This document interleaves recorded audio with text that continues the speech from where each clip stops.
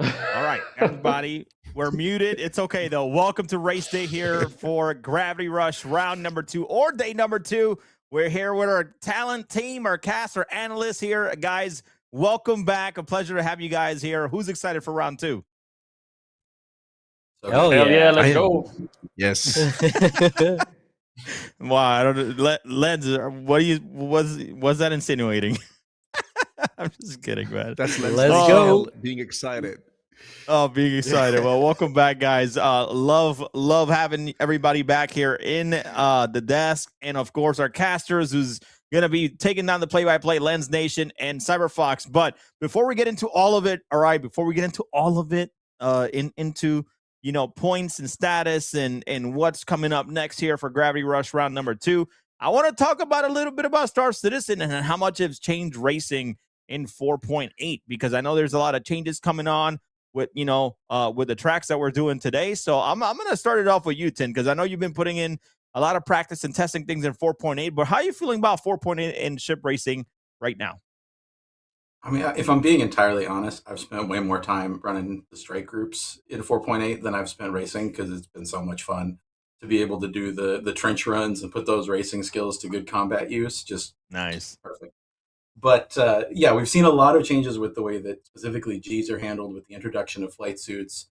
Even with those flight suits, our pilots are seeing more Gs than they're used to on a lot of these tracks. So I'm expecting to see a lot of blackouts today, and we'll see who's been kind of keeping up to date, who's been pushing their practice, and who's ready for those changes. Because especially as we move into the low atmo and the zero G tracks, there's a lot of potential for one turn taken badly to black you out, put you into the wall, and that's race over.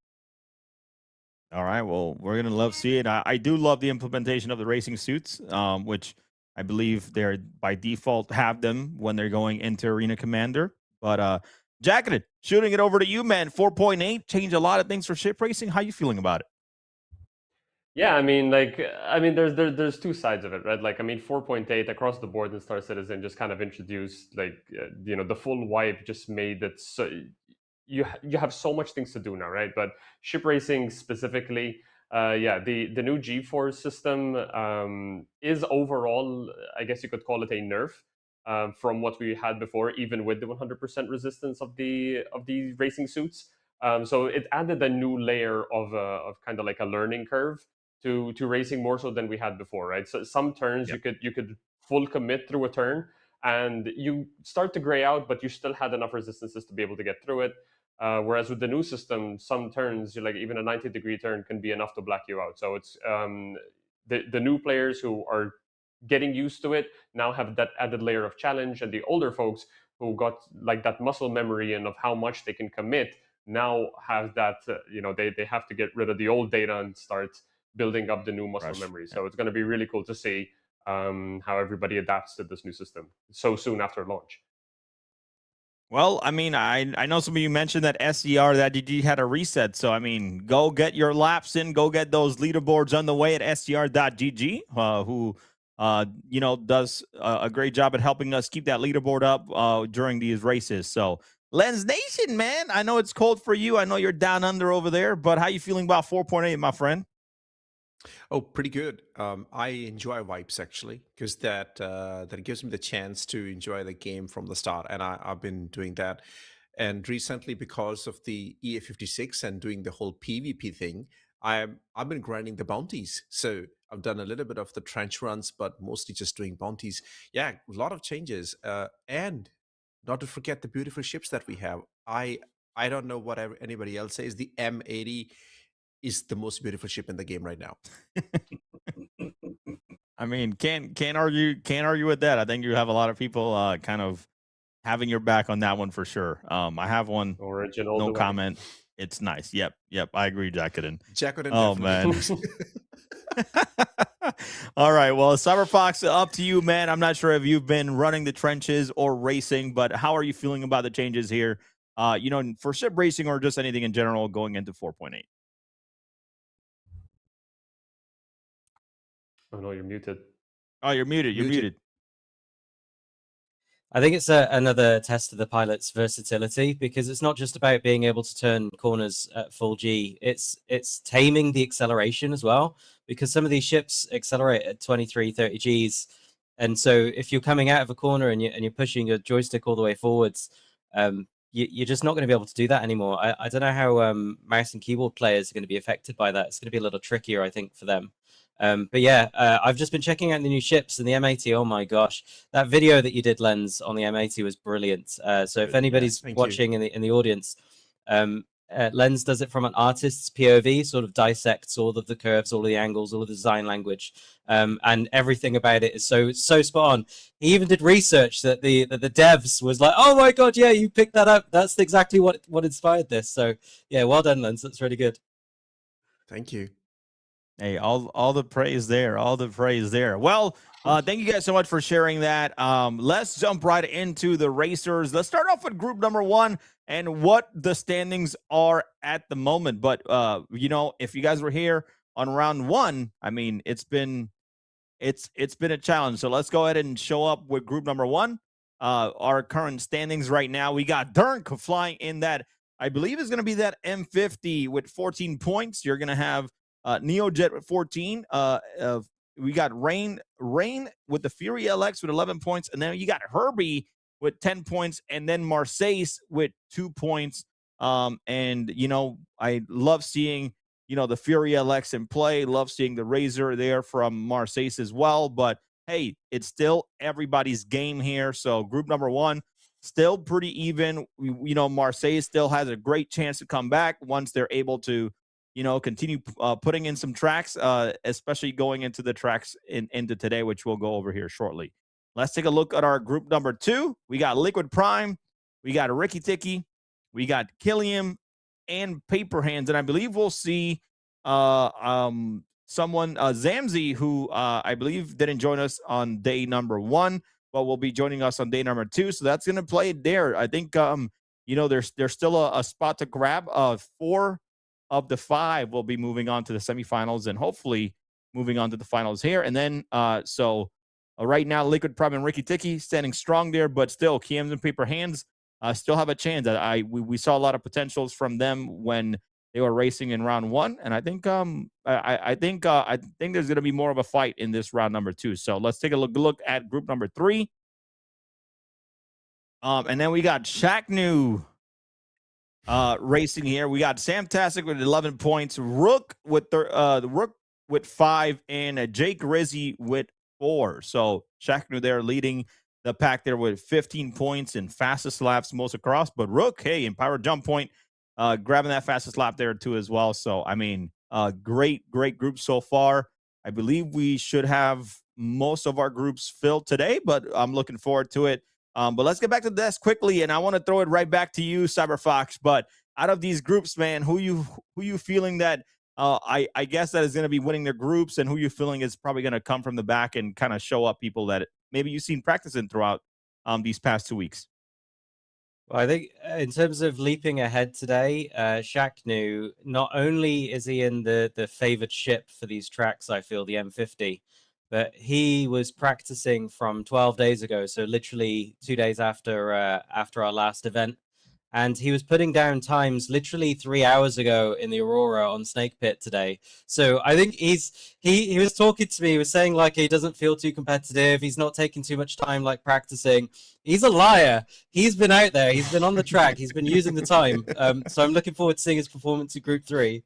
In terms of Group 1 and 2, I mean, yeah, we're going to have Dunk and Neo fighting out in the M50s. So I'm excited to see that those two go head to head. Awesome. Love hearing that. Lens, what about yourself? Anybody in these groups that is standing out for you? Anybody that you feel is up and coming that has been putting in the time the past 2 weeks? I have to appreciate Rain. Rain was so good.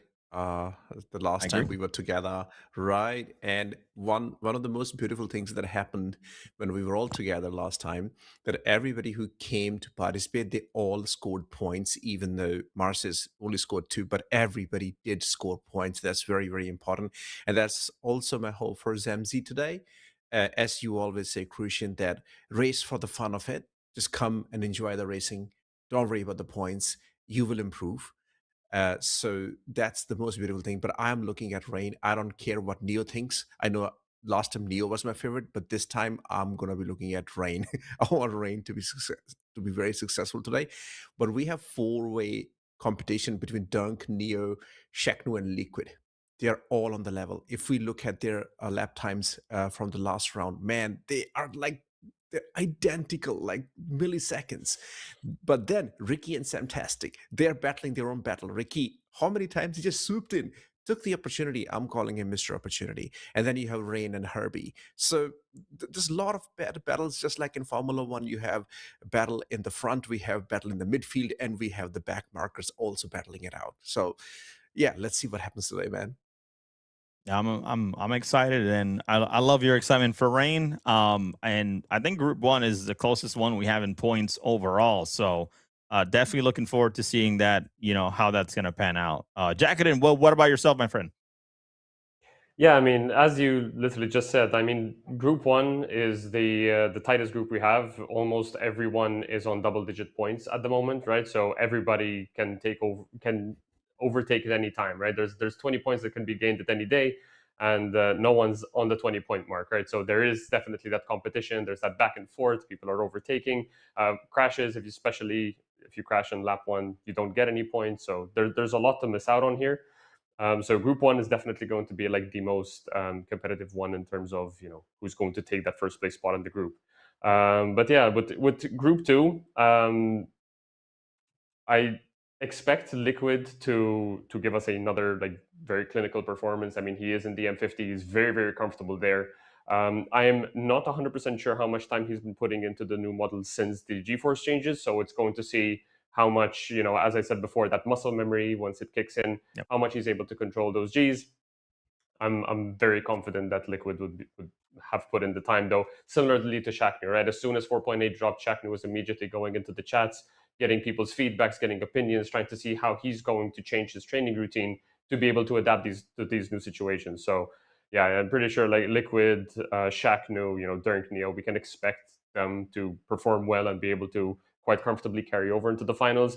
But yeah, you guys mentioned already with Zamzi, right? He missed day 1, but being in Group 2, we have Paper Hands and Keem still under 10 points. So can very easily, with really good performance, just overtake 1 or 2 of those spots and knock somebody out of these group stages and secure themselves that spot into the semifinals. So Group 2 is probably the one with the highest stakes.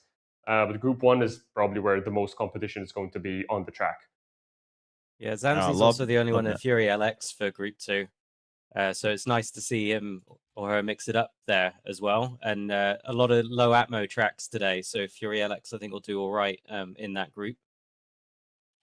Oh, very, very good point there, Cyberfox. Love that. One thing I want to go back to real quick before I throw it over to you, Tin, is Lens Nation. He mentioned, the race for the love of it, but also the experience, right? A lot of these racers are been racing at the top for a long time. They know what they're doing, but honestly, come in here, get that experience, because it's not the same as you going to SCR and running laps on your own the entire time. You'll get comfortable with that until you have, people around you that you have to be aware of. You have all these factors that you never had when you were racing on your own. So I think, well, whether it's here or Anzia or at XGR, make sure you race with other people and get that experience, because that's what's going to get you to that next level. But Tent, up to you, man. Any of these groups, any of these people that you feel are doing super well, and anybody that's up and coming that you've been having an eye on throughout Gravity Rush.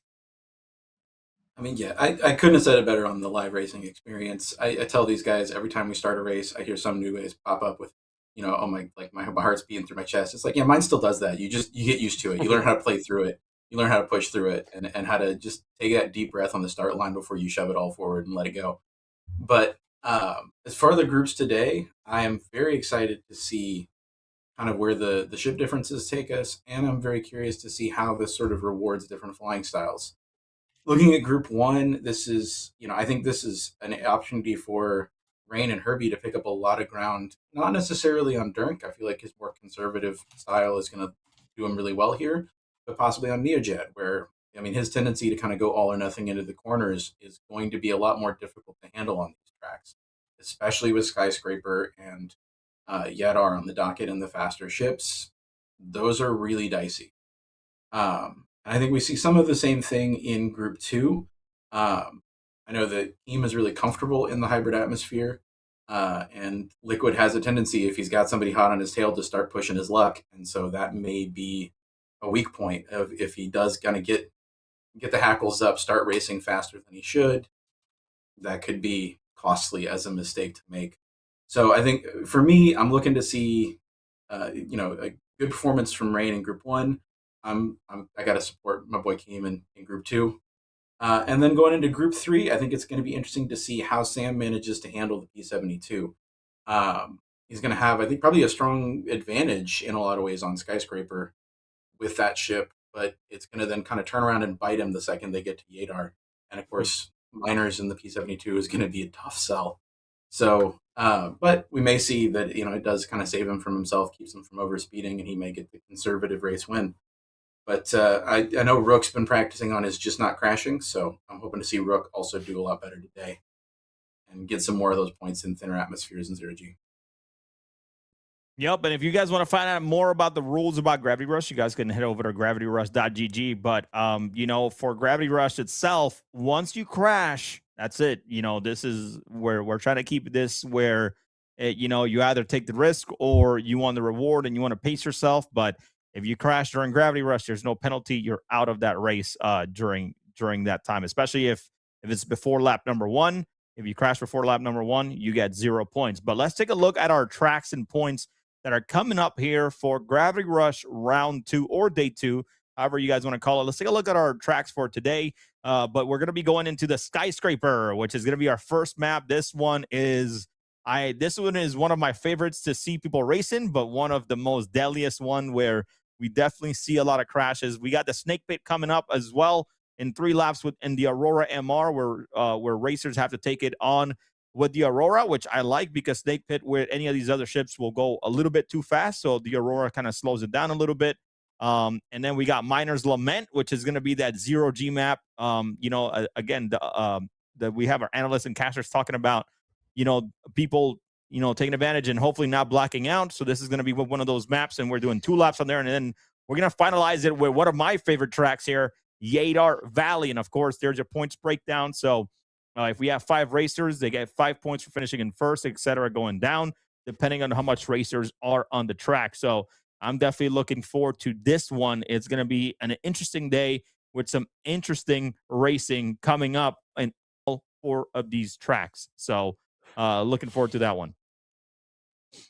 With that being said, let's take a quick look at our point structure and how people are going to be moving forward here into the finals or into the semifinals and finals. So each top 4 from the group will advance, and then first and second place in each group will be in rush 1, and then third and fourth place in each group will be in rush number 2. That is very important because if you start off in rush number 2, there is a place where you can easily get knocked out very quickly, and you don't want that because you want to get to the finals and kind of try to go after those prizes that we have for all of our racers this season here for Gravity Rush. So this is going to be that whole breakdown for you guys. So take a look at it. And then semifinals and finals will take place in Levski Freedom Ring, which is going to be awesome. I'm looking forward to that one. All right. Well, ladies and gentlemen, we're about to get our races started soon. But before we do that, of course, Jacqueline prepared us a great video for the track. So that way you guys are able to check out each track and kind of understand what's coming up and what's going to happen. Lens Nation, Cyberfox, thank you guys for joining us in the kickoff of Gravity Rush round number 2. Of course, again, there are casters, so you'll be hearing them taking down all the play-by-play here shortly. But guys, we'll see you here shortly. Without further ado, I believe we're going to have our first video here, Skyscraper, from Jacqueline. So take it away. Welcome to the Skyscraper. Originally known as the XGR Club track before getting updated by CIG, this track sends you around the buildings of ArcCorp, making your way through 11 checkpoints, some of which can be pretty tight, so you have to be very careful on how you take your turns.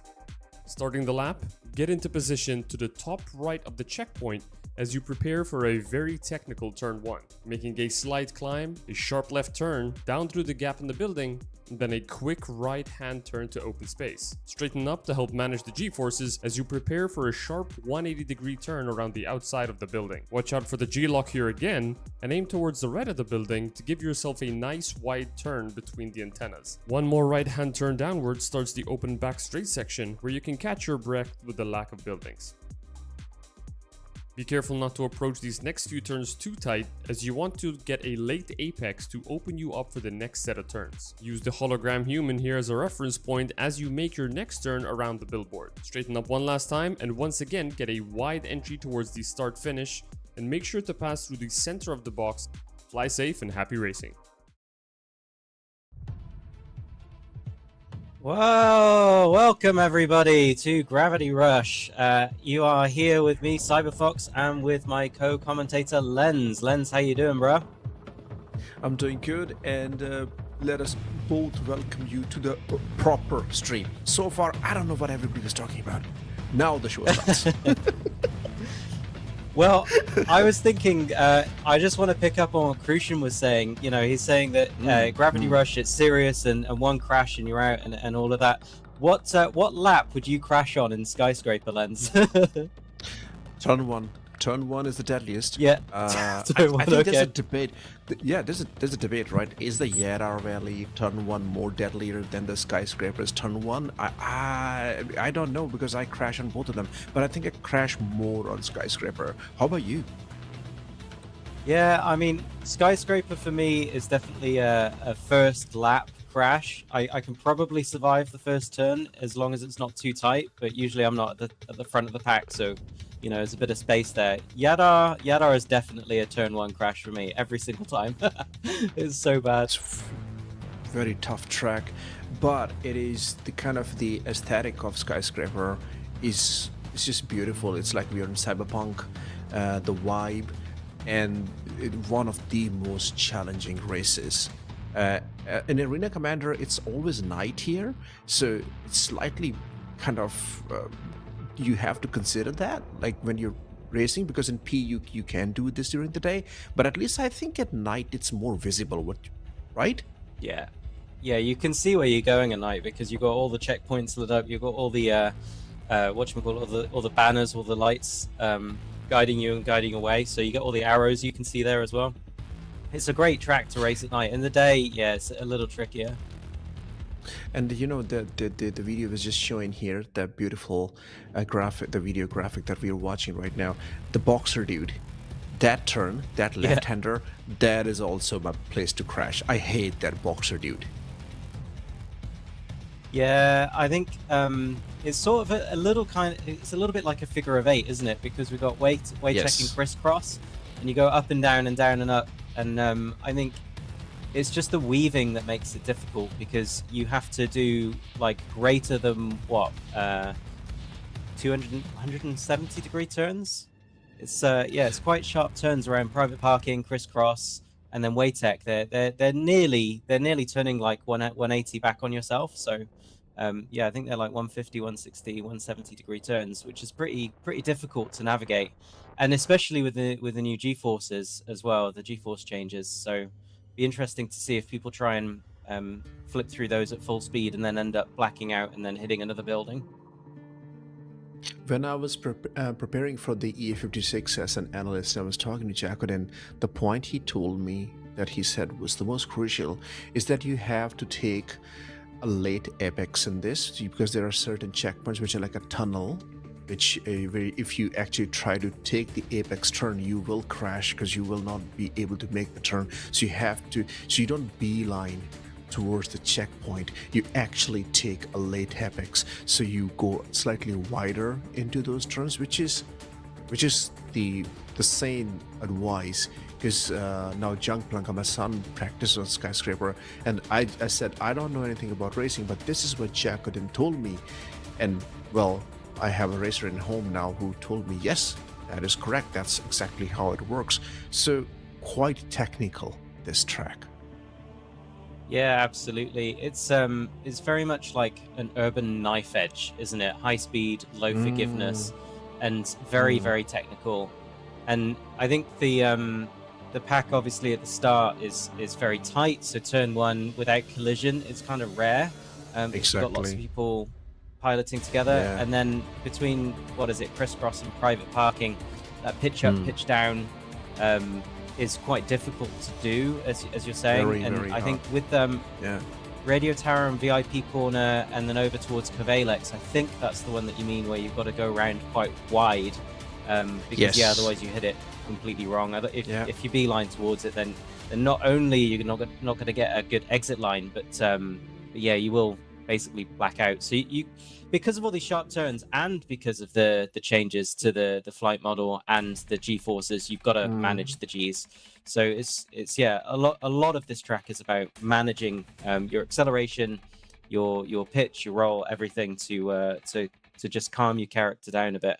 It looks like we've got the grid ready and set to go, and we are just about ready to do our countdown. So quickly, because I know you're really good at this, what do you think about the ship choices? I think the M50 is king for this. Yeah, that's fine. M50 is king for me in this round for these races. It's got just enough oomph to do the tight tracks, and it's got enough straight line speed to do things like Miners and Yadar as well. So, and we've, like you were talking about these long wide corners of Skyscraper, it can manage that. It can accelerate pretty well through those long straights. So, what about you? What do you think? Yeah, but also very hard to fly the M50. Oh, it bucks, man. Again, Fury is also not that easy to fly. So they're both quite challenging. We have 2 M50s and 2 Fury LX. So we shall see. Okay, time for you to start the race, Sabre. 10, 9, 8, 7, 6, 5, 4, 3, 2, 1, go! Drunk definitely took the lead there. Going to an... So it looks like Neojet is taking it nice and wide, coming in over and nice and smooth. I like Neojet's line. He's really smooth at the moment, and we've got Herbie and Neo fighting it out, I think, between corners 3 and 4. And Dunk is very aggressive in the flying today. Just if you compare the screen on Dunk and Neojet is very, very smooth. Neojet is known for being aggressive, but Dunk is definitely really kind of pushing his M50 to the limit. As we know from last round 1 strategy, Dunk wants to rack up the points quickly, so he definitely wants to take the early lead. And we are seeing that, Neojet so close to blacking out. There's your late apex, beautiful late apex by Neojet. Oh, he's pushing it. Oh man, you could see the circle closing in on him as well. He's only a few hundred meters behind, but I think, oh my gosh, that was very close. That is thrilling. These guys are, the skill level Reigns is just had a DNF, unfortunately. Was that a DNF or was that just an incident? No, I think that's,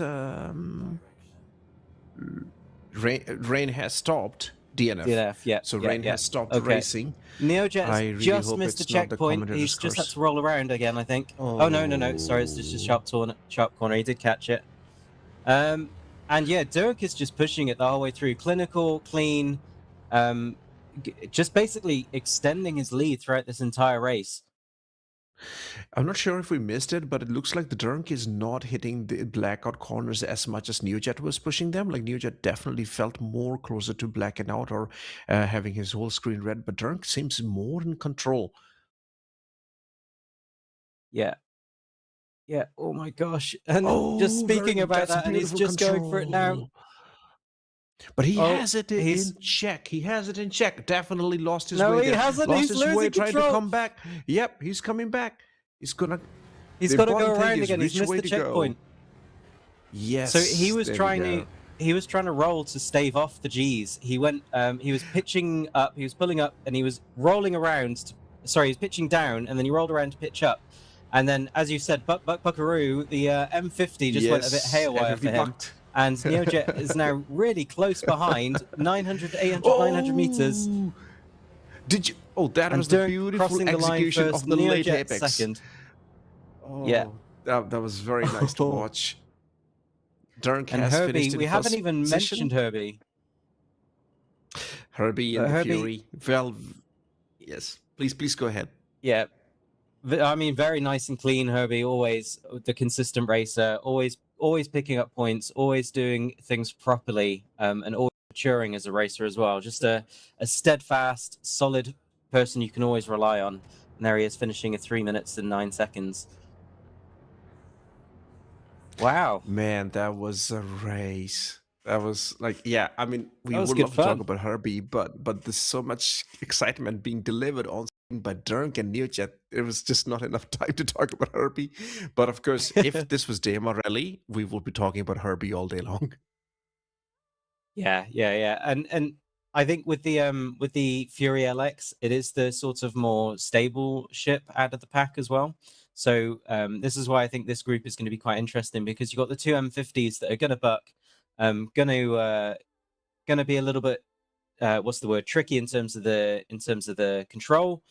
But both ships are going to be hard to manage the Gs. But the Fury LX can handle the Gs in like all directions, whereas the M50 you can't yaw. You've got to roll and pitch, and because of that, that's why Dirk lost control. And obviously we don't have Marzai's here, but he was in the Razor as well, so it would have been interesting to see how the Razor handles these new G formats while But piloting. it was nice to see. Yeah. It was nice to see that Neojet survived the race and not a crash like we had in the round one and even last year's Gravity Rush. Like first race, Neojet usually crashes out.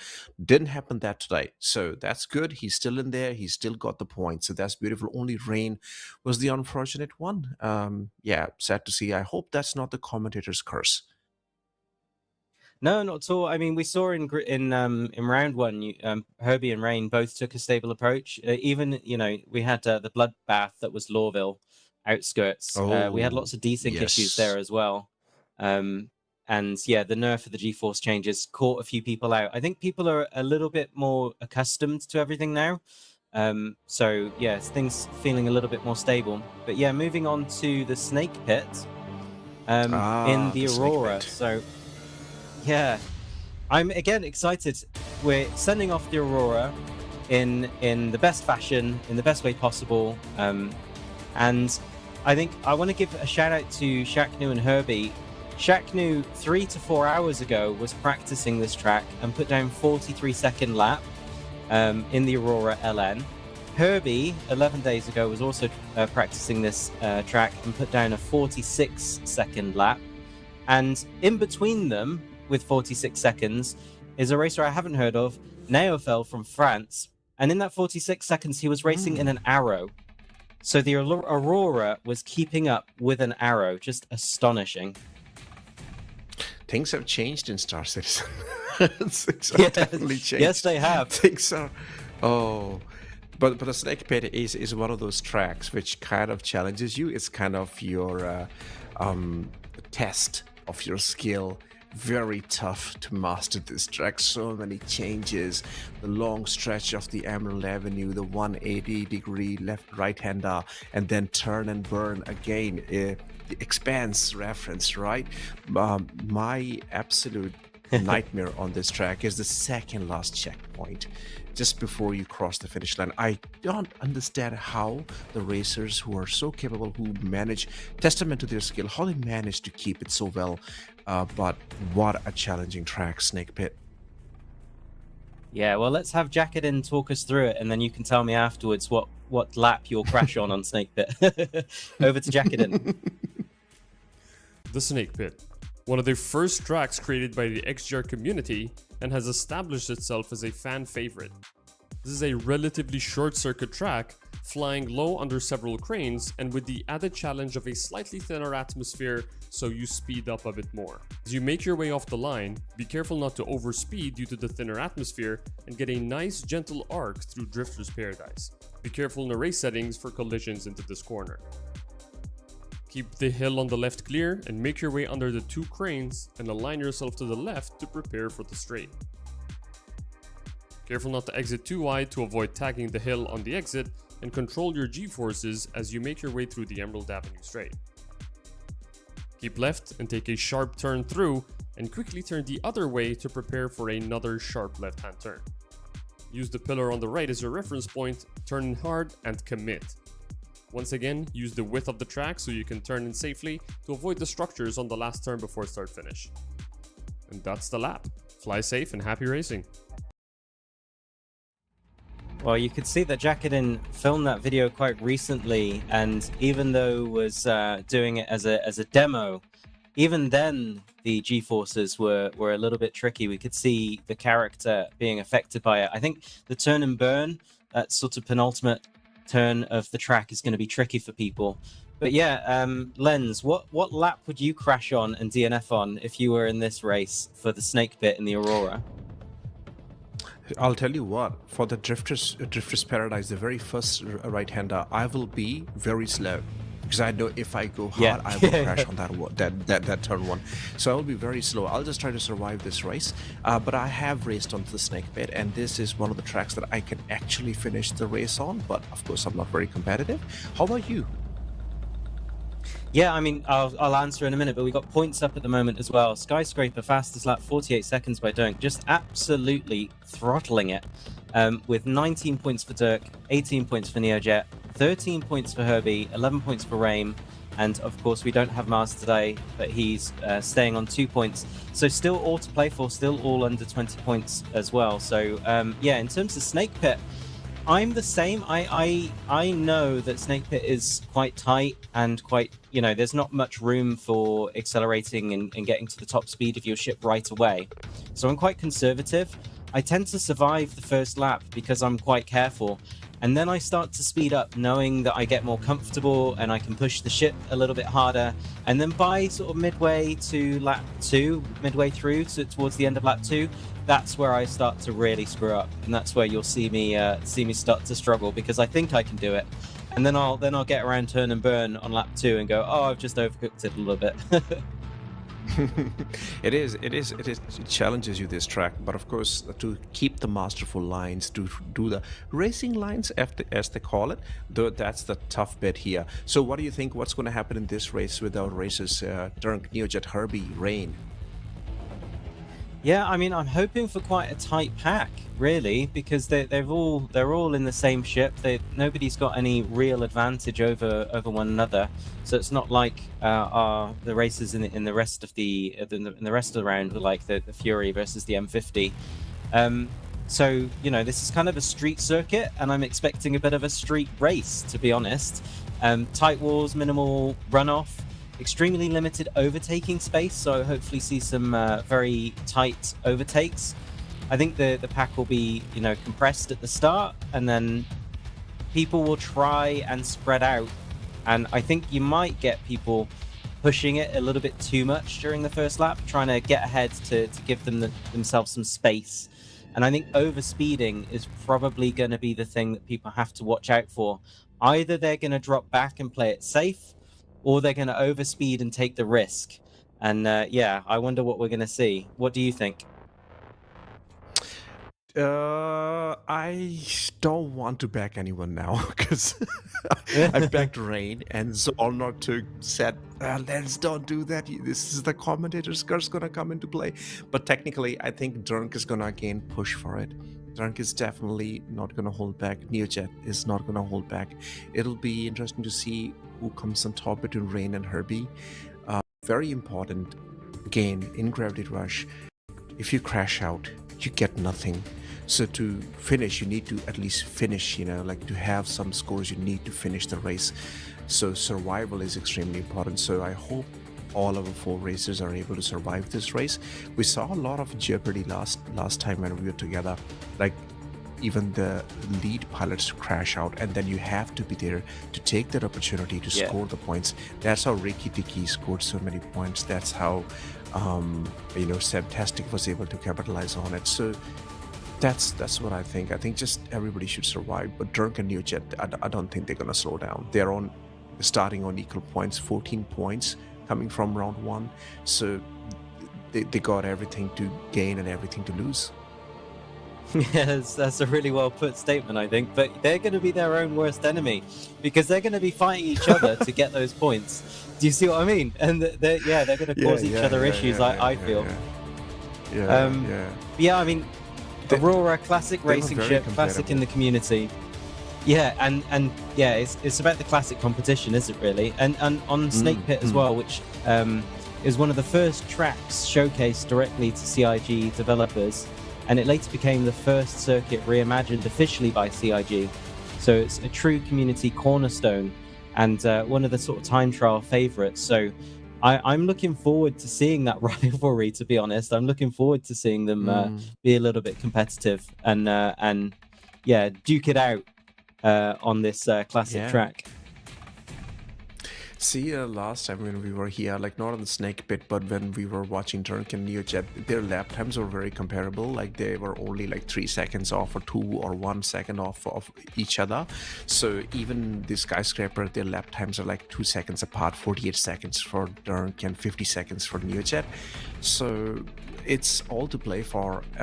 Both are in the same machinery, M50, who controls it better. And the historic place that Snake Pit is, I think you will get your entertainment, Sabre. You will get your entertainment. Yeah, and if they get too far ahead, then you're going to have sort of backmarker traffic as well, where if somebody falls a little bit further behind, they're going to be an obstacle for those who are further ahead. 3 laps is probably just about enough to get, you know, a little bit of distance between the front leader and the back of the pack, especially if the back of the pack's a little bit wobbly because of the G-forces. So, yeah, it'd be interesting to see that as well, how wide the pack gets.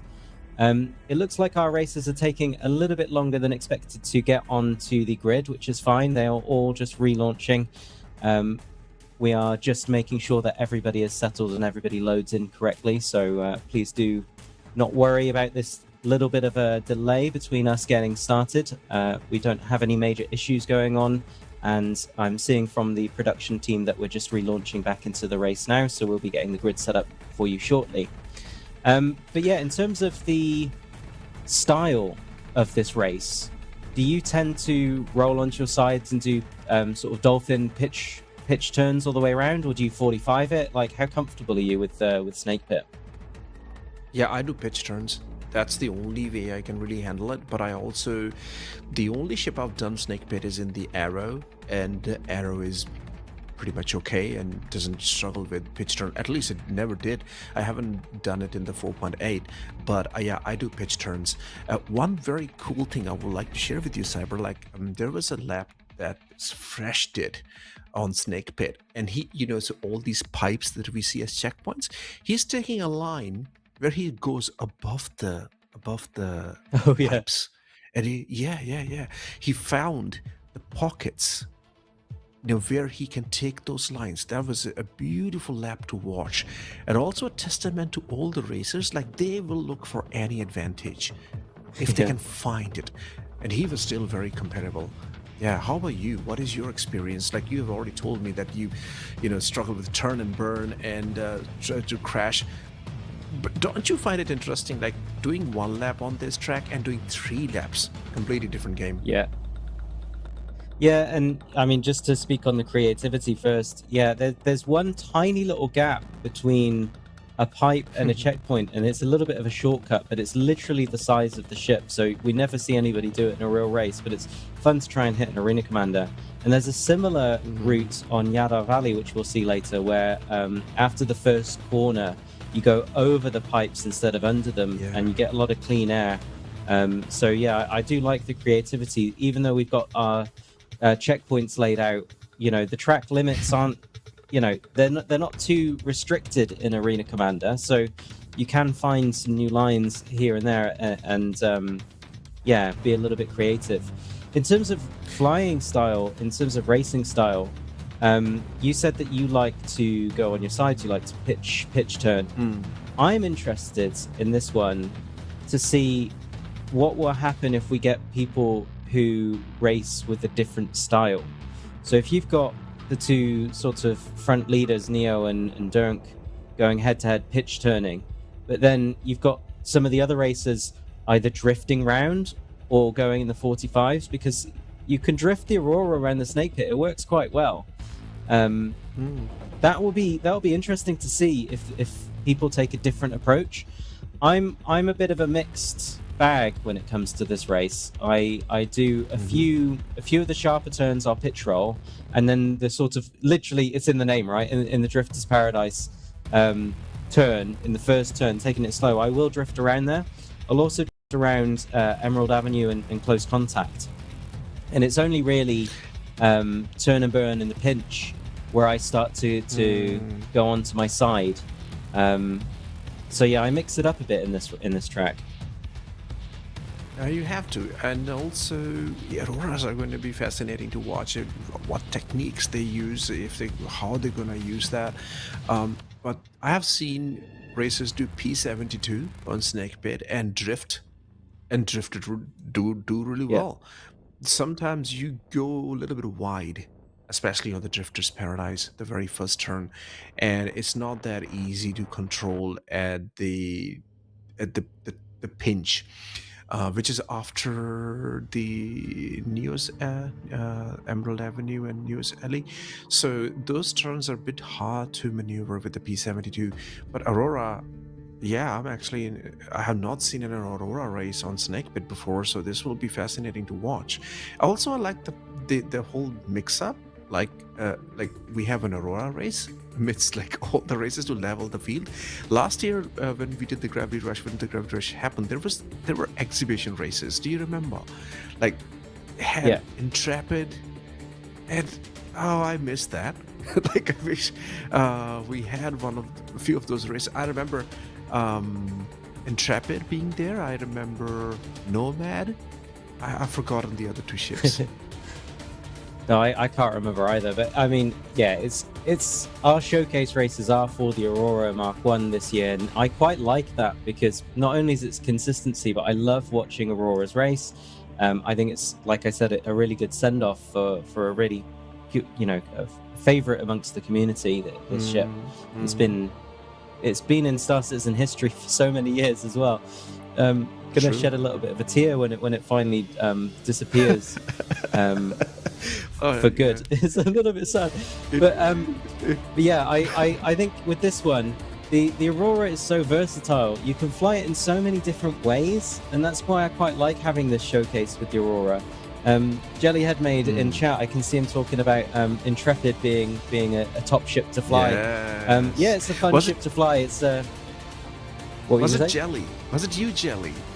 Was it you, Jelly, who was flying the Intrepid? Because I know Intrepid absolutely destroyed competition, and Tint was surprised at that. I remember that.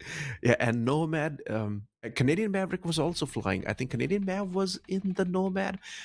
Yeah, sorry, I just remember these weird things from the last race. No, it's great. Hey, and cool fact for you. A cool anecdote, Sabre. So the Aurora Mark II.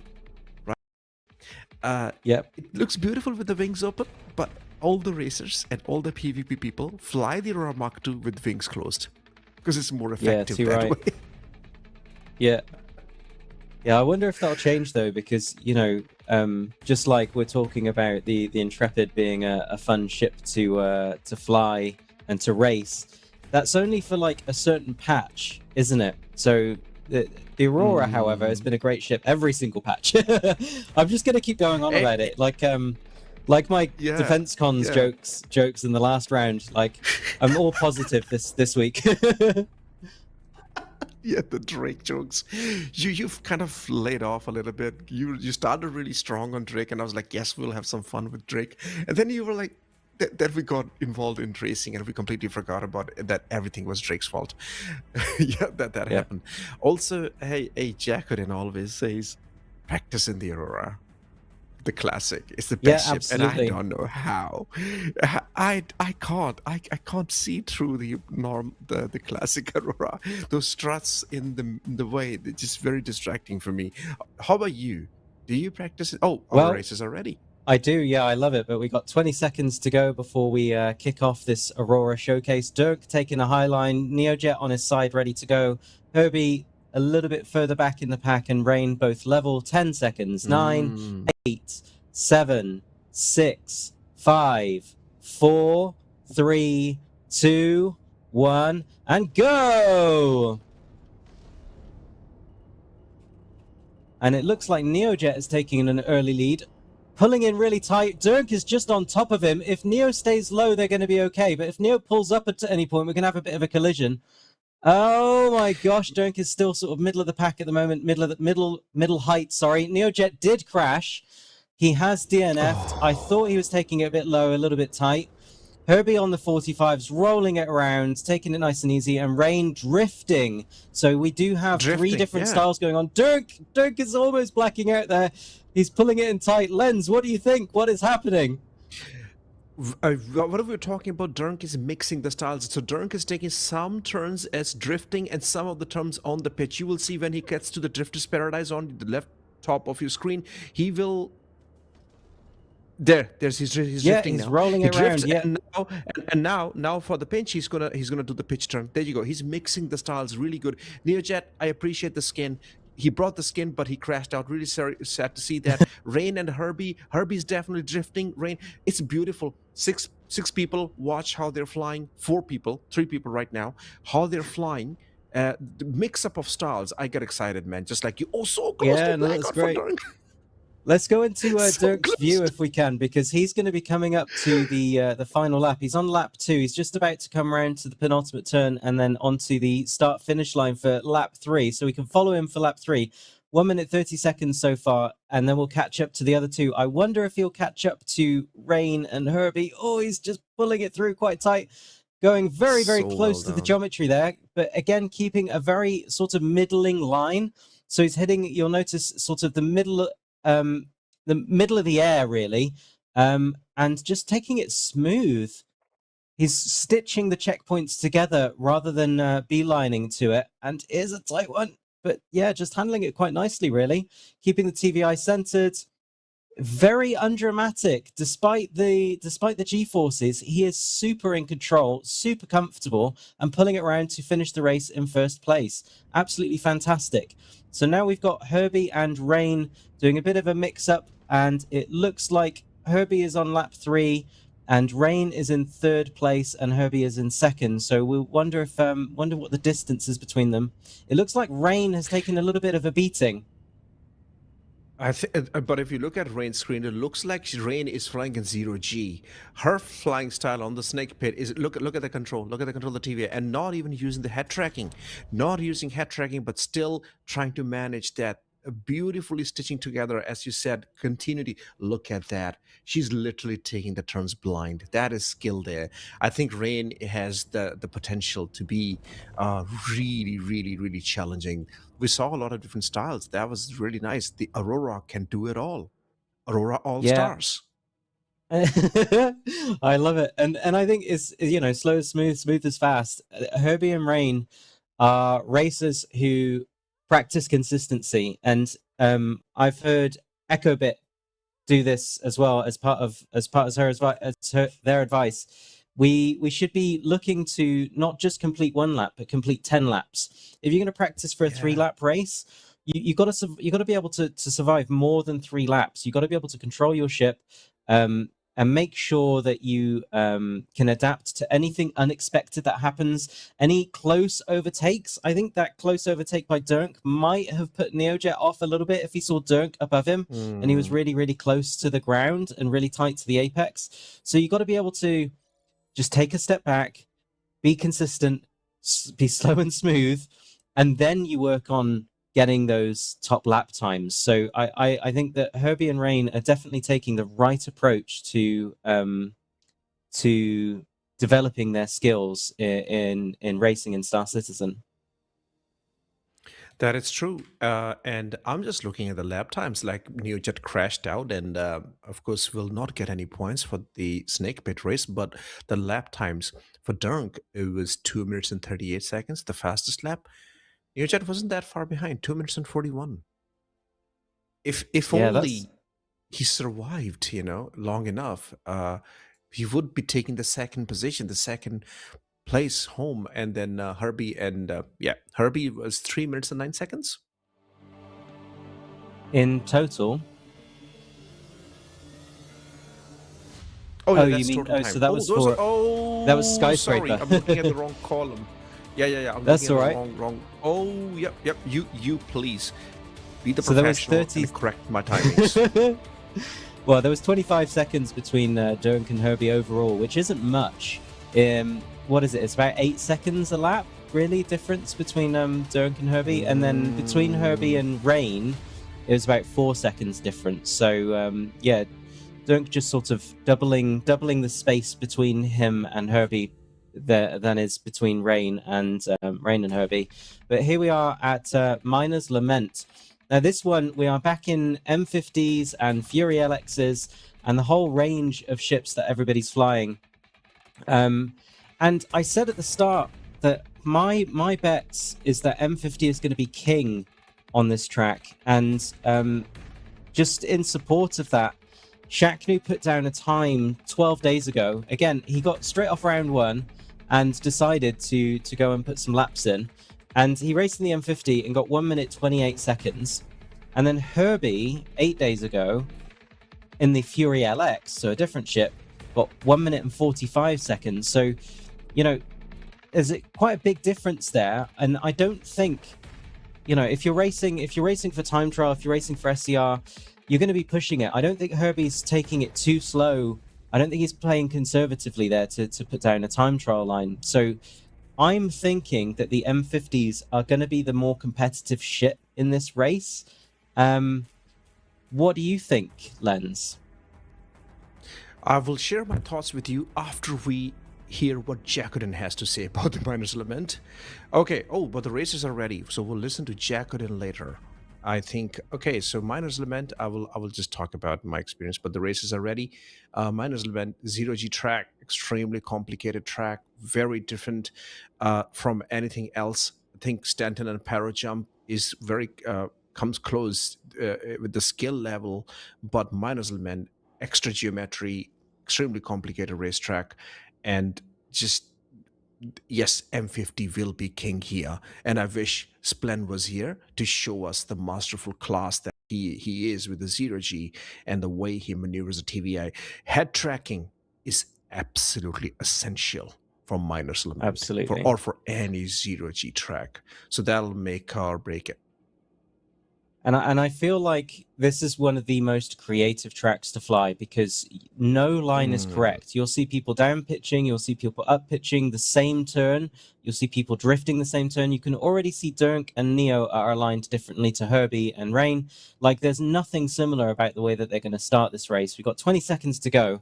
And yeah, it's just anybody's game, really, despite what we've been talking about, the M50 going to clutch it. Obviously, anything could happen. And we've got 10 seconds. 9, 8, 7, 6, 5, 4, 3, 2, 1, go! Dunk definitely took the early lead there. The starting of the Miner's Lament is comparatively easy and could be managed. Herbie in third place right now. Yeah, Herbie just oversteering a little bit deliberately to bring the TVI onto the checkpoint. So you want to overturn in 0G. You want to nose sort of in towards the apex to use your main thrusters to bring the TVI round. And you can see that Herbie's got a great technique because he's not overspeeding here as well. He's going 300, 400, 500 meters a second. And then you can see he's feathering the throttle so that he doesn't overspeed and then doesn't collide into the asteroid, keeping that, keeping its velocity under a great amount of control. I'm really impressed here. He's keeping up with both racers, and just pushing at the limit of the Gs of the ship, and also very clean as well. I tell you what, Herbie's the one giving a masterclass right now. Dunk is just about to go through the keyhole, though. Very tight turn. That's the tough bit of the track. As Ecobit says, speed kills you on Miner's Lament. You have to know when to let go. We're looking at NeoJet's point of view, who is considerably behind at this stage, behind Dirk, because Dirk's already gone through the keyhole. NeoJet is being very, very conservative with the approach here. Coming to the section, this is where the geometry really confuses me. This is the tough one. Yeah. Where to go from here. Now we are gonna come to Oh my God! This is masterful because this turn goes above, and then they're gonna come to the start finish line right there. Yeah, That's really wonderful. good. I mean, if you imagine how Neojet is flying his plane and where it is looking, that's masterful head tracking on display. Amazing control. I tell you what, we could play like music for a ballet right now, and I think it would be very much suited to the it'll way work. that this race is going. It is so beautiful. Every single racer, Rain, Herbie, Neo, and Dirk, are just doing absolutely brilliantly. They're really showing off that they know the track, they know the ship, they know how to fly in 0G. This is not what I'm used to seeing, I'll be honest. I'm used to seeing either somebody sweating it out, or somebody losing control, or somebody just being a little bit uncomfortable in the ship, either blacking out or sort of losing, as you say, orientation. Dunk is way in the lead by the looks of it. Oh no, hang on, what's going on? Yeah, no, he is way in the Oh lead. no, yeah, that's the track kind of loops on itself, and loops around, because we saw the other people racing there, other racers. So basically, I love how Tint puts it. Miner's Lament, you have to kind of unroll the spaghetti in your mind's eye. Yeah. And I love it. Yes, that's what Miner's Lament is like. It is a very complicated track. But if when we were looking at the 4 POVs, Dunk is the one coming closest to blacking out. And it shows because he's in the lead. He's the one who's really pushing it the most right now. I'm just really impressed that Neo and Dunk aren't. There he is, blacking out right to the end and finishing in the M50. 3 minutes, 22 seconds, just pushing it right to the end. I was just saying that, Neo and Dunk weren't pushing each other too hard in this race, unlike in Snake Pit. They're racing their own race. And yeah, I'm going to stick to the analogy. This is very much like a ballet. I am so impressed by every single racer. I couldn't see if anybody was doing any SCM or nav switching at the moment. Everybody that I've seen so far was in nav mode, but I did hear a mode switch when we switched one of the cameras. So yeah, possibly one of them were. Herbie blacking out right there to finish the race, and just Rain left in as well. So if we jump in on Rain now, all eyes on Rain. We've just got to take it home, Rain. Give us a good fly home. Nice and tight through the keyhole. You can see that as well is at the bottom, slowing down, controlling that velocity, 180 meters per second. It is a challenge to fly.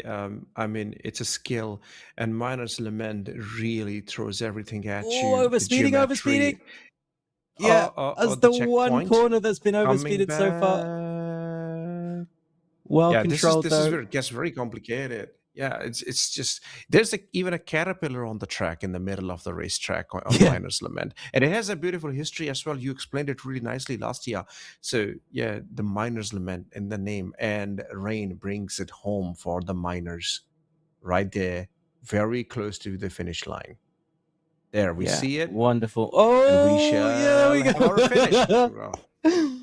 We had a race finish. Risky speeding up one checkpoint ahead of the start finish line, but that was excellent. Props to everybody. That's probably the best miners race I've seen in quite a while. I'll be honest. I'm going to be remembering this one, the quad ballet.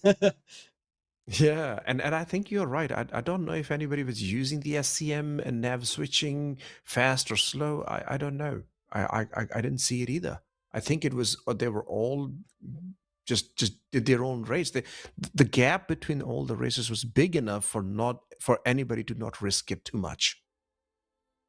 Absolutely, yeah, and I do think I heard somebody, and we might have been in Neo's view at the moment as well at the time that happened. Sorry. So it might have been Neo that was doing the mode switching. But here we are at Yadar Valley. Again, a fantastic choice of track. What do you think? Lead into it. Lead in for us, Lens. What's your perspective of Yadar Valley? You know, I remember you talking about it. Like the Snake Pit actually looks like the pod racing track, and I always think Yadar Valley is the track which looks like pod racing for me. So this track has the Star Wars vibes for me. People on this track, the racers on this track, they love to go through people's laundry. You will see. They literally fly through the geometry where the flags are flying. They go right through them. The section where you go up to the heaven. Yeah, and you come down to the slalom, to the rock bottom, the drifter's paradise, the dealer's choice, fresh air. This track has everything. Extremely challenging. And I tell you what, this track is fantastic to race even from the ground. And we can talk about that later, but yeah, this is a Mountains of Mayhem reference. Yadar Valley is exceptionally brutal track.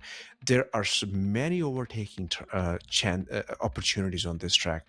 Like M50 and P72 is an epic battle that we saw last year in Gravity Rush. One ship cuts the corners quite wide and one cuts them very tight. So what's going to happen today between Fury and M50? I don't know. Cyberfox will tell us. Well, actually, last EA56, when we were live and we were racing this live, I likened this very much to Tatooine, didn't I? I think, and there was a very much a pod racing moment during that event. So yeah, I have to agree with you. This is very much the Star Warsy vibe track more than Snake Pit, and I think the Fury kind of it does compete here compared to the M50. I think both ships here are competitive and very close in time to each other.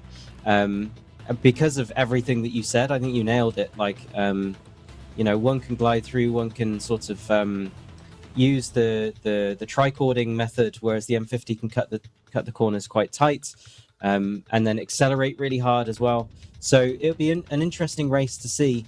Now, we had Iceman in the EA56, and I want to give Iceman a shout out because 10 days ago, he raced this track and put down a time 51.7 seconds in the P72. So Iceman, if you're out there, much love to you. Great time, great ship. Showing that the snub ship can be very competitive in this race as well.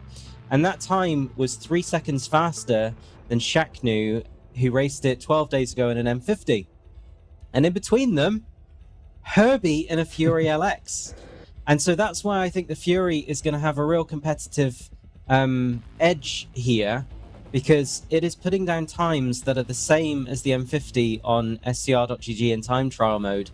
And so when you get a race, when you're in race condition versus time trial conditions, I feel the Fury LX is a little bit, a little bit more forgiving than the M50 to state the blatantly obvious. And so, yeah, I think if somebody pulls off a tight turn in the M50 and sort of misjudges it a little bit because somebody's in their way or they're not aligned to the way that they used to because they've been practicing without racing other people, I think the M50 might struggle a little bit if they get put into an unforeseen situation, but we'll have to see. Now, you're right on the money, but I want to see and I want to hear what Jacodin has to say about the Yadar Valley. So let's go to Jacodin and then we'll come and chat away. Yadar Valley, a deadly track through the canyons of Daymar, is a track that you will hate learning but will love racing. 18 checkpoints make up this track where every turn can easily be your last. With incredibly low atmospheric density, it is very easy to overspeed, but you've got just enough drag to be able to use the aero profile to slow yourself down. So let's see how that goes. Straight off from the start, we have a long enough straight to pick up speed, but immediately enter a tight turn through the cave opening. Using the bottom of the ship to help slow down and the mains to counter steer, you weave straight through the first drift turn. Spotting the opening in the rocks, aim to set the vector in open space and push it to get out. Once again using the air to slow down, turn into the next turn early and try to stay tight around the crane. Stay low and watch your speed as we weave through this section, and pre-turn once again to aero brake and use the mains to push hard around the crane leg. Another straight around the rock and over the crane, and brake to a comfortable speed as we make the climb to heaven. Place the vector in an open space and now glide up as you push the nose down or roll over, and once again push with mains to bring the vector back down.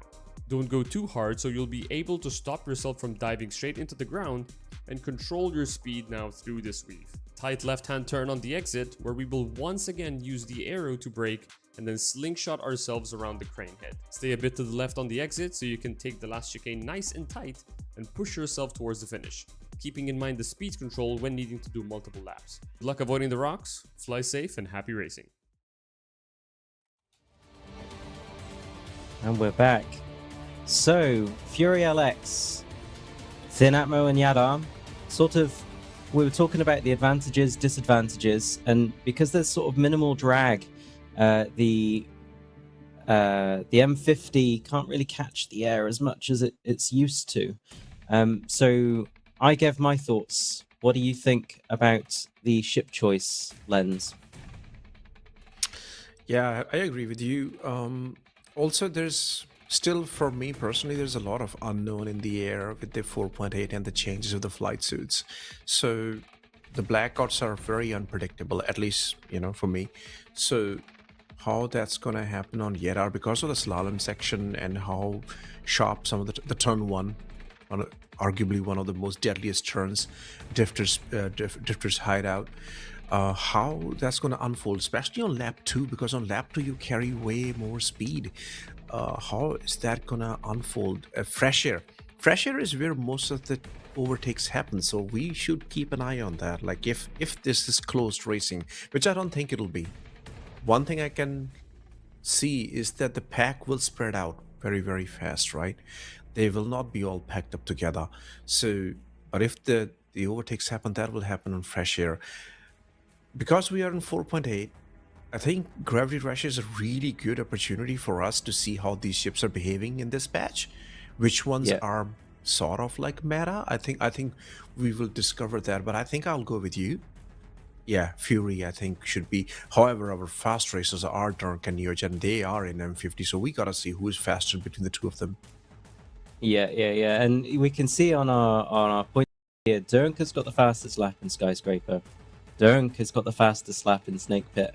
Dirk has got the fastest lap in Miners Lament. And do we think we'll see Dirk going 600 meters a second around a corner when he should be going 200 to get the fastest lap in Yadar Valley? Yeah, who knows? So evil. He's clearly pushing it. And the points, they're starting he's to doing it, yeah. They're starting spread out. Spread out a little bit. So we've crossed the 20 threshold. So Dirk's got 29 points, Neojet's got 22 points, Herbie's got 20 points, and Rain has got 16 points. And so, it's still all to play for, I feel, with the rounds that we got left. But the consistency, I think, is what's making the difference here. So Dirk and Neojet just racking up that first place, second place, first place, second place repetitively is going to make a difference. And are we going to see the same sort of consistency with the other groups, with the other races that we're going to see today? Who knows? Yeah, that's all. That's why this kind of racing is so interesting. We still have to see Liquor Prime scale. We are yet to see what Shaknu's gonna do. Those are prime racers, so good, and we don't know how this whole thing is gonna unfold, because going into these races today, we had Dirk, Neojet, Shaknu, and Liquid competing. 42 seconds to go, and things are starting to unravel a little bit, because Neojet and Dirk both came in at 14 points each, but now the gap has widened. Dirk has absolutely wiped the game in 4.8. All right, I'll pass it over to you for the last 25 seconds. Yeah, Herbie just giving us a fresh look at his steely eyes as he gets ready to throttle away. Throttle over fear, everybody. Gravity Rush is here in 10, 9, 8, 7, 6, 5, 4, 3, 2, 1, go! Okay, let's see pulling if away the really pack spreads quick. out.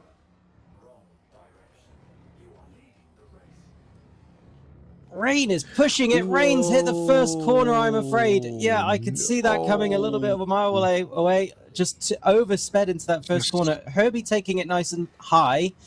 nice and wide, and Neojet drifting into the corner. Oh my gosh! I swear to God, I just look at people's screens and they just flash in front of me. Dunk has got clean air. If Dunk knows that Neojet is DNF'd, Dunk should just take it easy now and just chill. I mean, he's got to make it past. He's got to slow down before he hits the ground. He's struggling a little bit. He's not. He's got to make at it to all. the start-finish line to get pushing it. points. Oh, what an exciting race. One lap and this it's section. done. Oh my gosh. Yadar Valley definitely delivered. There's Dunk going to the reckoning, finishing one lap. He's going to take the points home with him. Let's see how he tackles the Drifter's Paradise here. Beautiful execution. Yeah, over the completely pipe. blind turn. Completely blind. Like, he's not using head tracking, Sabre. He's not using head tracking. He's just flying Is he blind. not? What kind of skill is this? Oh, No. yeah, you're right. How I is don't he? Dunk, are you a human? Are you a robot? Are you C-3PO? Who are you? This is exceptional skill. Look at how he's tackling. The slot is coming down to the rock bottom. Ladies and gentlemen, yeah. 07 to 011 Oh to no, hashtag Daddy Herbie's out Dunk. as well. So we've got 3 racers out. Dunk is the only one left in the race. Sorry to see you all go. Herbie, Rain, Neo, what a devastating race. Herbie at least got some points for this race, but Rain and Neo, because they crashed before the and another one out. It's so funny. It just bucked. Now, Dunk was pushing it a few times. I saw that he'd oversped coming out of heaven and just missed the floor a few times. And so, yeah, I think it's a little bit disappointed. So he does have the head tracking. He is shaking his head. He's probably a little bit disappointed with himself crashing out on the 3rd lap. But at least it was entertaining. Eh? Everybody, DNF, DNF, DNF, DNF. Very, very cool. I think my praise got to him. Hashtag Daddy Dunk, that just kind of exploded. Well, you know who's the winner? It's the track itself. The Yadar Valley, take a bow. You are an amazing track. You have done it to our racers. You gave us entertainment. We thank you for it. And here to break down round 1 is our analyst desk. All right, welcome back, everybody, here to the desk here with myself, Jacqueline, and Tatum's going to be breaking down these matches for you. But that last race, Yadar Valley, man, took some lives. I didn't expect it. I know. I thought Miner's Lament was going to be the one that takes lives, but no, it was Yadar Valley this time around. But we'll go and talk about into that one because Herbie finished, and I'm not sure the points leading. Remember, if in the group, if they're 1st and 2nd, they're going to be in rush 1 going into the semifinals. If they're 3rd and 4th, and there was a little bit of controversy there, but we'll get right into it here shortly. But from our first race here, that one was definitely a lot of fun to watch. And we went to Skyscraper. So we're going to kick it off to you. To kick things off here, Skyscraper, let's talk about that one where, man, Dunk didn't slow down for one bit whatsoever. And I think that's a really great thing to sort of zoom in on, because one of the things that is kind of a vexing issue when we're trying to teach new racers how to tackle a lot of these turns is that very frequently when it comes to things like G-locking, turn tightness, speed is actually your ally. Not only are the wings able to do more heavy lifting the faster that you're going, but also when you're spending less time in the turn total, even if you're spiking up to a higher, maximum G level, the lower sustain on the Gs can very frequently actually have you clearing up after each corner a lot more quickly. And I think that's what we were seeing, was that Dunk was pushing speed in the corners, specifically trying to get out of them rapidly to take advantage of that effect. Whereas Neo was flying, I think, what I would consider to be more old school traditional lines for Skyscraper, pushing a little bit more in the straights and letting the corners hang. And that was causing him to load up a lot more Gs in each corner. And we were seeing that on the screen. Yeah, and on that note, to be honest, I just got to add that Dunk was utilizing a lot of negative G turns in his laps. He only changes direction of the roll only a couple of times a lap. And in fact, it's probably the one time that he actually made the mistake is the one that we see on screen here. As you go to, actually, it's not this one, but you go to make this this transition from a negative G turn. You try to roll really quickly and then do a positive G upwards. And the M50, because we talk a lot about how it bucks, right? That if that vector indicator just grazes over the crosshair line, it immediately starts rolling off. And we did see that with Dirk on the third lap, I believe. But other than that, it was a clinical performance from Dirk. Fully utilizes the aero performance of the M50. Really strong performance there. Neo, as Tint mentioned, decided to go a little bit what I would call the conservative approach, right? He called it the old school way. It's push when you have air and then slow it down when you have no idea what's happening. I think NeoJet was also getting, I guess, was a bit of a victim to desync today. I think we saw it in a couple of more laps down, tracks down the line. So maybe he was just trying to play it safe a little bit there. And fortunately, Rain did get that crash coming out of the boxing guy, as Lens was calling it earlier. Just goes to show that we talk about it, the late apex approach. Some ships are able to take like a really tight turn on both sides of the building, right? So like if you consider it a square, you can get a tight entry through one corner and get a tight exit through another. With the Fury, it doesn't like to turn that much. So it's even more important that you get those wide arcs crossing and using the width of the track, as you know, it's called in the racing scene, where if you're about to have a turn on the left, you stay on the right of the track and just get a line that you can comfortably cut in through. And unfortunately, Rain just stayed a little too tight and exited against the outside wall. So hopefully, as they progress through, which I believe with the rounds being over, they did indeed progress through, they start to adopt this more mentality of taking these wider approaches so you can take these tight turns safer.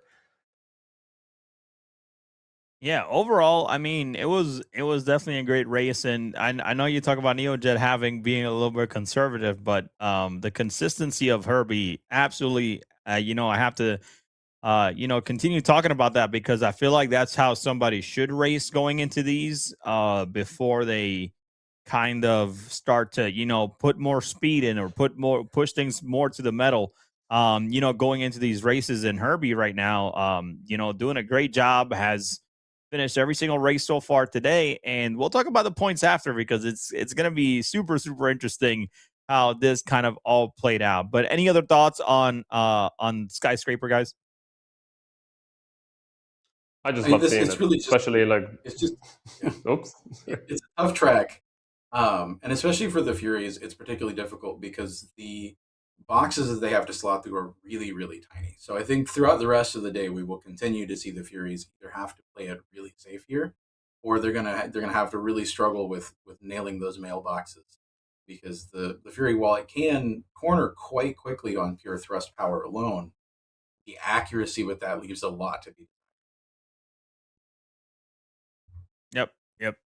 No, totally agreed there. Well, our second track was with the Aurora MRs. Of course, we went into the snake pit where we saw a lot of different techniques, and that was a lot of fun to watch, where we saw, that drift, where we saw the pitch and yaw. So that was all really amazing.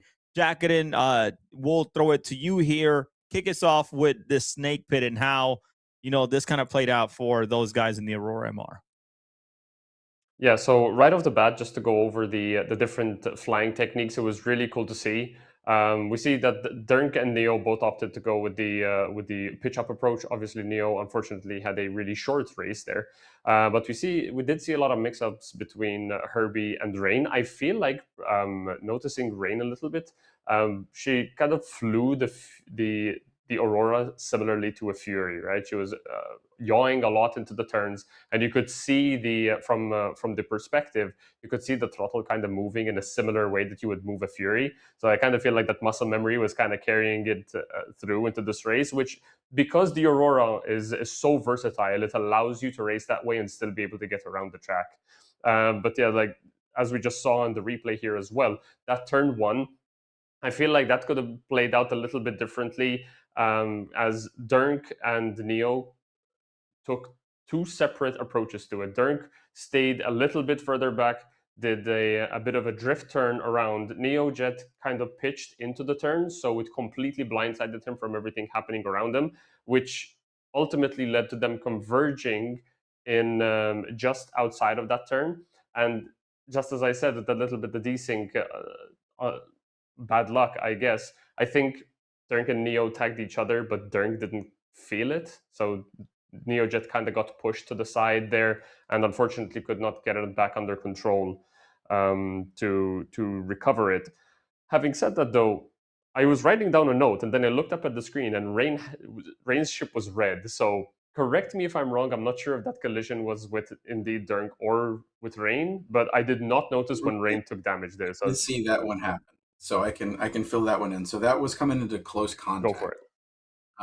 Yeah, Rain was pushing that really flat, drifty flight style, and I'm not sure if it was desync or if it was just a slight graze on the back end on those back pipes coming into close contact in the first lap. But yeah, Rain took a lot of hull damage. We saw the center body go red, and I'm honestly suspecting that was probably causing some thrust loss and some loss of control for the rest of the race. So in that way, the yaw heavy sort of flat flight style may have really kind of saved her bacon, because it let her sort of manage the thrust a lot more easily going through the rest of the track and not have to worry so much about taking further hits. Yeah, just saw it on the replay too. She was coming through the close contact, and ship just immediately went red, but there were zero nudges. So again, coming into that kind of discussion of the desync is kind of like playing a part here as well. But fortunately, I believe Rain still managed to finish the race, or yes, Rain did finish, still managed to finish there with a total time of 2:54.9. And I don't know, man. One thing I will say about NeoJet quick is this man will race anywhere in the world, wherever he's working or wherever he's traveling. He'll go to a cafe and race. And I'm not trying to say anything about anybody else, but the man is dedicated, and I love to see that, to be honest, man. So seeing him in a random cafe with his sticks is it's peak NeoJet right there. So but then, any last thoughts on Snake Pit, man?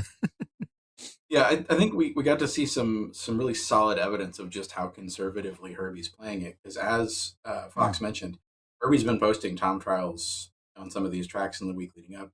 He posted a run in the Aurora on Snake Pit, 46 seconds for his lap. Today, fastest lap, 52.5. Like that's a 6-second gap from time trial pace, and that really speaks volumes to how much he is just focusing on, I'm going to get through safe. I'm not going to hit anybody. I'm not going to hit any corners. I'm going to get my points. And like, props to him. It's working out. Hey, man, love to hear that. Jacqueline, did you have one last thing there? Honestly, I think what I would say is I would love to see more people just pitching through this. I feel like even though the Aurora can let you yaw and it can, save your bacon, as Stint called it, like some situations you might lose control, you might go into a turn not very confident into it, and the yaw turn would work well. In my opinion, for example, turn 1, especially in a race setting, it should always be yaw, just because it does allow you that level of visibility. When you stay on a flat plane, your FOV allows you to see racers overtaking, racers coming still through the turn, anyone overtaking above you. When you're pitched, it's basically you on the wall. You have no idea what's happening, so it does become a little bit more dangerous. But if you manage to get through turn 1 safely, I feel like when you pitch, you're able to control your speed more. The Aurora can pitch very, very well, especially on Snake Pit specifically, it pitches very well. Yeah. And the only time I think where you can that you really have to worry about your blackout is exiting Emerald Avenue, taking that really tight turn through close contact. But if you can fully commit to the turn and then just level yourself back out again, it immediately cancels out. And I don't know, I feel like if more people race with pitch up, I think we're going to see a lot more closer racing, because this yaw is safer, but it does slow down the pace quite a bit. I just want to see more racing. Yeah. No, that was all good points there. And then by one of, I think, most shocking thing is, as we move on here to Miner's Lament, everybody finished. Everybody absolutely finished. And, while some were slower than others still, I think Rain continues to do a good job at improving there. But every fight he finished, we had Dirk, Neojet, and we'll share the results after this. And then Herbie, they were all very close to each other, but man, Dirk really sent it. Tint, you want to kind of start off, kick us off with Miner's Lament and how that went? Well, and I think, again, like Skyscraper, we saw that Dirk sending it actually played to his advantage. By taking some of these turns more aggressively, he's not loading up the Gs for the same length of time. And here I think we're also seeing probably a pretty heavy difference in how much time these guys have had to practice in very recent patches, because it does look like Neo is still definitely kind of adjusting to the G changes, flying things the way he used to, and just having to slow down and be a little bit more conservative. And I mean, props to him for doing that, because if you're doing that without a huge amount of seat time behind it, it's not easy to mix up that muscle memory, especially on a track like Miners that many of us have raced so many times before. It really bakes in there deep. But Dirk definitely pushing really tight into the corners, exiting quickly, trying to get back onto his vector so that his Gs can bleed off. We also saw a fun difference between him and Neo, with Neo taking the SCM break into the keyhole and Dirk opting just to reverse thrust, bring the speed down to a safe limit, and then slingshot it through.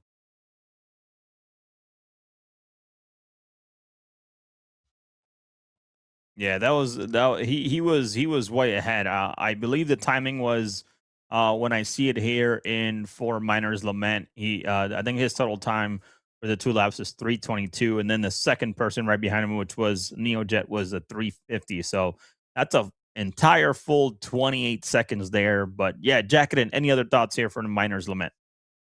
Yeah, I mean, honestly, for a person who hates Miner's Lament so much and so, advocates that Miner's Lament should not be a track that we need to introduce racers to, raced it really, really well. Also, the fact that he opted to not use the SCM brake and just manage the speed himself was really interesting to see. A lot of people like to just go with the safe approach of just absolutely full sending it, and then just as soon as you get over the asteroid, you would switch down to SCM, because that would immediately drop you down to 400 meters per second, and then you can just very, in a more controlled speed, because you're locked in SCM for that short amount of time, get through that corner safely, and then by the time you exit, you're back into nav and you're carrying through. The Fury LXs, though, don't have a quantum drive, as they are snub ships, so they had to control their speed. So it was really, really nice to see that both Herbie and Rain were managing to control their speed. And as you said, everybody did finish this race here. I think one thing that I noticed is that now, as we're transitioning more into thinner atmosphere and zero G tracks, I think I'm noticing a little bit that Rain's performance in the Fury is very atmocentric. I was noticing a lot that Rain wasn't pre-turning as much and using the mains, and banking a lot on the map. So we did see a little bit of overshooting in some of the points, but still managed to keep it on the track, though. So props to them for being able to control it. But especially now seeing that for Miner's Lament, and we saw it a little bit on the Adar Valley as well, and now progressing towards the finals, which will also be in a zero G track, having the ability to pre-turn a little bit and just push forward more than using that side or the vertical thrusters is going to play out a lot better for you. But even for controlling the Gs, if not for speed, when you start to load the Gs with the MAV thrusters, you're kind of like shifting where you're going more than with the mains. The mains really change your directions quick. So that will definitely help them control their blackouts as well. But other than that, honestly, like really nice performers from everyone. Awesome job from Dirk, honestly. Like I can't point a negative from that performance. Just really, really solid. Awesome. And I will throw in for Rain that I think a lot of what we're seeing there is also just the lack of head tracking. And that was something that we saw Dirk utilizing really heavily in that race specifically, was keeping the head turned onto the vector, looking 90 degrees to the side out of the M50 while pushing it around some of those corners. Whereas, especially as a newer racer, it can be really, really scary to use the free look to take your eye completely off of where you're going and rely just on your sort of muscle memory of the track to make sure that you're not flying straight into a backstop on a corner to make those corners more aggressive. Oh, Yeah, I mean, yeah, Miner's Lament was definitely a good one. I actually love seeing Herbie kind of, take things very, very, very well, line per line. Still did a good job and still ended up with a total of only finishing about 9 seconds right after Neojet, which I think is still pretty good at, him flying very safe and conservative there. But going into Yadar Valley, this one should be a short one. Nobody survived. Everybody survived. But let's kind of talk about that a little bit about why. I know Yadar is one of my favorite ones, especially you have the going heaven and then coming back down to bottom, and then you have kind of like a slalom right as soon as you land there. But Jacqueline, take us into it. What happened there? Yeah, I mean, brutal is what happened. Honestly, it's just I think it's most of the crashes were just a case of either overspeeding or just not attacking a corner well enough, I guess. We could see again. I have to point it out, but this is not to like throw slack or anything. But I think we did see once again with Rain's crash that we just saw here, not pre-turning and using the mains once again played to her disadvantage. That she was just not able to move the ship in fast enough to get out of the way of the geometry, right? So unfortunate to see there, but still with the opportunity to work on that aspect and come back stronger next time, and obviously probably bring a much better performance going into that. So we'll love to see Rain improving on that. Herbie played the perfect conservative approach here. Unfortunately, still ended up tagging one of the geometries heading into fresh air in this corner that we're seeing here. Obviously, this is not Herbie's perspective. Durnk, beautiful stuff. Honestly, I did not catch the crash exactly because I was writing a note down. But yeah, with Neo, I think what happened here is that Neo took a little bit of a safer approach going to turn one, as during the battle with Durnk in the beginning of the race. But unfortunately, I think it might have. Let me rephrase it. So as he was taking the safer approach, he entered the second turn a little bit too tight, which opened him up to widen the for the straight, and unfortunately, did ended up causing that collision. So it's really tough to analyze this here because a lot of it is either overspeeding or just not attacking a corner aggressively enough, funnily enough. And Lenz pointed this out as well, as the use of head tracking from or the lack of head tracking from Durnk. Yadar Valley does become that kind of track that is more instinct than technique. And in fact, we see a lot of ships that you would normally not even think about racing, but suddenly performing super well at Yadar, right? Because of the low atmosphere. But again, as I mentioned in that preview video, that just enough to be able to slow yourself down, it opens up the spectrum to a lot of different ships being able to perform well. And once you do learn the layout of the track, it just becomes that pure instinct of you and the ship. You know how much thrust you need to be able to take that corner. And we saw this with Durnk. He didn't even need the head tracking. He knew how much aero resistance the ship had. If he just tilts the ship sideways and let the air kind of slow him down, knows how much performance is coming out of the main thrusters and just pushes it, doesn't need to see. So it was really nice to get that kind of like exhibition, I guess, of what it really looks like to fly Yadar instinctively. Tint, anything to add to that? Yeah, and I think I would agree that especially with the head tracking issue on Yadar, I know that I find for myself that head tracking tends to throw off my sense of where the ship is moving relative to how I'm thrusting. And so in 0G, that's less of a concern because you're able to thrust a lot more freely between the different axes. Whereas on a track like Yadar, where the nose is pointed becomes insanely important. But I think we probably just saw Dirk doing the points math in his head, going, you know what, my spot's safe. Let's show off. And like knowing him, I feel like that's where that went. Was just like, you know what, I can send it. There's no harm for me on the table here, so I'm just gonna do what I do. Was really really glad to see that Herbie was able to hold it together as well as he is. The Fury, Yadar is really fascinating for the Fury because of the fact that it basically doesn't have grip and atmosphere normally. Yadar winds up feeling like an incredibly tight 0G track in some ways in the Fury, where it's the same problems you have in 0G, where you have to be really, really on the ball about controlling your vector, about staying on top of your speed. but you have atmospheric size checkpoints where you've got to get it through a box that's not more than 3 times wider than the ship is. And so, really, kudos to Herbie for holding it together so well. And I mean, the way Rain crashed, I think we're going to see somebody crash like that every race today on Yadar. It's just, it's what happens. You get a little bit thruster happy on that opening straight. You're carrying more speed than you can handle into the first corner, and you right into the wall. Yeah. So. Yeah. Well, let's take a look at the results here for group number 1 before we jump into group number 2. And we got some surprises because we talked about this a little bit, right? We have Herbie, who's taking that second place spot there in group number 1, which that means that he's going to start in I believe in heat 1 going into the semifinals, which is going to put NeoJet going into heat number 2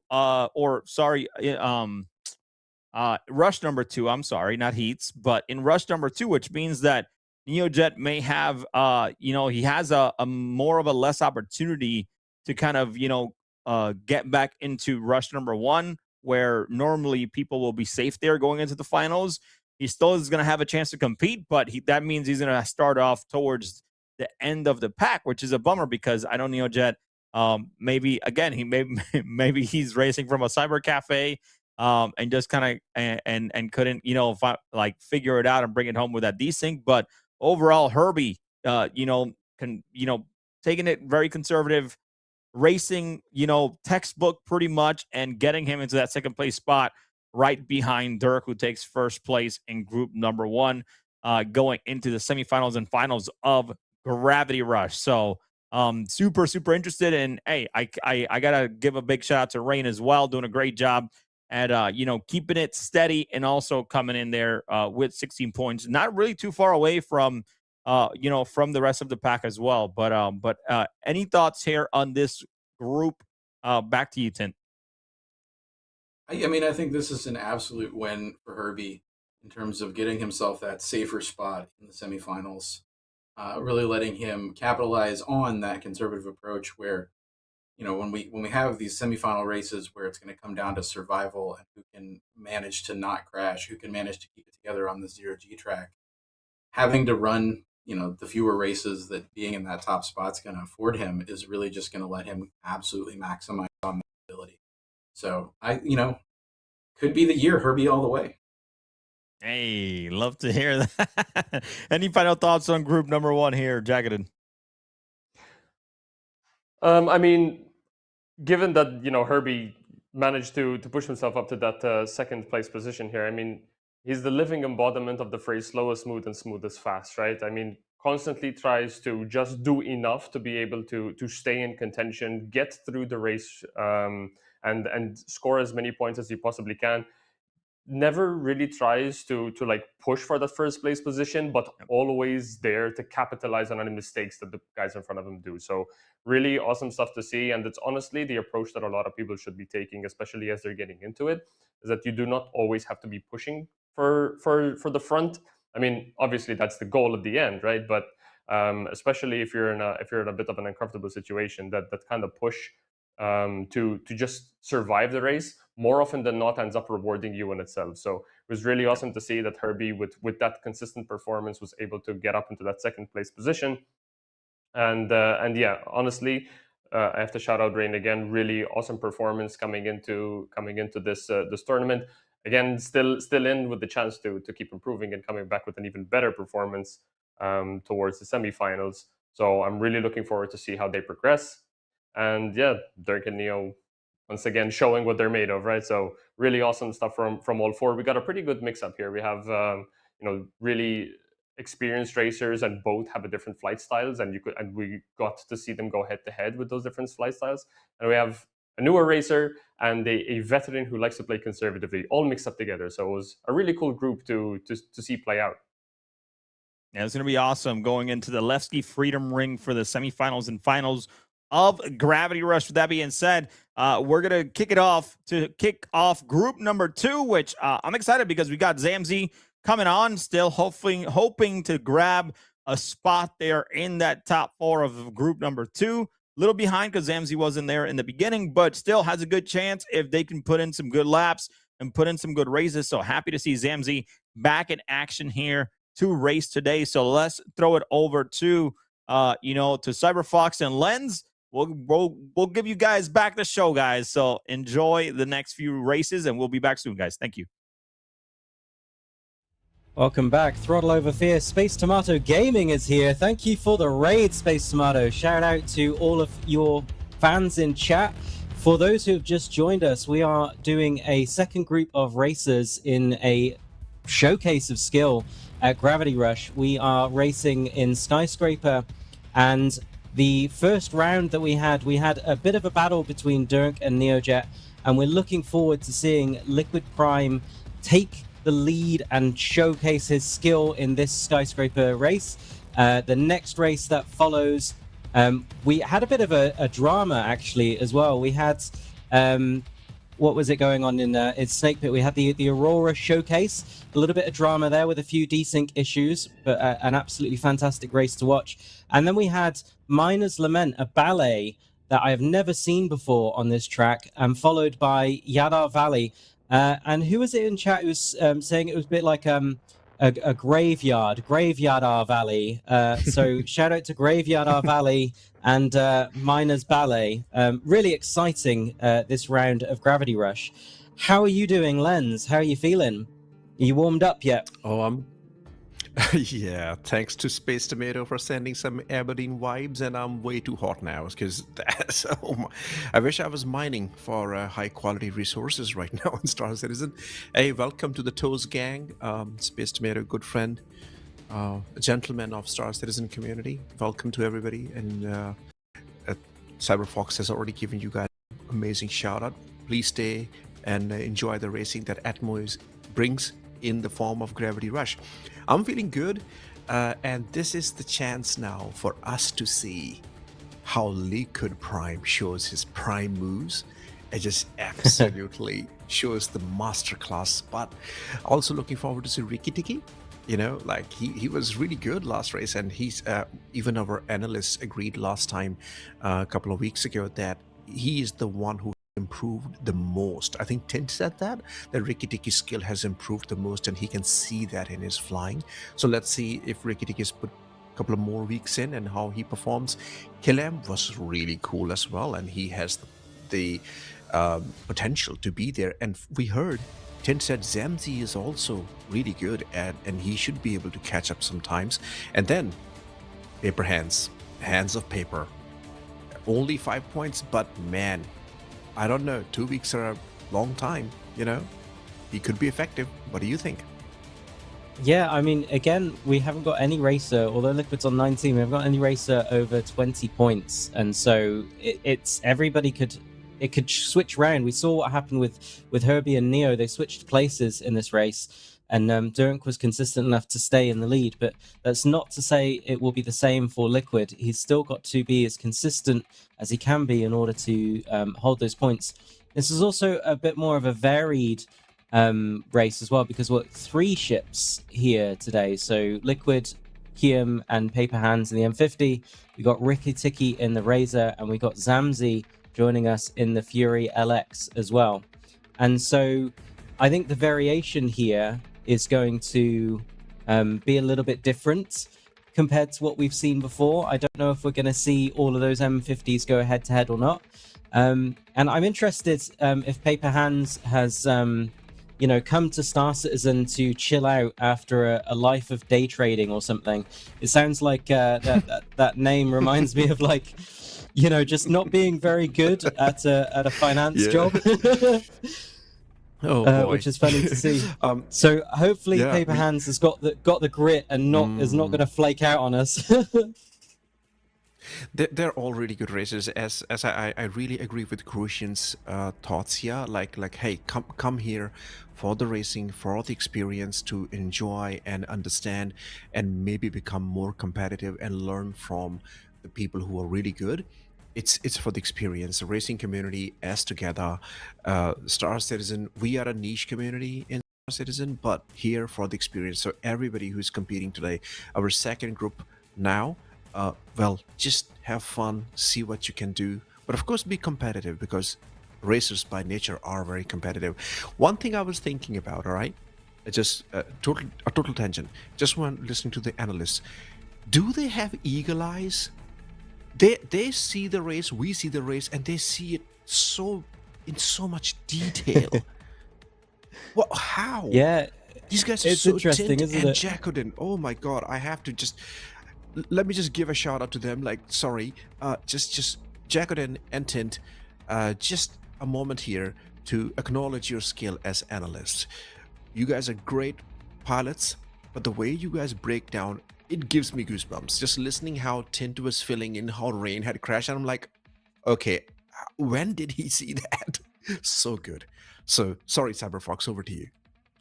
No, it reminds me, is it Hawkeye, the computer vision system that tracks like the trajectory of balls in sports. They just don't miss anything, do they? And yeah, exactly. In tennis. Yeah. So yeah, they're brilliant. But for those of you who are still with us in chat, I can see we've got a lot of chatter going on, and we've got many users in here.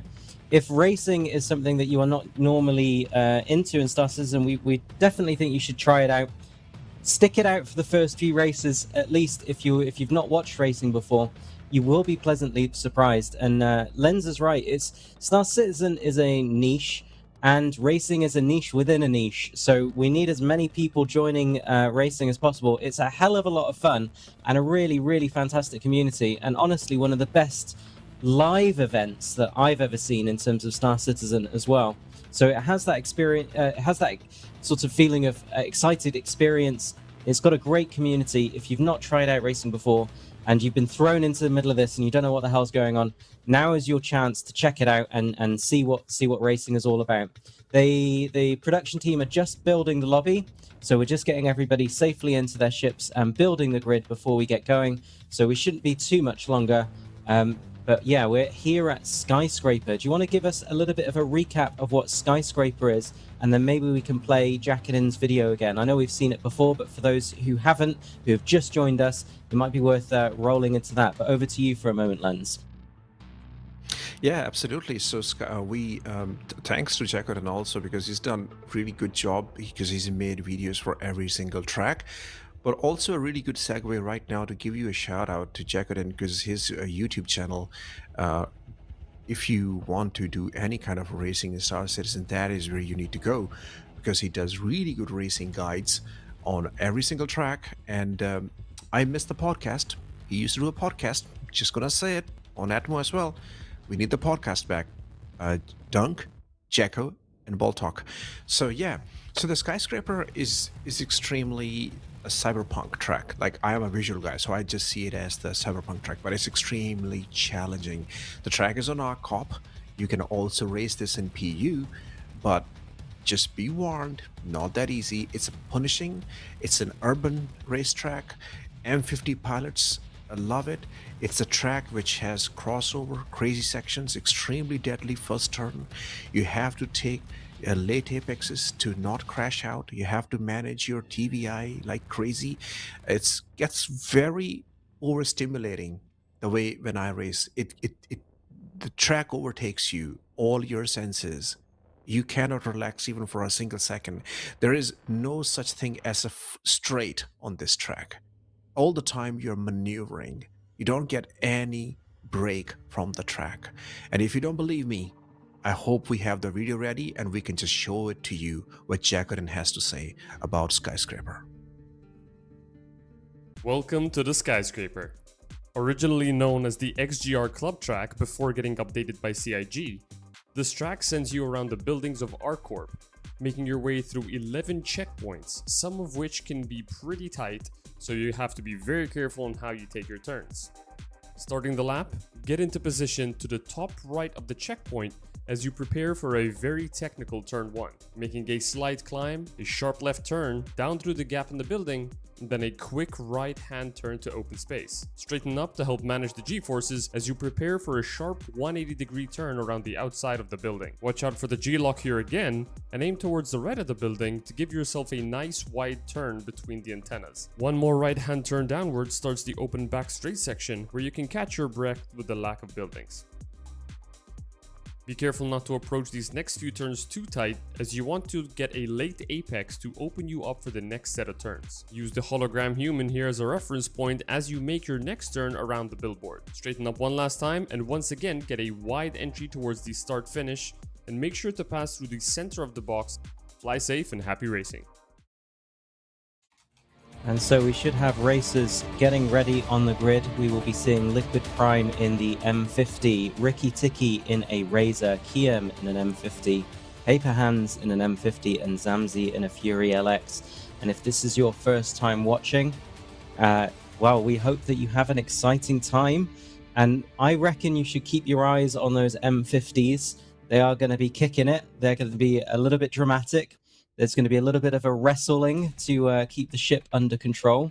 And we saw in the last race, Dirk giving us a bit of a showcase of what the M50 can do. It's sort of like trying to, mitigate the Gs by down pitching and then rolling the ship 180 degrees and then up pitching to just stave those off, to go around the corner and not build them up so much. And it bucked a little bit. It kicked him off a little bit, but he managed to keep it under control. And I just wonder if we're going to see any similar flying techniques from any of the racers here in this round today in Group 2. Lens, in terms of the ship choice, it sounds like the grid is set. Who are you going to be watching out for in this race? I will be watching Liquid Prime, because he was the fastest in last of round 1, like fortnight ago. I want to just enjoy racing because he's exceptionally skilled. But again, we are also going to be watching Kilem, Paperhands, Ricky Tiki, and Jamzi. But if you want to look at the skill, Liquid Prime has you covered. Yeah, and a lap on time trial time is about 46 seconds. So, you know, each lap is going to be very, very quick. So things are going to go blisteringly fast. So yeah, keep your eyes peeled. And we are just about to kick off in the next 12 seconds. 10, 9, 8, 7, 6, 5, 4, 3, 2, 1, go!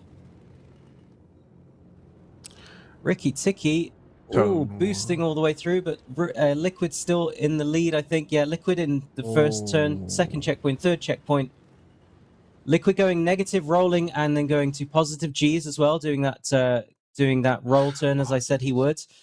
Ricky Tiki, Zamzi, Paper Hands, all quite close together. Liquid extending his lead, just blistering fast. That's not a lead. Paper That's Hands, like a galaxy distance away. He's so Paper Hands having a terrible crash over there.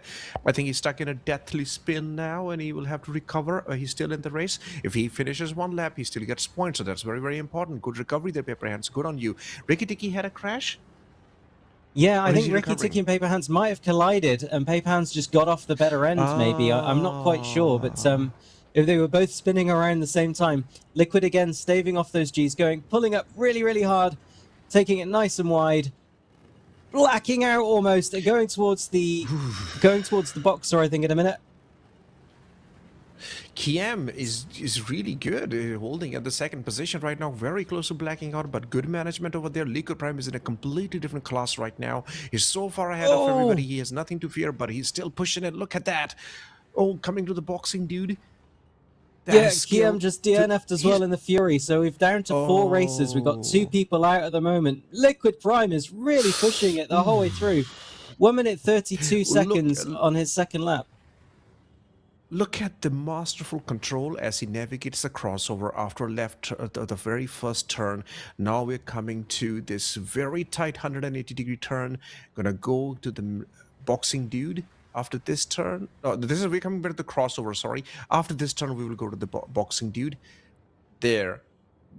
As I said, you really don't get to relax at all on the skyscraper. You're always struggling, always fighting the controls, always maneuvering.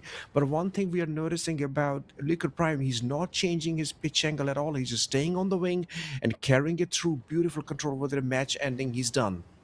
He's brought the points. Absolutely. And he was taking those checkpoints bang center in every single one. His line was so clean, threading them together. Zamzi is rolling on his 45s in the Fury, and sort of just, what's the word? Oh, he's got to pull in. Yeah, that was a little bit wide, but that maybe was good. he did manage to do that. Okay, that was all right. I'll be very happy if Zamzi finishes, and I think he will finish, and he will also open his account. He will take some points home with him, so that everybody will get points at this race. But it's 80 seconds to finish. Oh, Yeah. And so we just got paper hands left. So Zamzi completed the race. Now Zamzi's technique I've not beautiful. seen before. He was sort of overturning, if anything, and using the head tracking to follow through and follow the TVI through as well. Paper hands finishing as well. So 3 out of 5 races finishing that race. Absolutely fantastic. Really great to see. And it was it the only one Fury survived through that? Am I right in thinking that? That'll be. Or did all the Furies get killed? Yeah. Zamzi. Zamzi. No, I think. Yeah, he survived. Yeah, definitely. He took the second position. He's gonna take away. Second position. 4 points. Yeah. So it's interesting. So we had one M50, one M50 survive, one Fury survive, and 2 M50s survive and one Fury survive, but not the Razor. So Ricky Ticky in the Razor got DNF, but they had a collision. Well, so yes. Yeah, they kind of took each other hands. paper hands and Ricky Ticky, so it gets tricky. It's a tight track. The checkpoints are extremely tight. So all those factors come into play. But I am waiting to see what was the lap time from Liquid Prime on the first 44 seconds. 44.4. Oh boy, that is 4 seconds faster than Dirk. Just to put things into perspective. Oh my Liquid, thank you for that. Absolutely insane. Crazy. That is insane. You got skill, yeah, Mike. and you so got skill. A total time of 2 minutes 16 for Liquid Prime, whereas Durk had 2 minutes 38, and Durk was pushing it the whole way through. So the fact that Liquid has shaved off, what is that, 15, 18 seconds, something like that? 16 seconds, 18 seconds, something. God. It's a lot of math to do in your head when you're talking, but yeah, really, really fantastic performance. And the reason I was comparing the ships is I was just surprised that that we didn't see like all the M50s survive, for example. It was quite a mix all the way through, right from start to finish. But here we are at the Snake Pit, and for those who've just joined us, the Snake Pit is one of the classic Star Citizen racing tracks, one of the first that CIG put into the game. And this is an Aurora showcase. And for those who are interested in getting started racing, the Aurora is like literally one of the best ships you can start with. It might not look exciting, but it certainly flies exciting. And we've seen such a variety of flying styles with the Aurora in the Snake Pit in the first group. And so I'd be interested to see how people will fly it in this in the second group. We had Rain was flying it a little bit like a Fury, so not necessarily changing the flying style too much because they were comfortable sort of drifting and yawing and rolling a little bit. Whereas other people like Dirk were blitzing it out on the 90 degrees and pitch turning quite sharp, as if it was a sharp racing ship. And the Fury can handle it. Sorry, not the Fury. The Aurora can handle it. And we've seen that as well in Shaknu's time trial, 43 seconds faster than an Arrow.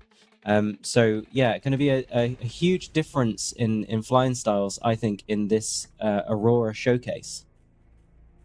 I mean, our analysts caught it, like how Rain's flying style was there, and I'm absolutely going to enjoy watching the WOD and listen to the analysts in full detail.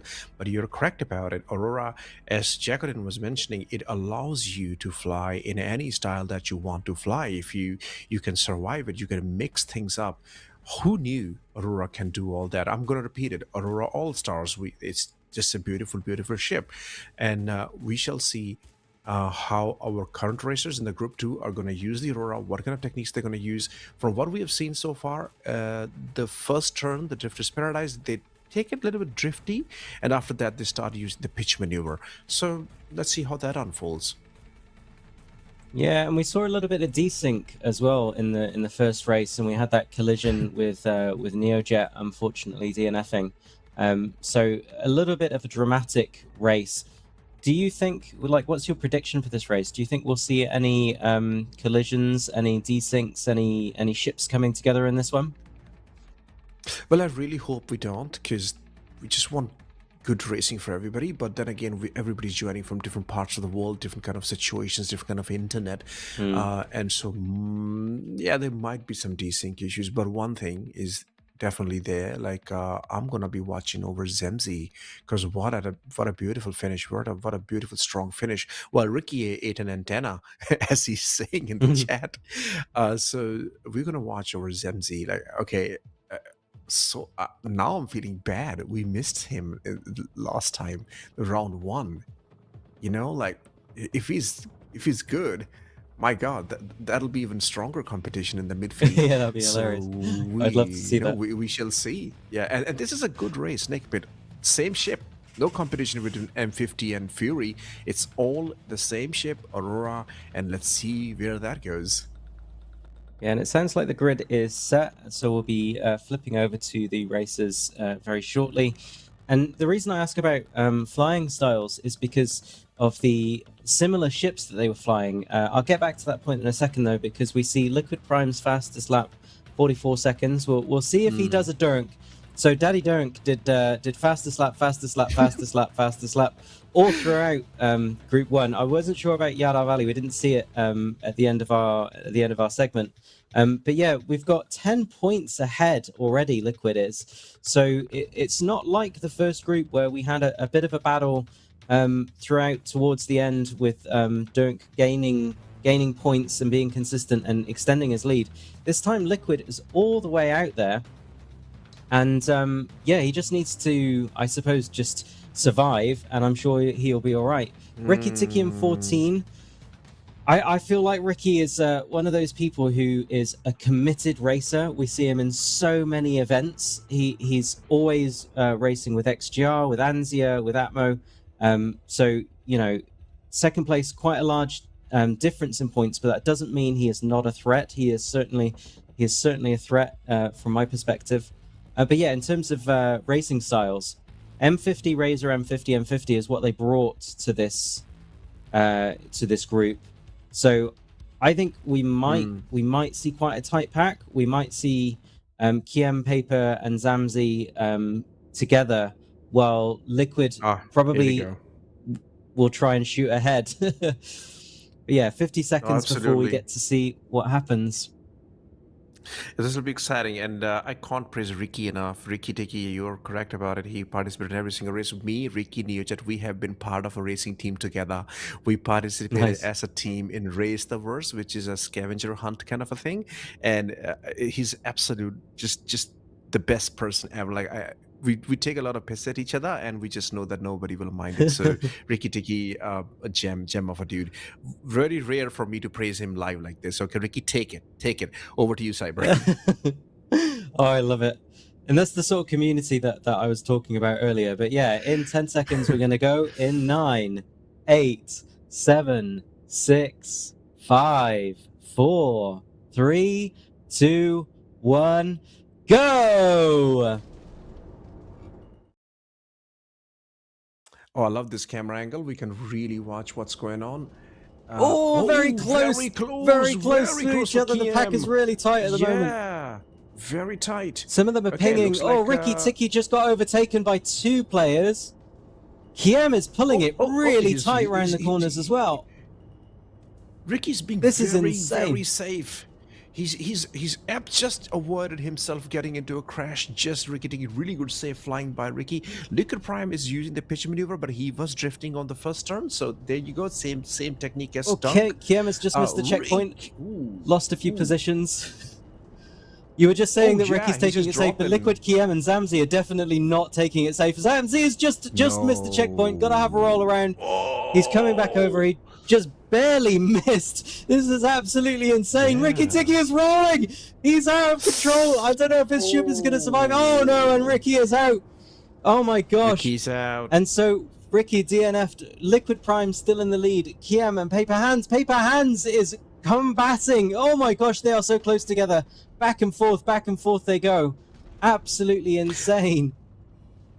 I think Paper Hands is just trying to survive this and not trying to overtake at this stage. He's just trying to have a very easygoing race and just bring the points home, because there's still a chance for somebody else to crash out. Kiem is really pushing it.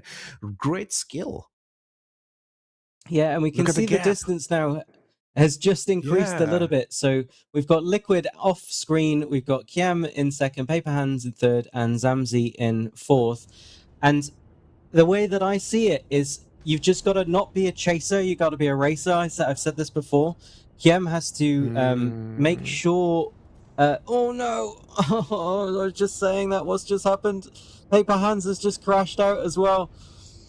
I was just saying that you've got to make sure that you just hold your position, just get points on the board. You don't have to overdo it. Liquid Prime is just smooth as butter, and Zamzi's out as well. Cool. Oh my gosh. Yeah, this is absolutely dramatic. So we got 3 people left. Crazy in the Aurora. Yeah, Liquid Prime, no fluff at all. It's just absolute masterclass and brought the race home easy as. Yeah, we had an incorrect DNF then, so Kiem and Paper Hands are still left in the race. So I'm glad that they... Oh, Kiem just making it through the start-finish line, and Paper Hands just following through to finish the race. Oh my gosh, that would so Paper had closed the gap with Kiem. Sorry to interrupt, Lens, but my gosh. Oh, my heart is racing. That was phenomenal. Yeah, that was great. Good job by Kiem. Good job by Paper Hands. You guys did really, really well. Sad to see Ricky Tiki crash early out in the very first lap. Zamzi as well. I was really hoping for Zamzi to have a really good race on the Snake Pit, but looks like Aurora and Snake Pit, very deadly combination. We did not have this kind of an exciting race last round, but in the first group. But wow. Fair enough. So it looks like an AC bug showed Paper's name in error, but that battle between Kiem, Paper, Ricky Tiki, and Zamzi, they were all in it from the start. They were all bouncing off each other almost and just zipping by. Just the view, the view's not great out of the Aurora. I wish they would have. I wish they'd have cleaned up the cockpit before they retired the Aurora Mark 1. I'll be honest, giving it a bit of a Zeus treatment. But my gosh, on the replays, when we come back to the analysts' desk later at the end of this group, I'm going to be looking forward to seeing those close overtakes again. Just that's the sort of immersive, vibrant, thrilling feeling that you get when you race, where you see a ship closer than you've ever seen a ship before in Star Citizen, because it's such a massive game and it forces you to bring your ship close together. That thrill, that excitement, that feeling, that adrenaline rush only comes from racing. And we saw how close they were. Oh boy, Kiem, his POV, and those 2 ships just overtaking him right in front of his canopy, and I think that was the very first turn. And Aurora, one thing I like about the Aurora, because of its profile, its design, you can actually easily follow like who is there, because the M50 and Fury are so small, it's very hard for us to even see that. But Aurora, you can absolutely see that brick flying, so I really appreciated that race. That was a really, really good race. Okay, over to Miner's Lament. Here is that track again. Why don't you tell us about the history? I remember you explaining that last year's Gravity Rush. Beautiful history. Let's hear that. Yeah, I mean, Miner's Lament was named for a tragic mining disaster in 2868, and it's in lore sort of a disaster where a storage hopper overpressurized and burst, killing a bunch of miners. And so the facility was abandoned and then later stripped out. And it's kind of that live racing feel, because visitors began informal races among the asteroid debris, kind of like the in-law version of us, right? We go to a place, we race around, we enjoy it. And over time, this evolved into the modern Wildstar racing track known today.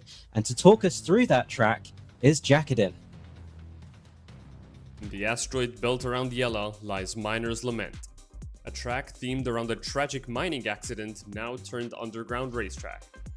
This is a challenging zero-G course weaving around asteroids, structures, and ship parts that will test your discipline of controlling your speed and your commitment to taking turns.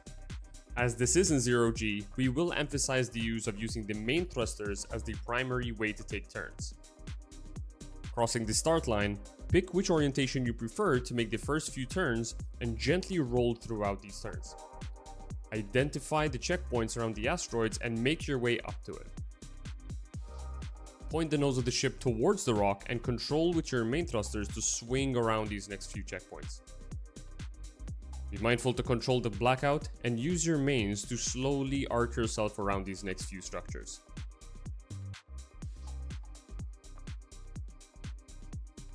Be careful of the caterpillar in the way marked with the wreckage symbol and start to slow down as the next sharp right-hand turn is coming up.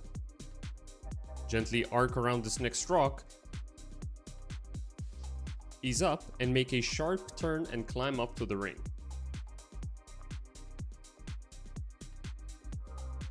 Now you can push it, and if you're shipping a quantum drive, you can use the rock coming up to the right as a brake marker to drop to SCM and then quickly back up to nav mode. This will trigger a quick brake that you can use to control your entry speed around this asteroid. Otherwise, you have to control it manually. Going down to the next checkpoints, be careful not to overshoot as you now go around and climb back up to the structure. Be gentle with the throttle so you don't black out once again, and make sure to place the vector indicator in an open space to avoid hitting any of the antennas. Slow down a little as you make the turn, and now push towards the finish, making sure to control the speed and once again align yourself for another lap. Good luck racers, make sure to control your speed, fly safe, and happy racing. Well, we've just had a wipe, but you better get your AUEC ready for some betting on this racetrack. Pretend you're out at Grim Hex and throw some cash on the table, throw your credits down, and place your bets. Who are we going to see? Now, I've seen in the chat somebody is saying the infinite spinning ballerina dance is going to happen on this track. A different sort of ballet to the one that we saw in Group 1. Group 1, I have never seen Miner's Lament race like that before. It was absolute perfection. And going on what we saw from Group 2 in Snake Pit, I very much doubt that we're going to see that sort of ballet again this time. What do you think going into this race, Lens? What are we going to see? We're going to see skill. Because MZ, Kian, and Liquid, and Paperhands, and Ricky D, they're all killing it. Like, yes, they're crashing out, but because they're pushing it so hard. Oh, here we have the points. Liquid Prime sitting at 29 points. And I don't see that lead going anywhere. He was decisive last year, and he's decisive this year. Ricky Tiki sitting at 16 points. Kiam at 14 points. And then we have Paperhands, who's got 11. And very happy to see Zamzi, who we did not see last round. He's already got 5 points. So third race for these guys, Miner's Lament. I think we are going to have exceptional skill at ballet, as you said. Well, we've got Liquid setting 2 of the fastest lap times in the 2 prior races, and now we've got Miner's Lament. Let's see if Liquid can do that again. Now, in the M50, we've got 12 days ago, Shaknu putting down a time in this patch of 1 minute 28 seconds. So that's our benchmark from time trial. But of course, in Group 1, we also saw Durunk put down a time of 1 minute 40 seconds as well. So somewhere between 1 minute 30, 1 minute 40 seconds. Wanting to see Paper having a bit of a play with the night vision there as well, having a roll around. It doesn't matter which orientation you start in this track. Every line is different. Every racer races this track differently, I feel like. I know Jackie didn't put his video down on sort of how to approach the corners, how to approach the narrow sort of keyhole entryways, but literally every degree is different when you're racing 6 degrees of freedom. 16 seconds left to go. Do you want to take this one away? Do you want to do the countdown, Lens? Oh, sure thing. Miner's Lament, and coming to you in ZOG. Lots of head tracking, lots of skill in 4, 3, 2, 1, go! I love this camera. Thanks to our camera people. Thanks for your work. We do appreciate it. Liquid Prime as being dominant right from the start. Zamzi and Kiem were very, very close to him, but looks like Liquid Prime is going to take his lead and he's just going to fly away. Kiem blacking out, Zamzi blacking out, very, very close to blacking out. Oh my God, are they going to? They're surviving. They're surviving. Really good control by Kiem. Look at Zamzi. Wow, that's Fury. Fantastic. I think he just got overtaken. Yeah, and Ricky Tiki as well is sort of throttling and slowing, and slowing. I don't know if Ricky is playing on a keyboard. Oh, Zamzi's just DNF'd. Unfortunate, unlucky, just colliding there, just overspeeding a little bit. But yeah, a lot of different techniques here happening. Kiem blacking out as well, pushing it right to the limits. We did say that somebody might challenge. Oh my God, he's right on the edge. Oh, can he keep it alive? He's just like taking it like he's snoozing. That's amazing. So we got both were close to the edge. Oh, and he's over pushed it. He's cooked it. He's out. He's out. He's just collided in the tunnels. That is so unfortunate. Ricky Tiki also going through the tunnels now, widening the turn so that he can line up for the second turn. He's a little bit wide, but he just managed to pull through. That's okay. So what have we got? We got Liquid in first. We got Ricky Tiki. Is that it? Is it just these two who are left in the race? That's it. Yeah, that's it. And Ricky needs to take it easy now. He needs to bring it home. He needs to finish the lap because I think they haven't even finished one lap yet. 1:38. Wow. That's 10 seconds faster, slower than the time trial time. And just checking. Group 1, race 3, 1 minute 40, 2 seconds faster. 2 seconds faster than Dirk. So Liquid is doing it again.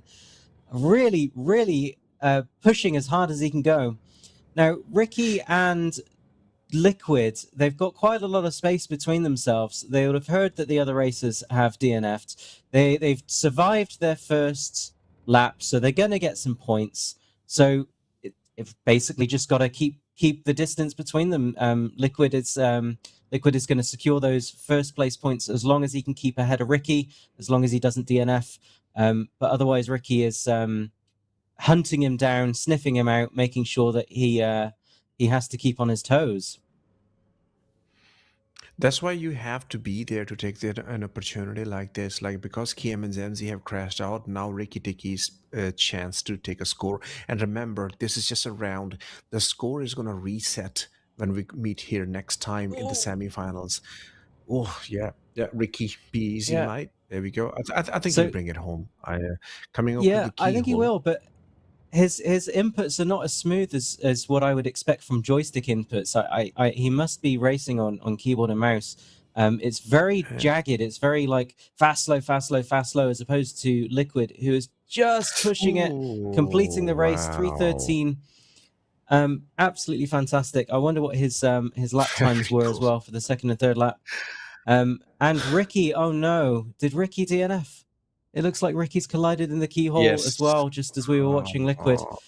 But points on the board, Liquid in first, Ricky in second, and then DNF. Unfortunately. Ricky's comment not the ballet. Chat. Who put the antenna there? Who put that antenna there? Yeah.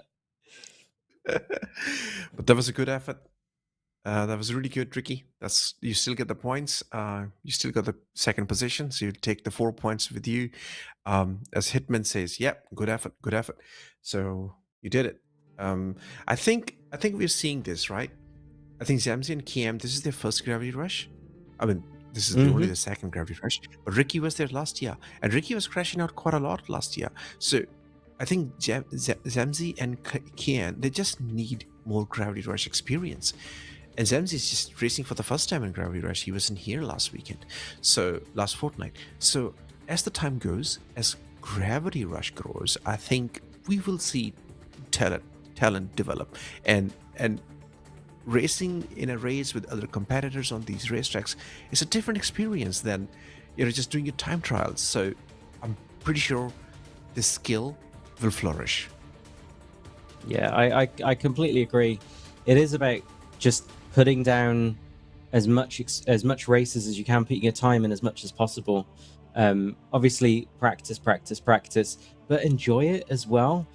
I think when you learn an instrument, when you learn a language, when you learn a sport, when you learn anything, you're sort of falling over, making mistakes, hitting the wrong notes. It hurts. It's painful. You get the brain sort of like, what's the word? Like the negative reinforcement going, no, I don't like this. I don't like this. And then something happens, something magic happens. And the consistency just means that you get comfortable with it and you sort of break through, and it becomes like a flow. It becomes a flow state that you start to really enjoy. So you've got to get past that hump first, I feel like, to really enjoy racing. And those people who are coming back day in, day out, race after race, event after event, those people we will see improve and flourish, as you say. And so here are the times. Liquid. 1 minute 34, an absolute insane lap time for Miner's Lament, which is way ahead. 6 seconds faster than Dunk.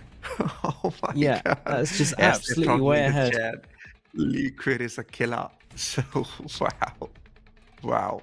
Just amazing.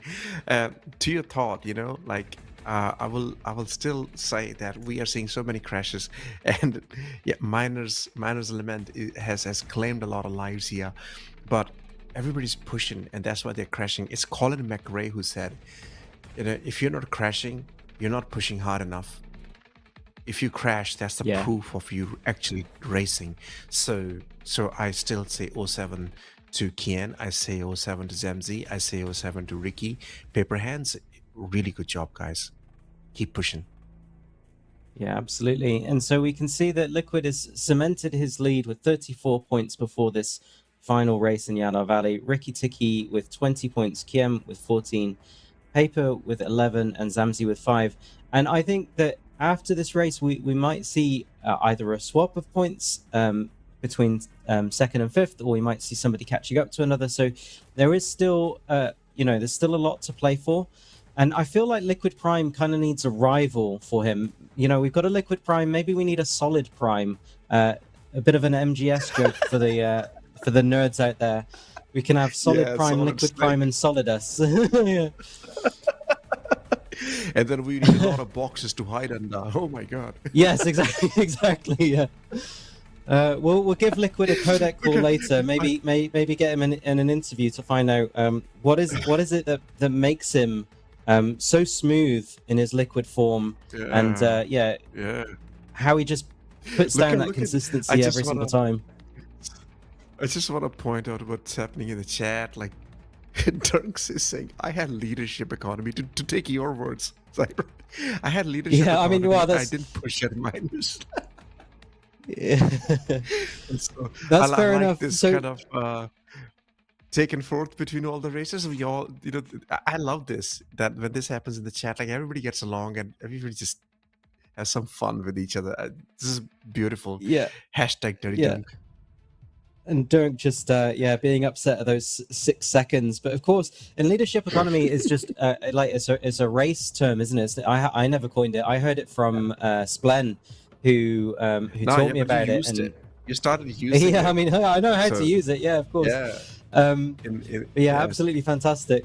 While we are waiting for the grid to set up, I think perhaps Jacketing can take us through Yadar track just to refresh our memories, because we're going from 0G into Atmo, it's thin Atmo, and so a different flying style is needed. So let's throw it to Jacketing's video. Yadar Valley, a deadly track through the canyons of Daymar, is a track that you will hate learning but will love racing. 18 checkpoints make up this track, where every turn can easily be your last. With incredibly low atmospheric density, it is very easy to overspeed, but you've got just enough drag to be able to use the aero profile to slow yourself down. So let's see how that goes. Straight off from the start, we have a long enough straight to pick up speed, but immediately enter a tight turn through the cave opening. Using the bottom of the ship to help slow down, and the mains to counter steer, you weave straight through the first drift turn. Spotting the opening in the rocks, aim to set the vector in open space, and push it to get out. Once again, using the air to slow down, turn into the next turn early, and try to stay tight around the crane. Stay low and watch your speed as we weave through this section, and pre-turn once again to aero brake and use the mains to push hard around the crane leg. Another straight around the rock and over the crane, and brake to a comfortable speed as we make the climb to heaven. Place the vector in an open space and now glide up as you push the nose down or roll over, and once again push with mains to bring the vector back down. Don't go too hard so you'll be able to stop yourself from diving straight into the ground, and control your speed now through this weave. Tight left hand turn on the exit, where we will once again use the arrow to brake and then slingshot ourselves around the crane head. Stay a bit to the left on the exit so you can take the last chicane nice and tight and push yourself towards the finish, keeping in mind the speed control when needing to do multiple laps. Good luck avoiding the rocks, fly safe, and happy racing. Well, Yadar Valley is the pinnacle of track design, and it's one that just ties together such a variety of corners, such a variety of skills, such a variety of flying style. It's very much like a roller coaster in a very Tatooine-esque map. And I can just see Durk in the chat just sort of being a little bit defensive about the timings that we were talking about with Prime, saying about his leadership economy again. And he was saying that he might have a head-to-head with Liquid Prime, and then the winner can be the daddy of Sanguis Luna Racing. But Daddy Prime has a ring to it. It really does. Daddy Prime. Yeah, I think they're just having fun. But I'm looking forward to this challenge if this happens, because yes, that'll be awesome to watch. Yeah. Liquid Prime versus Durk. See how that goes, and the winner becomes the new daddy of Sanguis Luna. If you do that, guys, you need to film it, and we will play it as part of our intro. That'd be amazing. Sanguis Liquid, right? 10, 9, 8, 7, 6, 5, 4, 3, 2, 1, and go! Oh, they are going quite fast. The Fury, Zamzi is throwing it into there. I don't know if Zamzi's going to be able to control it, but he can. Oh my gosh. Paper Hands taking a collision. Unbelievable. Ricky Tiki taking a high line. Liquid Prime out in the lead. Way, way, way ahead. Kiem on his heel, though. Zamzi is throwing it round as quickly as possible as well. The three of them are just absolutely hauling it and hooning it through there. Absolutely amazing. Coming up to heaven. I wonder if they're going to... yeah, I was about to say, I wonder if they're going to be able to pitch up and pitch down quick enough. And we've got Fury in the lead. Zamzi is in front of Liquid. He's overtaken it, but the Fury can't take these turns as tightly as the M50 is. So the M50 is pushing, and the Fury is Liquid back in the lead again. I think the Liquid is back in the lead again. What's going to happen coming up into the start-finish? Liquid definitely did the reckoning section way better than the Fury could have Watch done. Zamzi. But Zamzi's not letting him go. He's chasing him. Oh my gosh, they are so close. Oh, wow. That is unbelievable. Really... Thanks oh for my the gosh, he just missed the pipes Thanks as well. For the challenge. Zamzi is bringing it. This is absolutely insane. I absolutely love this. This is amazing. What the hell? Oh, the M50 and the Fury head to head, back and forth. I want to yell, but I can't yell because my family's asleep. But oh my god! Wow, Zamzi! Oh, he's overcooked it! Oh my gosh, is he? Yes. Amazing save, Zamzi! You are so good. Wow, what an amazing save that was, coming down to the rock bottom, coming to the reckoning now. Zamzi's so good with the Fury. Oh my god, I want to see Zamzi race even more reckoning. Coming, Liquid Prime is being challenged by Zamzi, even if it's just one single race. Zamzi is so far behind in the points, he cannot challenge Liquid Prime, but thanks for this. Yeah, and it's just oh, he's doing it again. We just got away from him. That was absolutely hilarious. He is showing what it means to use the mains of the ship. That he's just riding the mains the whole way, flipping it 180 degrees, and then flipping and burning. I mean, he barely even was blacking out or anything, but he's going. His altitude was a little bit interesting as well. He was going high and low in the checkpoints, nearly missing the floor, but then nearly hitting the railings at the top. Whereas Liquid is a little bit more consistent, hitting the middle of these checkpoints. His control, despite being the Buckaroo, the M50, he's keeping it more under control than Zamzi is controlling the Fury. A fantastic lap there by both of them, but the gap. I thought Liquid was at them, but he's finished the race. God, yep. I'm so surprised it's over so quickly. Yeah. So good. So we saw Liquid Prime do 2 laps, his POV, and I'm very sure the analysts will point this out. Liquid's lines, ditto, same, clinical. Yeah, He was yeah, using the same lines, extreme skill there. Ricky Tiki, almost trying to bring it closer. The reckoning section, entering the reckoning section. Split decision. Sorry, this is split decision, and after this, we will be entering the reckoning section. Little bit of struggle yeah. there, Ricky but Tiki doing but he's doing the yaw turn. yeah. He's drifting quite a lot, so it's a completely different Mm, racing style. Has to go a little bit wider. Bleeding off and look at doing a that. flip and burn at the Look end. at that. A little Okay. bit of flourish. Well Okay. done, We Ricky. saw that. That's good. Sure thing, Ricky. Ricky is Oh, always entertaining to watch. Yes. But that was a very exciting race. What an exceptional level of skill between Liquid and Zamzi. That Fury, when the race started, it's just sped past everybody. Took the lead, but Zamzi was able to control it so well. That was, yeah, I think we're absolutely gonna, fantastic. Yeah, and it all right. reminded me a little bit of EA 56 because we had such a nail-biting race in 56. Even Chris Roberts was leaning over the railings personally, Mm. just so invested in Yadar Valley. It is just such a rich track. But yeah, we'll pass it over to the analysts now to unpick what's happened with Group 2.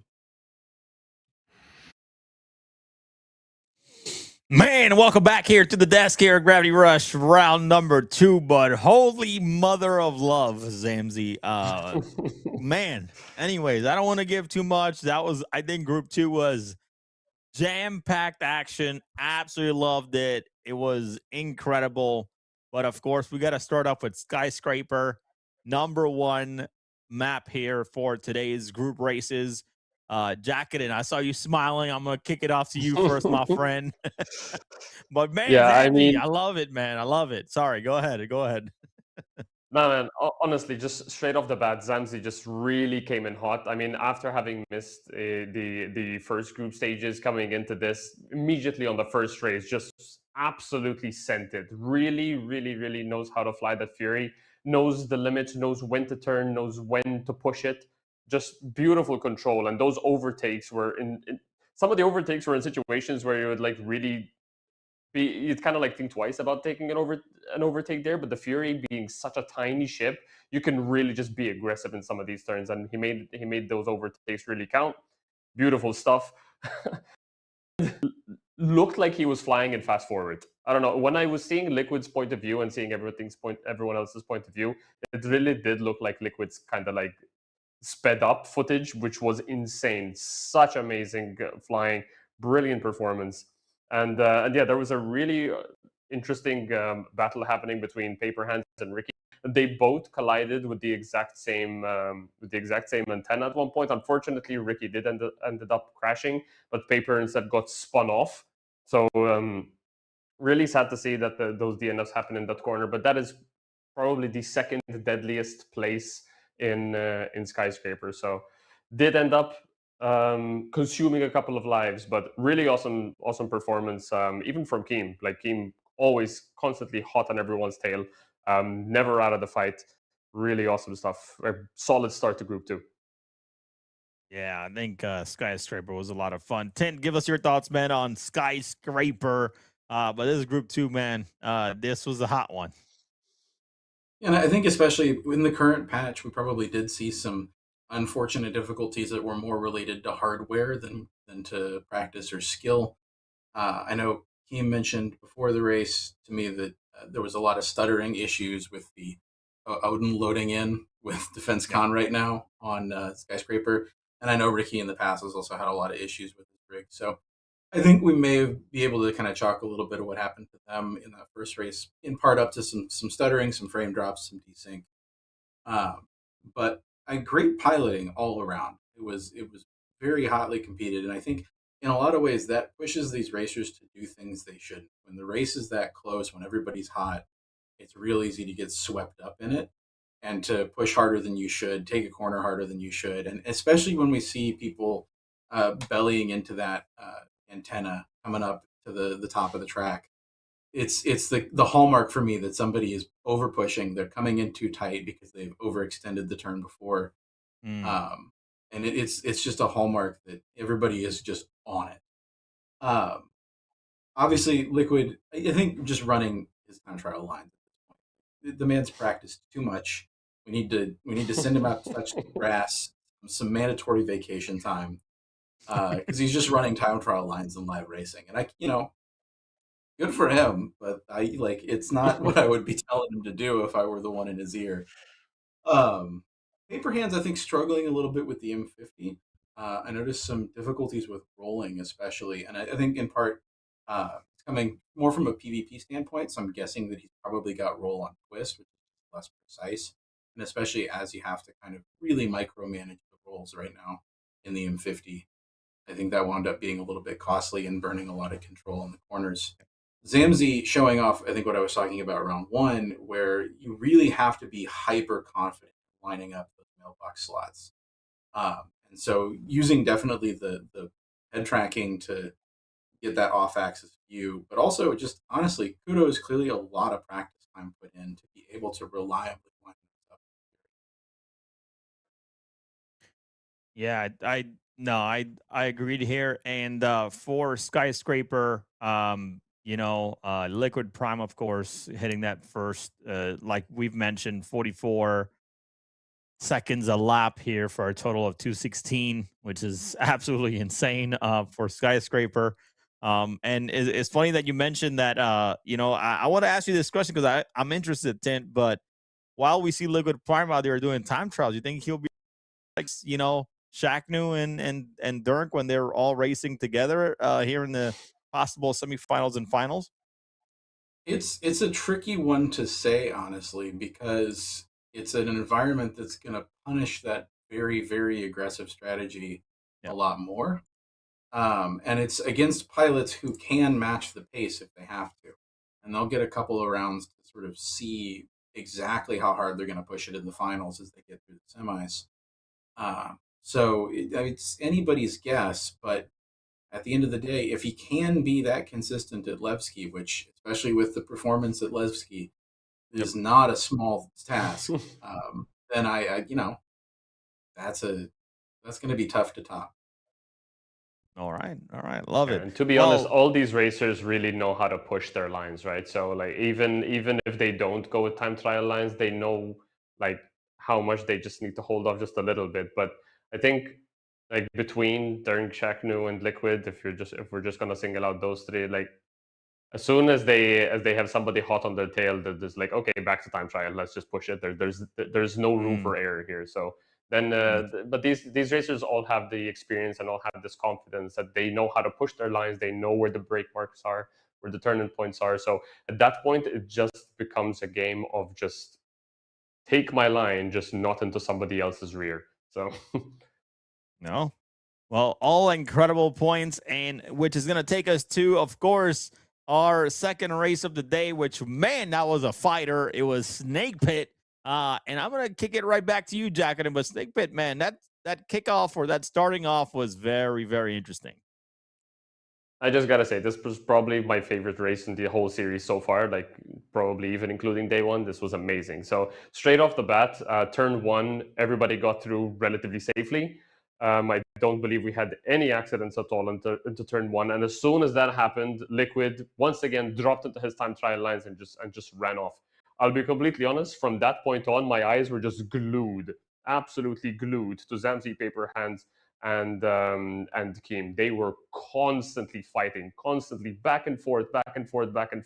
Unfortunately, Zamzi ended up missing one of the checkpoints on the last straight, which had him circling back. But looking at his point of view, he was catching up hard. So as Kim and Paper Hands were fighting for that position, it was slowing them down enough to allow Zamzi, with that now a bit more cleaner air in front of him, to push hard.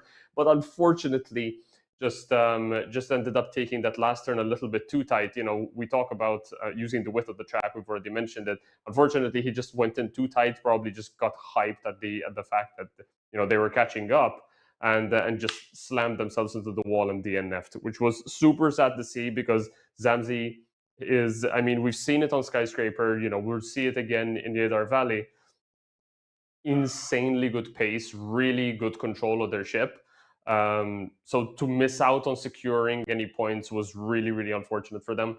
But otherwise, the battles were insane. And we're seeing here this crash here between Ricky Tiki and I believe it was Paper It was Hands. But Kiam. It was Kiam. it was Keem? Okay, apologies for that. Yeah, when I was looking back at it though, like they on screen they weren't really next to each other. So there's this kind of desync issues happening once again between the I think it's because it's EU versus NA, I believe. Just unfortunate that it claims one and the other one doesn't even realize it's happened. Just another victim of that situation. But other than that, man, this was a beautiful race to watch. I was literally on the edge of my seat the whole time. Yeah, so was I. If you guys paid attention to the replays, you saw when Zamzi kind of overshot over that checkpoint and kind of missed it there. But I think I think it was Kiam because I believe during the snake pit race, I believe they got an official caution for just reckless driving. But honestly, at the same time, it's like it's very hard to tell when people are competing at such a high level about kind of if they're flying reckless or not. But overall, though, this was definitely an incredible race overall. But Tent, to you, Snake Pitman, take it away from your perspective, my friend. I think this is probably a good chance to highlight that, sometimes when we get these newer racers, where they have spent their time becomes evident. And I want to be real upfront with this. This is not a strategy that I would ever recommend. If you come to racing school, we will never tell you to do this. But Keem's introduction to racing, by his own choice, was running Snake Pit in the M50 until he could run a top 5 time trial time in it. Nothing else. Like that. It's his favorite track. He loves the M50, and he just camped out there for I think about a good 2 weeks, just straight running it. And so I was really kind of amused to see that his lines on Snake Pit today look a lot like his M50 lines. And in fact, he went wide on close contact lap 1 because he was flying like he was in an M50. He was expecting grip that never came and managed to save it, but skidded out and wound up having to tuck back in. It's our experience kind of makes us, and it's one of these places where our racers like Liquid, who have gotten a really, really broad experience base, who have raced a lot of tracks and a lot of ships and a lot of different circumstances, get to kind of take advantage of that experience and settle into the ship swap a lot more readily than the rest of the field, where we saw shades of their sort of other ship flying styles coming through for all of the other racers. Zamzi, again, like Rain and Herbie, flying the Aurora a little bit more like we would expect to see a Fury flown, a little bit more drifting, a little bit more yaw and play. But as Jacko said, just clean, tight racing all the way around. Really great to see. Yeah, very, very good overall, which we saw Liquid Prime still taking it, but not by much, to be honest. You had Keem running very close, fastest laps against Paper Hands in just 50 seconds, but we had 3 people finish there. Ricky Tiki with the DNF, and then I think Zamzi in also with the DNF, I believe, as well, in that in race number 2. But overall, man, that was a great, great race. Now, Miner's Lament took a lot of lives today, especially for this group number 2. I mean, unlike group number 1, where a lot of people finished and they were kind of racing their race, group number 2, Miner's Lament was not something that was very easy, with which we had 4 DNFs, 10 right back to you, heading your way. Break down Miner's Lament for us, because we only had Liquid Prime and Ricky Tiki finish there. Yeah. And I think it is, we go back to when there's a lot of people, when everybody's really hot, it's really easy for people to overspeed. They see that person get in the gap in front of them, and that gut instinct of, no, I got to be there, overtakes, and you don't get the sort of measured response that you practiced for, that you trained for. We did see, I was surprised to see that both Keem and Ricky oversped coming into the broken station ring, wound up coming in at a very off angle into the keyhole. And both cases kind of showing us exactly why that's a really, really hazardous way to handle that situation. Where in a perfect world, I think they both would have backed off, braked, eaten the 5-second time loss, and resituated on a straight line into the keyhole, because it's such a vicious turn if you're not set up the way you're expecting to be for it. And again, Liquid out here running literal time trial paces, just absolutely textbook clinical, leaving absolutely nothing on the table, running at the track. Beautiful to see, and honestly, a good sign for him going into the semis and into the finals, which is all, of course, going to be in 0G at Levski.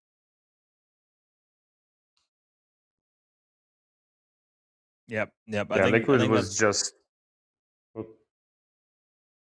You want to go ahead or shall I? I was just gonna say that no. Liquid Go. just like Yeah, go for it. absolutely pushing in the right spots all the time. Like controlled the speed, never went further than the speed he could control. Always stayed within. From what I was seeing in the point of view, stayed within around the 400 to 600 range during the turn, pushing a little bit out of the turns, and then bringing it back down to that controlled speed.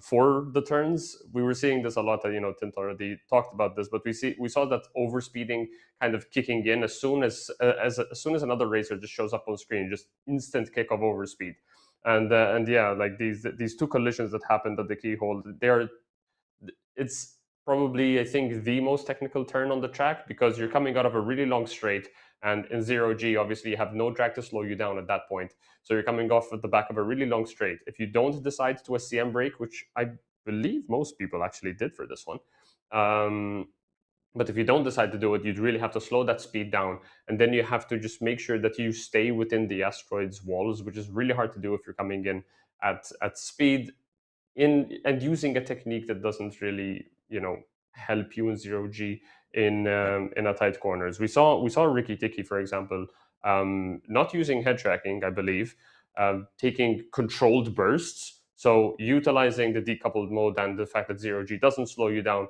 just pointing the nose in a direction, pushing with the mains, bringing that TVI, and then just letting it glide, and just using these kind of controlled bursts movements to just safely get him around the track. Unfortunately, though, still ended up tagging the antenna of the hole, though. So again, just kind of comes down to finding the right line and then pushing as much as you need to. And I think in that particular situation, that burst was just not enough. Probably burst a little bit too far away and just didn't have the amount that they needed to get around.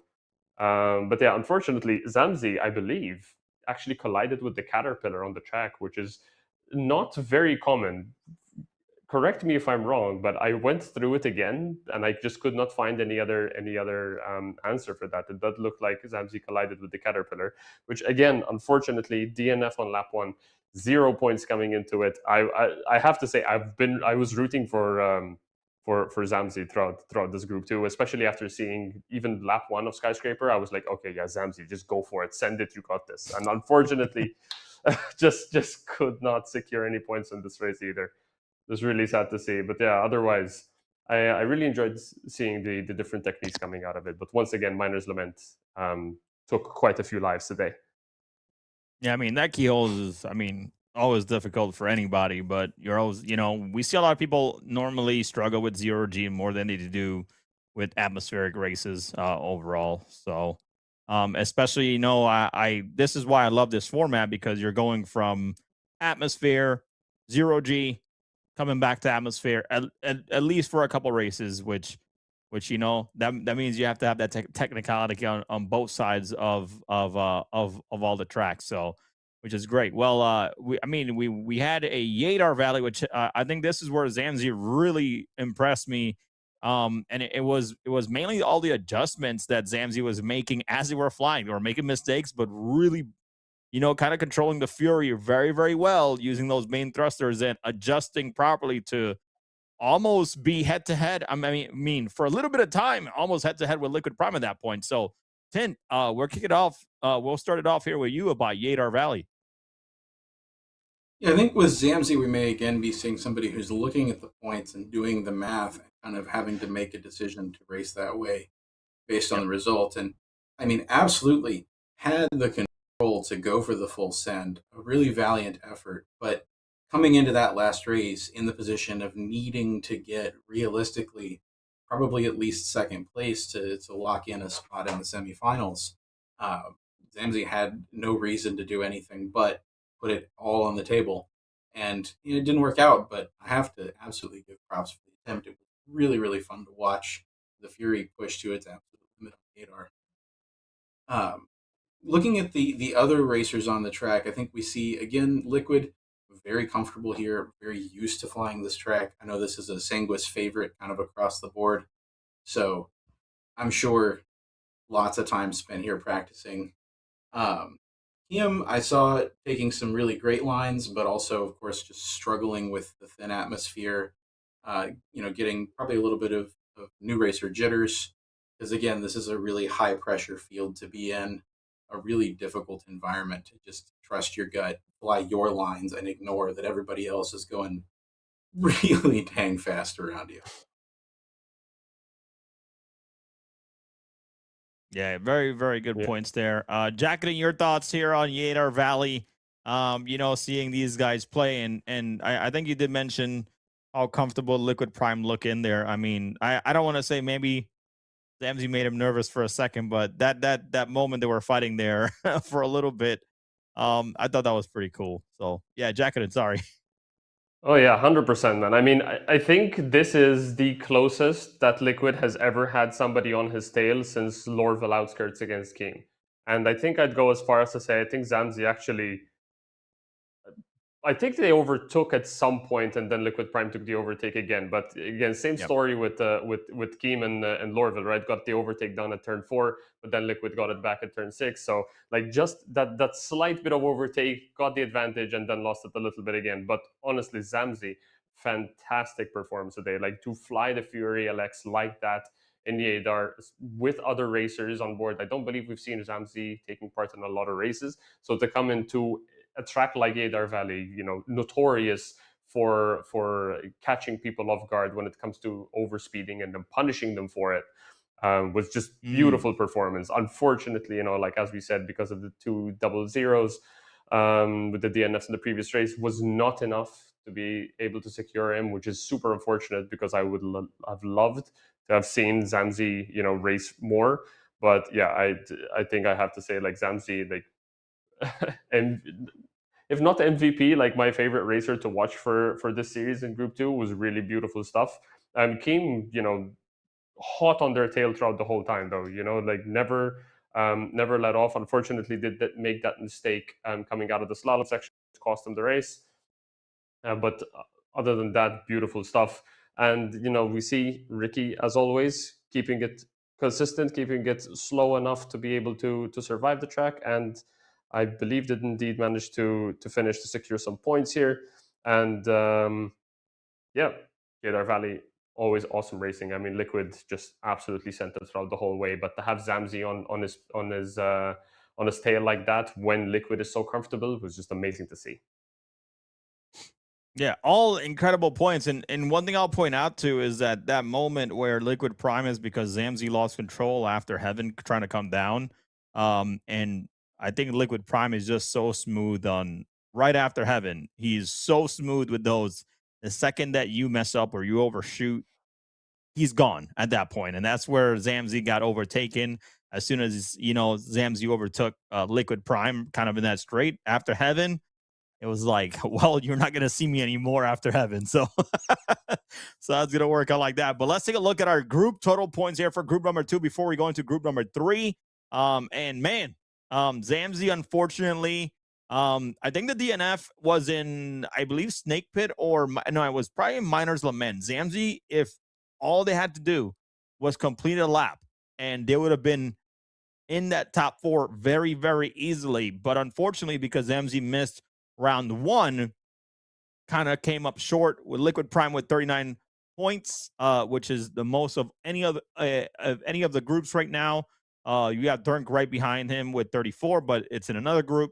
Ricky Tiki with 23, Kiem with 14, Paper Hands with 11, and Zamzi with 9. I think Zamzi would have probably took second place in this group from the way that I see Zamzi racing overall. Probably up there with Ricky Tiki, or maybe kind of disrupting the group overall and being up there in that second and third place spot. So, but you know, Zamzi, this is not the only time. We hope to see you some more in the next Gravity Rush, or again, there's more racing going on around Anzia Racing. There's more racing going on with XGR. They have flight schools almost every other week, which I started to kind of jump in there as well. So make sure you guys get in there, man, and jump in some racing school with XGR. So, but yeah, man, great group overall, great racing. But yeah, let's get your quick thoughts here. I'm gonna shoot it back to you, Jack, and quick thoughts here on group number 2.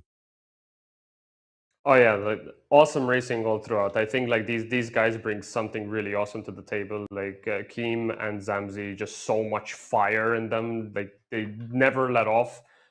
For them, the race is purely a race. There's no like, maybe I should take it a bit safe here. Maybe I should push a little bit harder here. They have a flow that they want to get into, and they just push it. Sometimes it worked out, sometimes it didn't, but they were consistent with their flight style, and they just really put on a really great performance.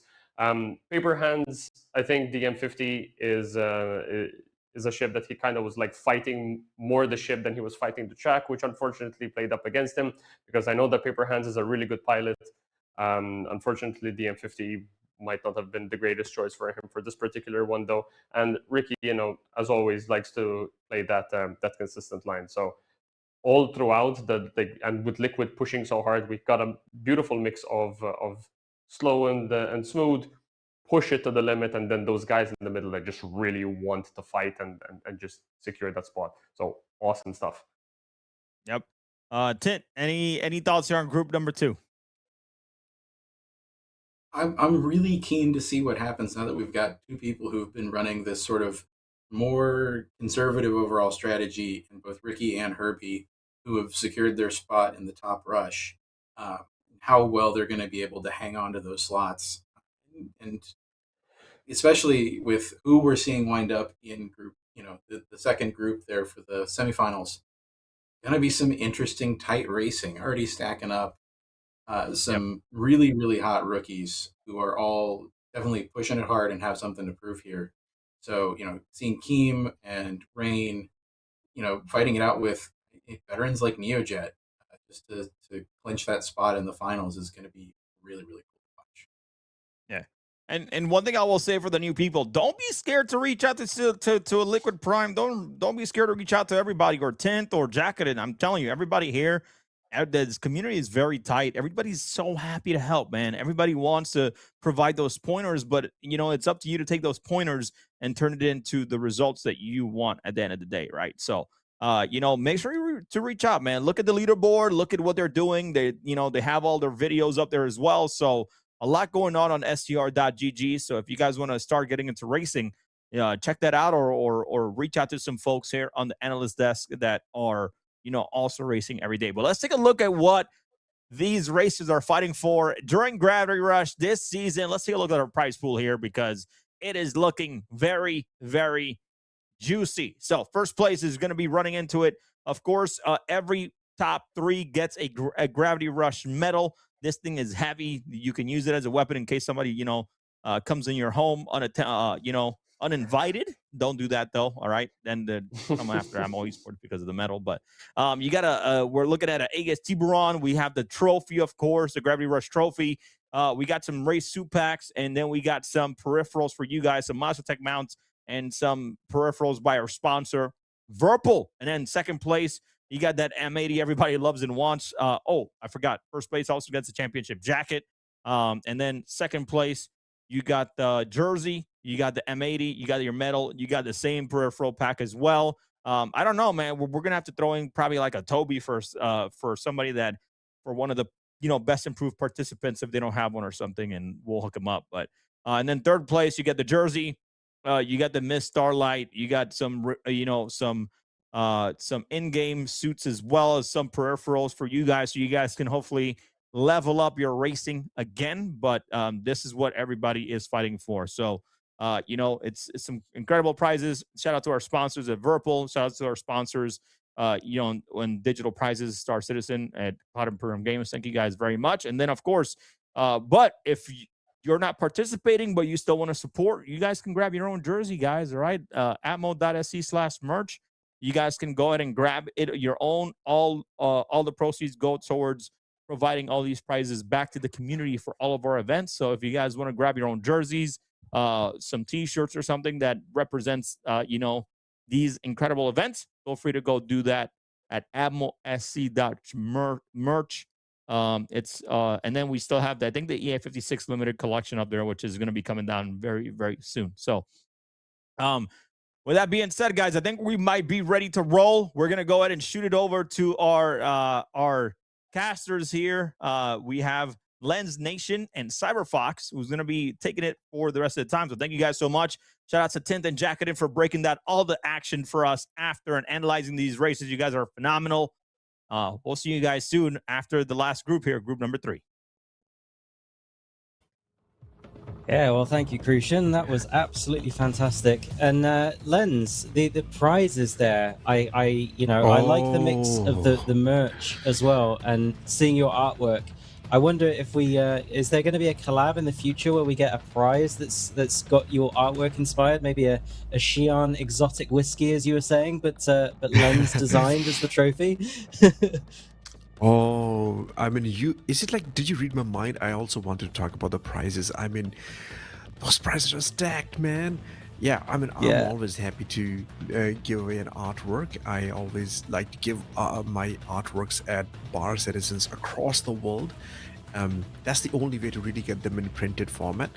And Crucian is too kind. He reached out when for EA54 when they were at Manchester, like we'll be happy to do artworks for our Atmo t-shirts. I was like, yes, I would love to. So I'm always happy to collab. Always happy, 100%. And even every single time I do a YouTube video on a ship review, I always share an artwork of that ship. So yeah, but hey, Sabre, man, the Tiburon, the M80, the Starlight. I want. Yeah. I think as casters, we should also at least get JPEGs of these ships. Yeah, man. I mean, hook me up with some racing ships and an Aurora, please, baby. Oh my gosh. And Tiburon, what, 775, 700-ish? What a prize. But I mean, the Verpals, the monster tech mounts. Speaking about the head tracker, the Toby. Oh my gosh. This is the thing with Star Citizen, right? Is all the peripherals, all of the hardware just makes the game more immersive, more enjoyable. You feel like a pilot or a pod racer. You sort of like sit into your cockpit, you ignore your family, and you just put down some lap time. It's funny, isn't it? Dude, you know what? If I had the skill, I'll be like, Cyberfox, I am leaving. I'm not doing any commentary. I'm going to Daddy Dunk. Just teach me. I want to win those prizes. Yeah. Oh my god. Let's not prizes. Commentate next year. That's a good shout. Let's do that. Let's put ourselves in to get some prizes. Yeah, we're done commentary. Let's put the mics down. That's it. We're just going to do artwork and racing. That's it. Yeah. Or if Daddy not Dirk, me, teach us. Train my kid so that some prizes can come to this home in Australia. That's it. I have some goals now. Well, okay, speaking of John Plunger, all right. Speaking of John Plunger, he was putting down times in a blade on Miner's Lament. I saw 2 minutes 15 seconds in a blade. What? It just got fire. That's just an amazing. He's getting ready for the alien race, which is coming up on Anzia. So he's practicing. Genius. That's why.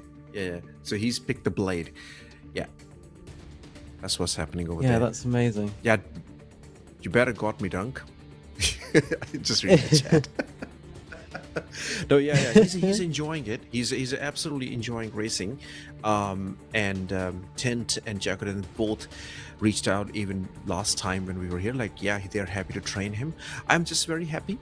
It's such a beautiful community to be part of. I'm happy that my kid is into it. So much better than playing anything else. And this okay, alien... so what are we thinking about this one? Yeah. Well, I wasn't even thinking about Skyscraper at the moment. I know they're still getting set up. They're still hooking everybody up. So we've got time to just chill, I think, and talk about alien ships. We've got Alien Week coming up, and I'm I'm speculating that we're going to hear some news on the Raylan, or at least I hope we will. And there's some rumors around that there might be more than just the Raylan as well. And after what we saw at DefenseCon, I would not be surprised to see a new unannounced alien ship. What are your thinking? What's your thinking on that? Yeah, I think they're going to come up with 2 ships. With the most intriguing question, which is pretty much everybody's asking, how are they going to manage the Raylan's boxes, the cargo boxes? Because originally in the concept they were triangle, but I think I've heard that they have changed it now, that they're not going to be triangle anymore. They need to go standard. But alien ships are pretty interesting, like the Getaxiulan, which was designed by Dan McGabe at CIG, who's the first CIG dev that I started chatting with, purely on design concepts. And funny enough, you talked about my design reviews. It was Dan McGabe's idea that I should do design reviews a long time ago. He said you should do this, and I was like, yeah, maybe. But I have come to that. But Getaxiulan is one of the craziest designs. So Getak ships are crazy. So Raylan, yeah, and maybe something else. And nothing against CIG, but one thing I would just request and really hope is that when Raylan comes, I really hope it's working and it's in a good shape, like in a positive way. Yeah, I'm not trying to take a pick at them, because Ironclad is really broken, but what a wonderful ship it is. So I feel bad for the people who actually bought it and are unable to enjoy it. They're fixing it. Yeah. So yeah, I just hope when Raylan comes, it has a smooth landing and the people are able to enjoy it day one.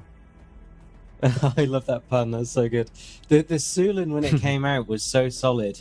And literally, I would say it's one of the best camera ships in the game, because the way that it flies is just so consistent, whether it's in Atmo or in space. It's just so beautiful, and it sings. The engines, they sing at you. Yes. So I'm really excited to see the alien ships like really push the design language, push the sound design, push the experience as well, like the vertical takeoff of the Sulin versus the standard horizontal liftoff that you get on normal ships. So yeah, I doubt that we'll see any new starter ship like the Sulin. But I wonder what sort of angle they're going to go. So they've got a starter ship, they've got a few fighters, they've got a larger cargo ship with the Raylan coming out. Well, we think it's coming out soon. And so yeah, I don't know what sort of what genre of ship, if that's the right term, what style of ship, a refueler. I mean, I'd love to see some alien racing ships. I know we've got alien inspired racing ships like the Fury, of course, but some like dedicated alien racing ships would be sick. But yeah, do you have any idea or any thoughts about what sort of ships they might release in Alien Week? I really have no idea other than Raylan, but I'm guessing strategically it could make sense to have a refueler, because Starlight is not extremely capable of refueling. Like it's a pain. You have to refuel after every single mission that you do. What's the big one? The Gemini, the big fueler. Yeah, the Starfarer. That's Starfarer. That's really the proper ship for the refueling. And I know Segalian has been loving it. Ultima Energy, our friends. So I think. Don't you think the marketing wise that will make more sense to have another refueler? And I think gameplay wise, because currently like refueling has just been put, the missions have just been put into the game to get people to try that out as much as possible.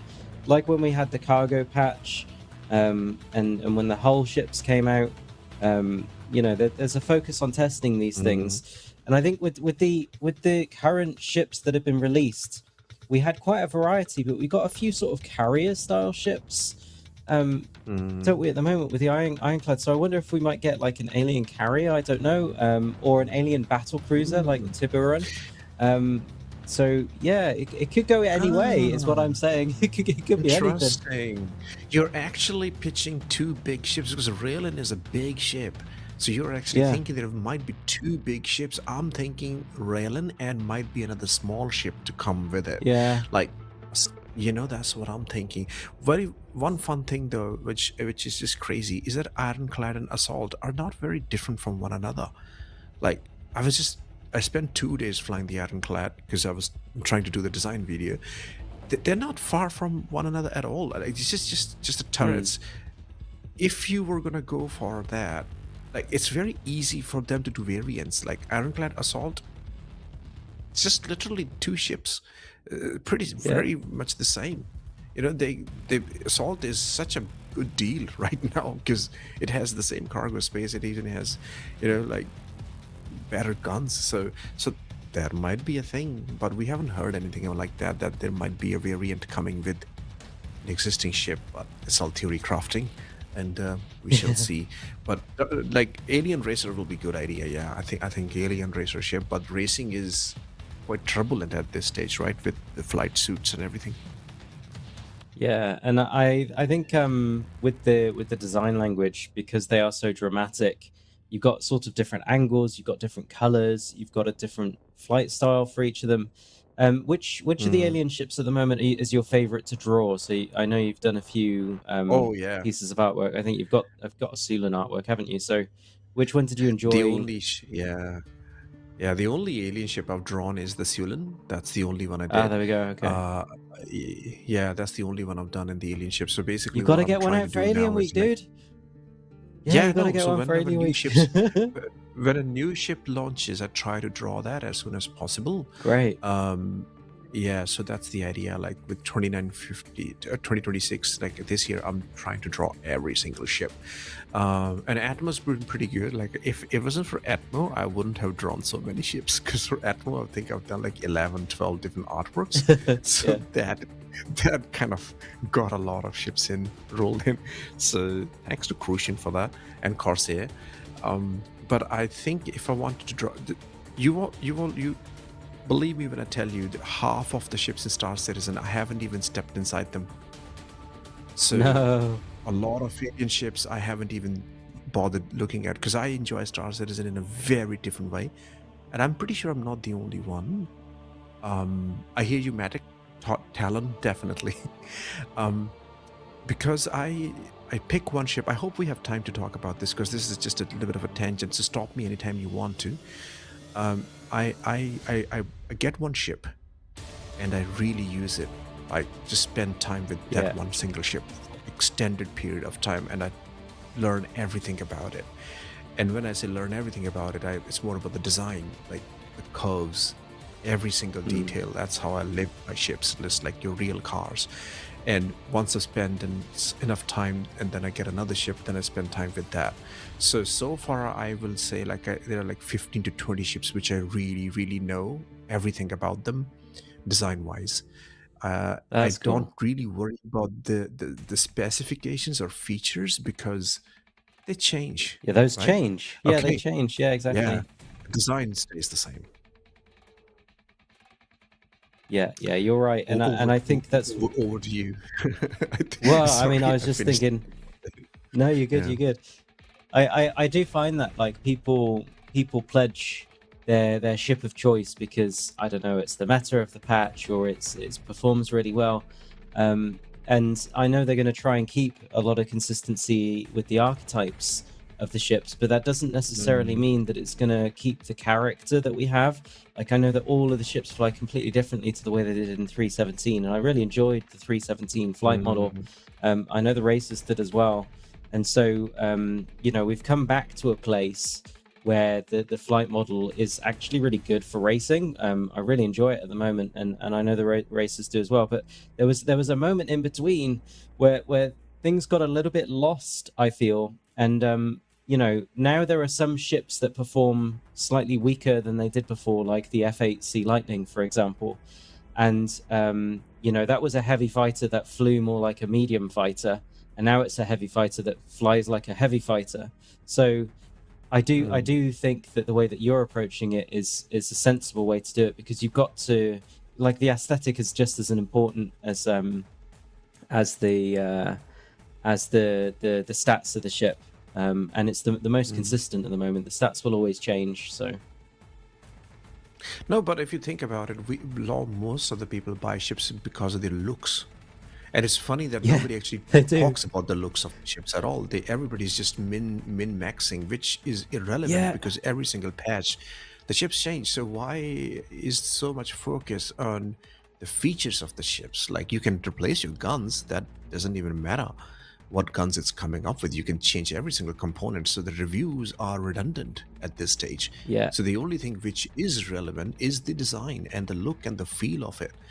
And to be honest, I've always been doing these thoughts in my head, like all these things. I have always been thinking about ships this way, like, oh, this curve, this line, this is inspired from this this car or this ship. I've just started making videos about it. It's just different, like, and now it's my way of actually just getting to know these ships a little bit faster. That's all it is. Yeah. And yeah, it's just, so few people are here for the ride, and they enjoy this kind of talk. So I'm happy you're doing that. No, I enjoy it, and I think the you spoke about min-maxing. I don't like the min-maxing playstyle either. The only benefit that I see about min-maxing is you do get to try out a lot more ships, but of course then you're not spending as much time with them because you're just literally trying to buy every ship in the game. And of course we've just been through a patch where that was open and available and possible to people just because of the market in Star Citizen. You could go and find some rare loot, and you could sell it to people who wanted to collect a rare armor set, and you would literally have hundreds of millions within a few hours if you played that game legitimately, rather than using any duping or any glitches. Everybody had an opportunity to min-max and try out ships that in that patch. And now we're back to the start, and people start grinding again. And actually, I prefer to just enjoy the game like you do. I enjoy spending my time. Yep. I have two questions for you, okay? Number one, what is your favorite gameplay loop? And second, what is the most amount of money you've made in Star Citizen Alpha UEC? Okay, so the favorite thing that I like to do, did you say, was the first thing? What is your favorite gameplay loop? Yeah. So I've got a group of friends, I've got a little org, and my favorite gameplay loop is just basically hanging out with them and doing stuff that you wouldn't normally do. We spent a night, one night, ejecting from P-72s and snub ships because you can spawn them at the ground stations to try and land on top of a hovering 890 jump in the middle of like a low grav moon. I think it was Daymar or something. So we just sort of like hurl ourselves across the sky, and we had one where we were doing some little combat missions against each other, not against the game or PvE or anything like that. Over I think it was Microtech and over Crusader, and we had little tournaments, and sometimes your ship would get damaged, or you'd end up falling out of your ship, or for whatever reason you survived but your ship hasn't, and you're plummeting to the ground. And we enjoyed chasing each other to try and catch each other in the backs of our ships so much that we just started flinging ourselves out of ships and like, catch me. So all of that stuff I really enjoy. It's being around people, and for me the thing that I most enjoy is just feeling the flight model, which is why I spoke about 317. So just tearing around, low flying, zero G around space stations.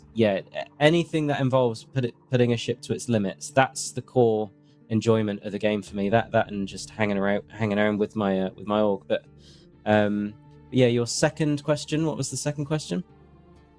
How much money have you made? Oh, how much money? Like the most money you ever made in a patch. Like even the chat, come on guys, like without loopholes, like legit way.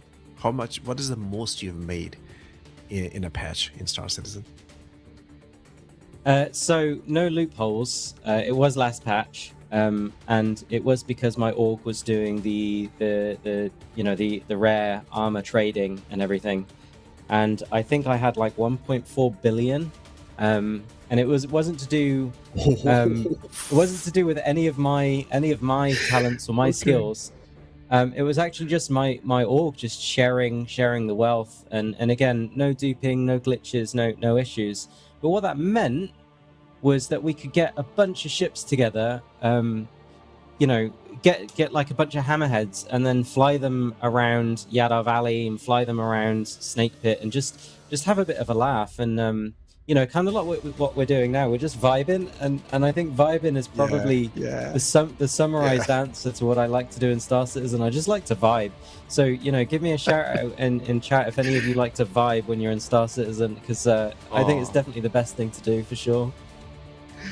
Sabre, we are all here because we all like to vibe. That's the core of it. Like, gameplay is secondary, really, because it's really the alpha. Yeah. So you're just fighting the game most of the exactly. time, but it's the vibe. But fun thing that you were talking about, like how you guys were throwing each other, having the snub fighter thing. You know what we did? Dupe, Iceman, pretty much the whole EA56 gang, because we all participated in the Daemon rally this year, and so we were all together before EA56. I told you, remember, like I know all these guys because we were all together in the Daemon rally team. So after that, just now, last month, Dupe was like, Daemon rally is too far away, I'm missing it, how about we drive from SCD 141 or 140, where does it start, to the Javelin Wreck. And we've been doing that exactly. over different weekends. We just go in our Asgards, jump into our ground vehicles, and we just drive in the desert. We just literally try to navigate to the checkpoints. And when we are done, like for 2-3 hours, we drive, and wherever we are, we note down our OM positions. We always have a support ship. Oh, here we are. Yeah. And so that's vibing. Let's get to our racers. Our guys are ready. Let's talk about Sheknu, Jake, Rook 37, and Rook was amazing last time. Samtastic and Zero Trace, our friend Zero Trace, who wasn't here last time, is here with us now.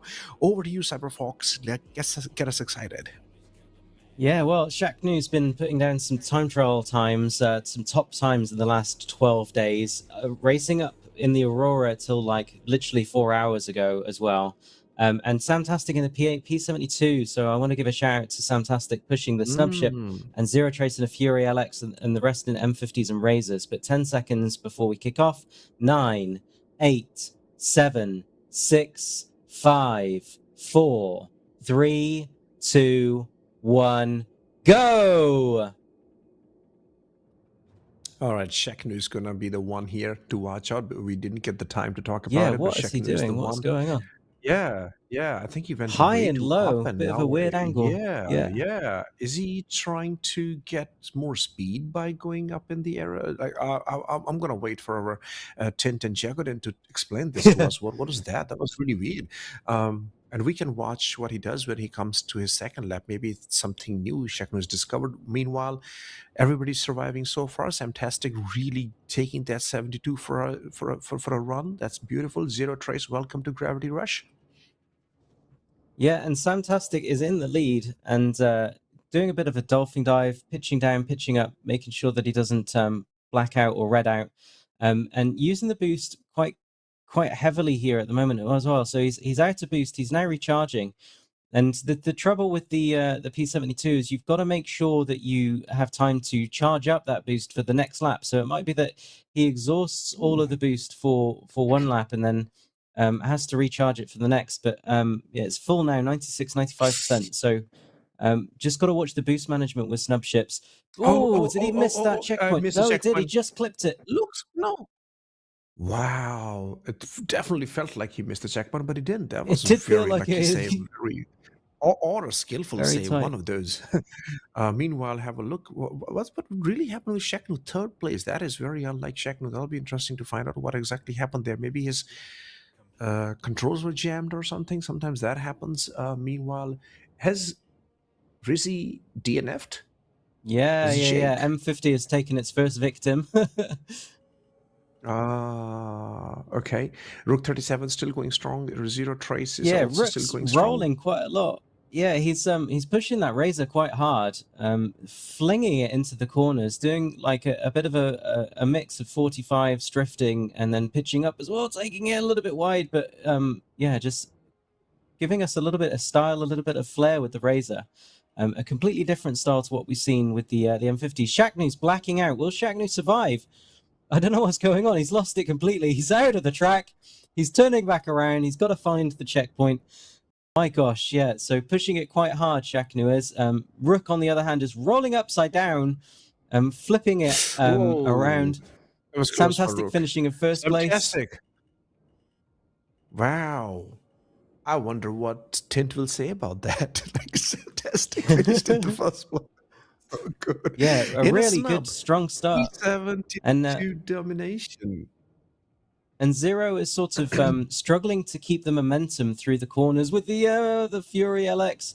And so, taking the corners a little bit wide and then having to manage his throttle to just, make sure he doesn't overshoot. But overall, very good throttle control from all players here.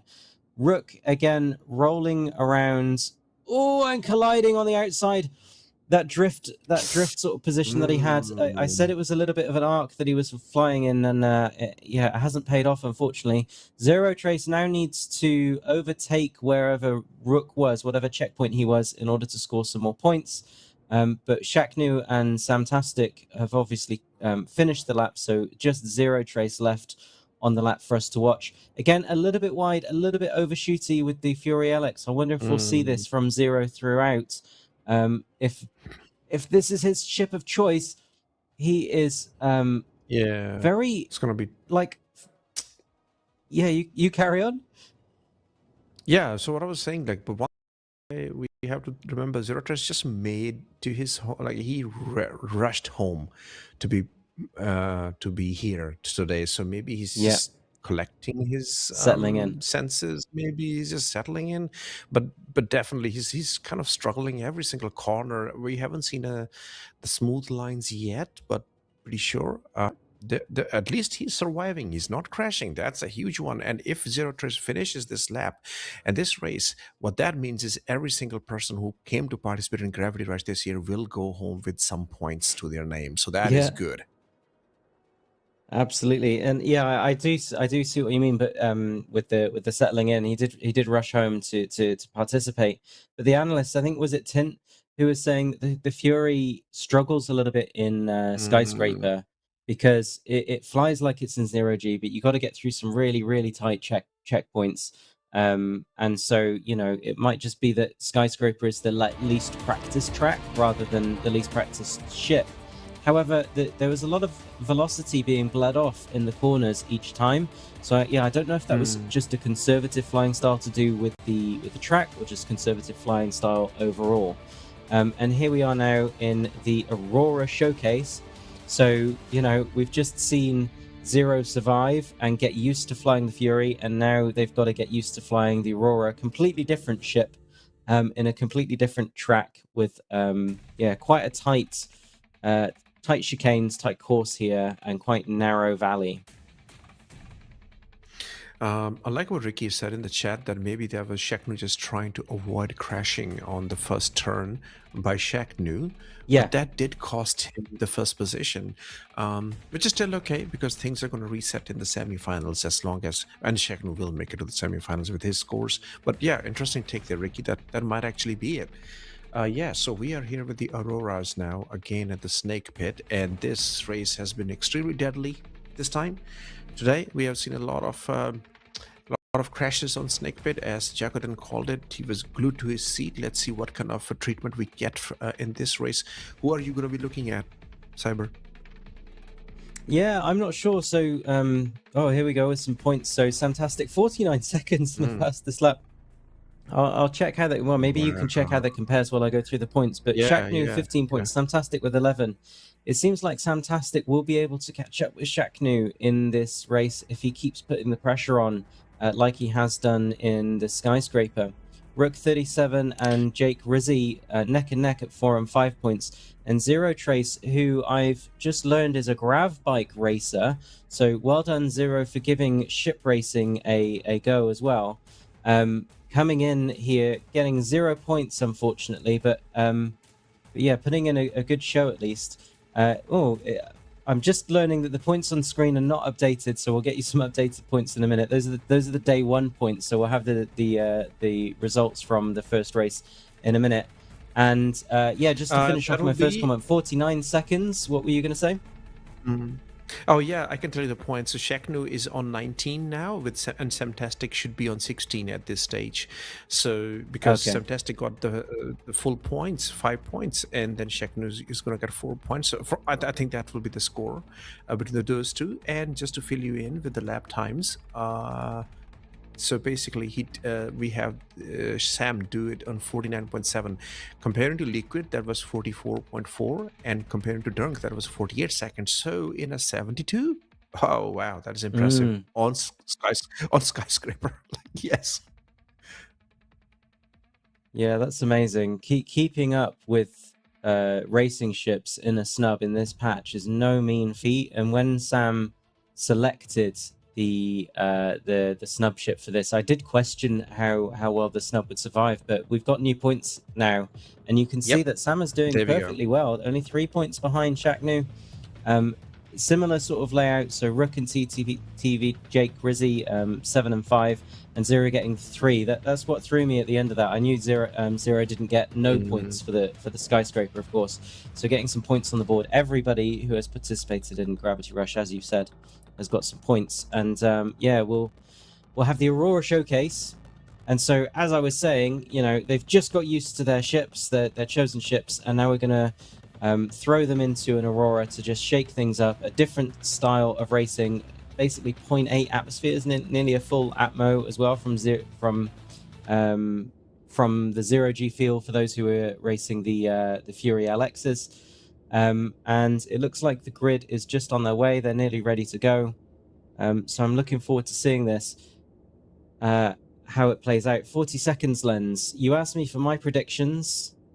I know I've been talking a lot, but the last one we had lots of backs and forths in Group 2. I would like to see a lot of back and forths with this group as well. I think Shaknu and Sam are definitely going to be challenging each other. They're going to be pushing each other. And as Tint and Jacadin said, you get surprising things when racers push each other. Do you want to take the countdown for this one? Sure thing. And Semtastic, last time he raced in the Gravity Rush, how much has he improved this year? Amazing, challenging Shaknu. Yeah. We can expect great things from Zemzi, Kiem, and Rook as well. Okay, we are here. We're going to go 6, 5, 4, 3, 2, 1. And Auroras, you are a go. Okay, so very tight pack moving through the first few checkpoints. Yeah. Oh, Jake Rizzy in the lead. Ooh, Yeah. Rook already has a crash, looks like. Jake Rizzy's taken away. Semtastic has been following. Where is Shaknu? And there's a hit. Shaknu in the back. What's happened to Jake? He's doing a bit of a spin. I think he hit one of the rocks and went flying, but he still survived. Something. Yeah. Now Shaknu flying in third person. Yeah, that's just what's going on there. Shaknu is just having a chill time. He's putting on a show, I think. And we've got a DNF from Rook by the looks of it. So Rook has just collided with geometry just like Jake did, but what didn't come off so well, unfortunately. Samtastic pushing really hard, drifting around, and in the lead a little bit high, but not bad. Samtastic is really good. He's drifting. He's not doing the pitch maneuvers. He's not doing... Oh, he just heard me. He's going to do a pitch maneuver now. So he's mixing up the technique. So that's good. It's pretty awesome. That's good to see. And he's in first position again. He's again in first position. And if he wins this race, I think he will be ahead of Shaknu. If Shaknu finishes... No, probably still be on par with each other. Jake Rizzy really putting on a show for us as well on the pitch, doing the pitch maneuvers. Jake is... quite popular in the chat. He was quite popular last time as well. So he's got fans. People are cheering for him.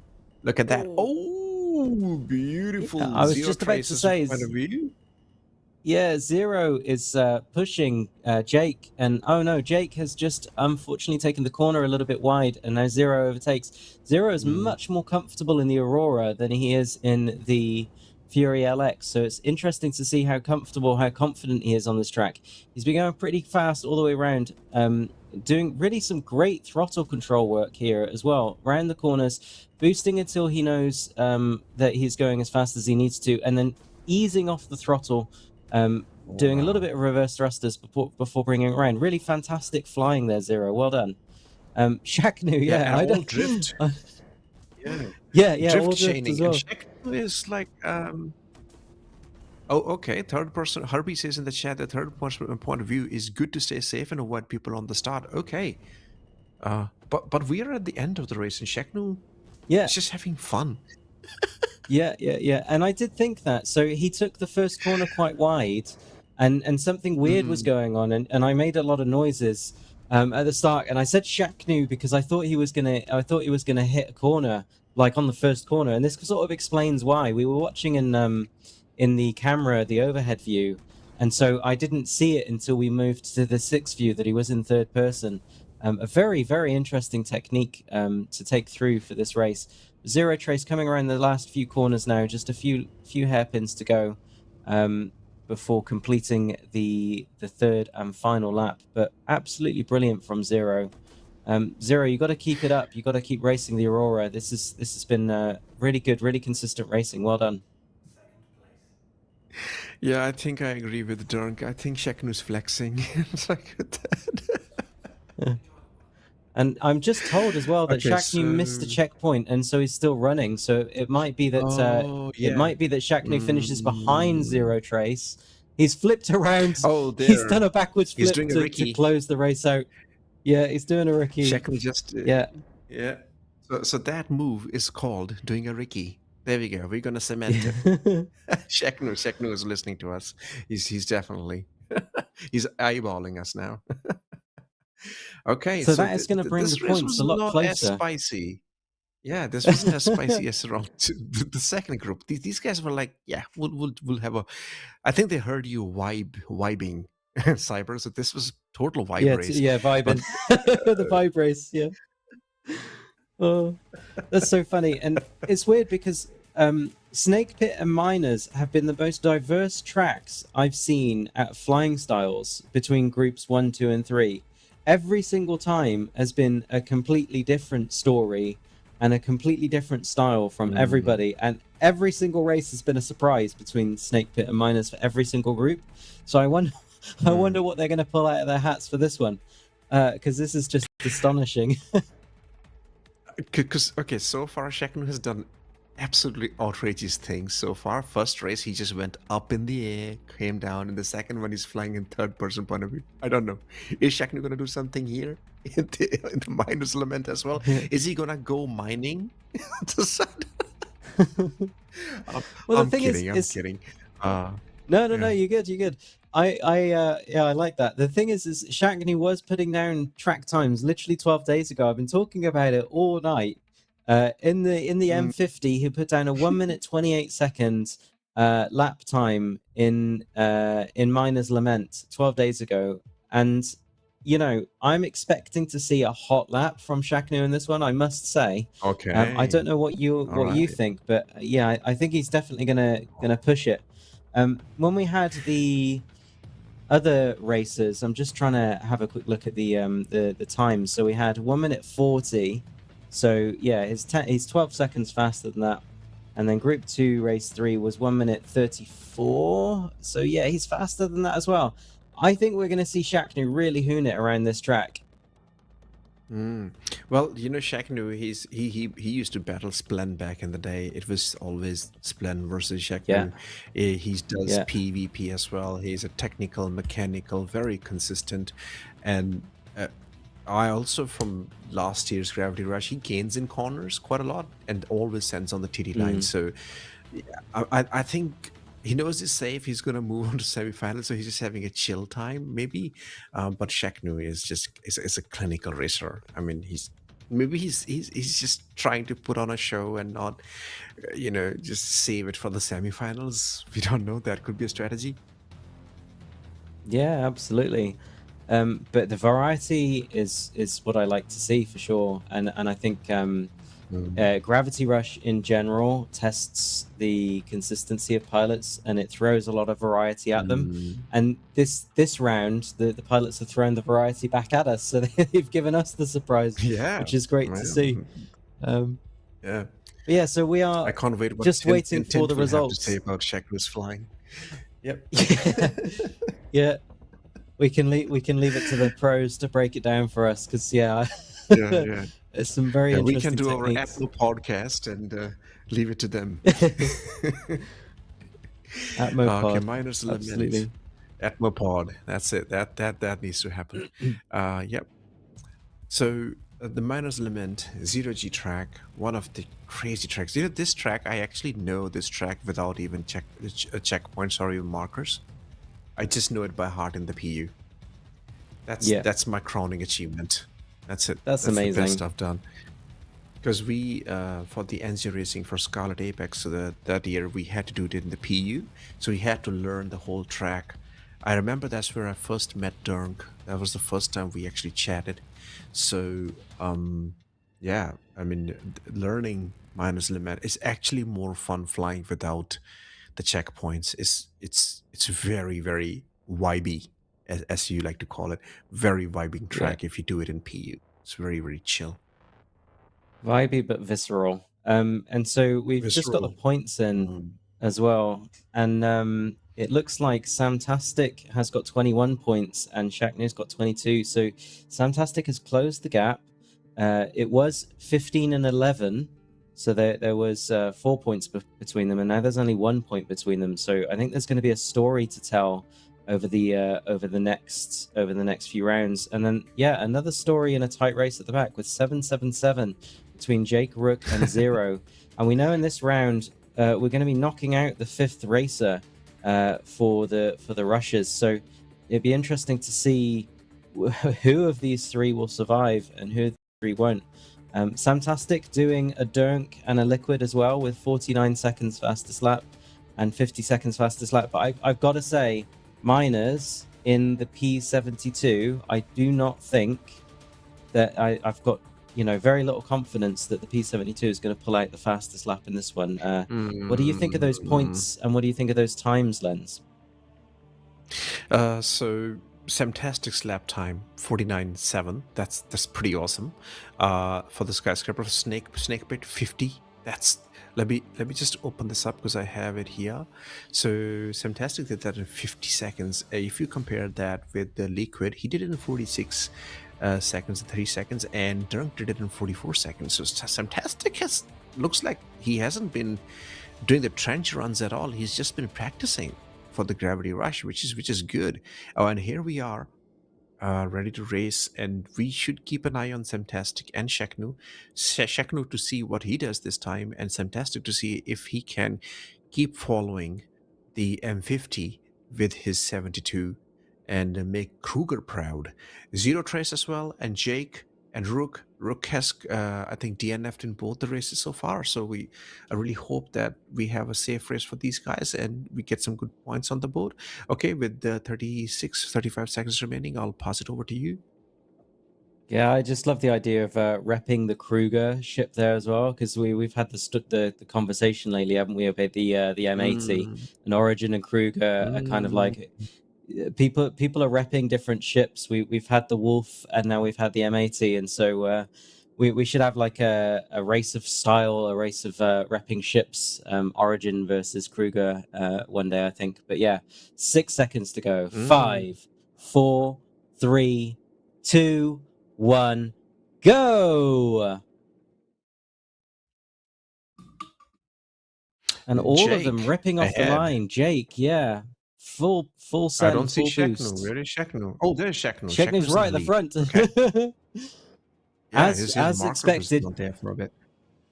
That's awesome. Using the head tracking. Rook nearly blacking out as well. Samtastic nearly blacking out as well. So we got a few hard races in this as well. A few sweats going on. TTV Jake Rizzy just behind Shacknew here. You can see. Flipping it around. Okay, using a reverse to slow down. Wow. Yeah, 180 turn there, like 360 turn there. Yeah, very cool. I remember Ricky Tiki last time was using the turn and burn maneuver to slow down before the keyhole checkpoint. So it looks like Jake Rizzi is doing the same technique, but on normal checkpoints. Very cool method of flying. Must be very satisfying. Shacknew going through the keyhole right now. pretty much exactly the clinical and technical maneuver that we talked about. That's the kind of Shekno that we wanted to see, and we're seeing him right now. But is it Rook Oh, 37 Jake's just in the taken a lead? DNF. Oh, I just saw that he just took the keyhole a little bit wide. I was watching Jake and Rook because they were about to go through the keyhole. Sorry to interrupt, but my gosh, No. Shaknu took it clean and clinical, as you were saying, and then Jake just oversped. Took it a little bit too wide. And now, yeah, Shaknu is just accelerating his lead. And Samtastic I think just taking it as a snub should, because there's very little that he can do against the racing ships here, I think. So Samtastic in third place at the moment. Zero Trace going over the keyhole. That was interesting. Going to collide with the X-Droid. Oh my gosh! Oh, Everybody that's a overspeeding. crash. Overspeeding is the issue here. The killer. Yeah. Sheknu did the lap in 1 minute and 35 seconds, which is 1 second slower than Liquid, and 4 or Oh my 5 seconds gosh! faster than Drunk. So that's the Sheknu we know. Sheknu is pretty Yeah. much on his TTS, his clinical line for the minors element.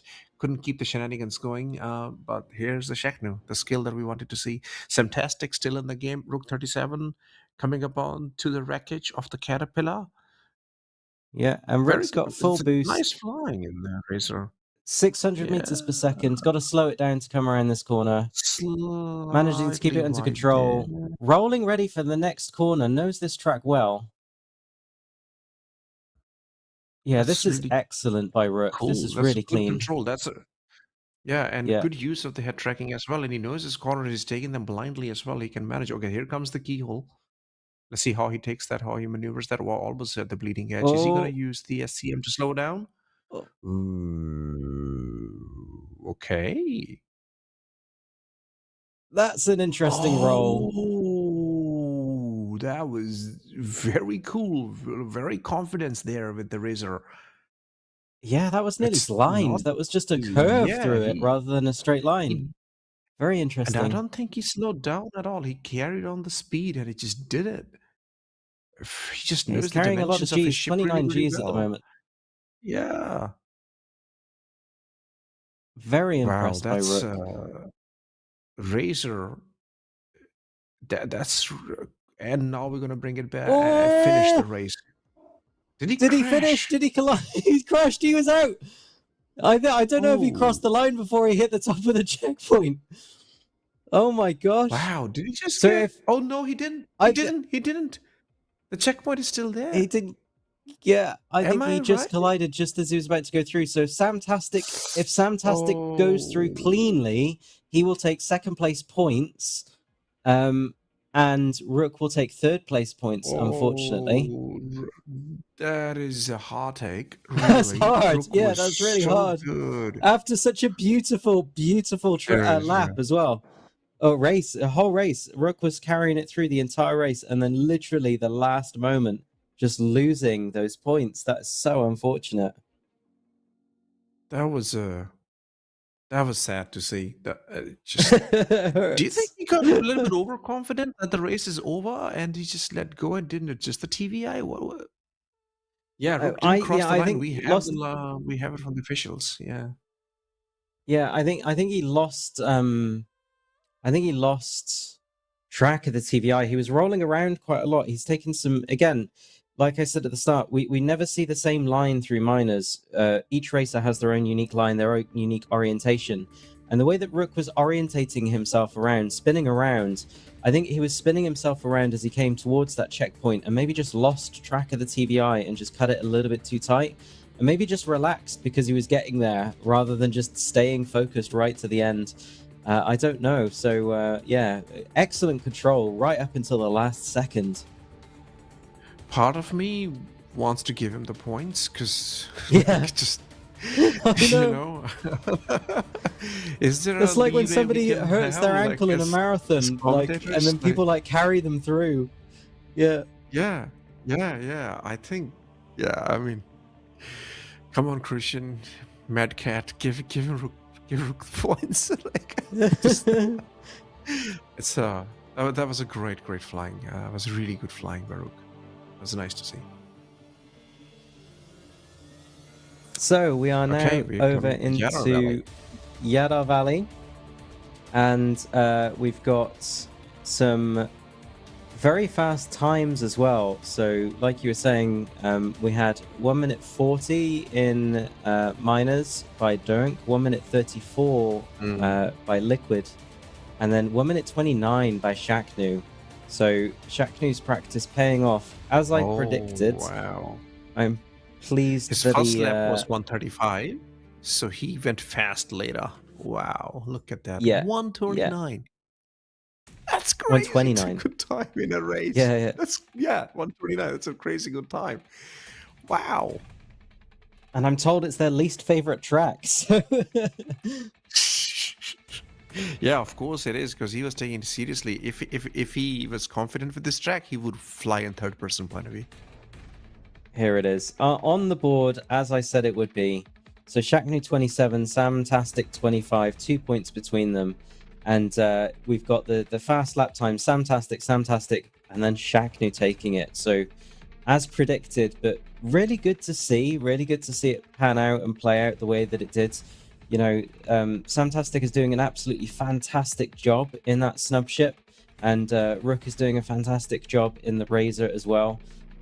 So, you know, everybody's putting out their best piloting on these races, and I think there's just a little bit more variety in this group, in the style, in the type of ships that they've chosen for these races.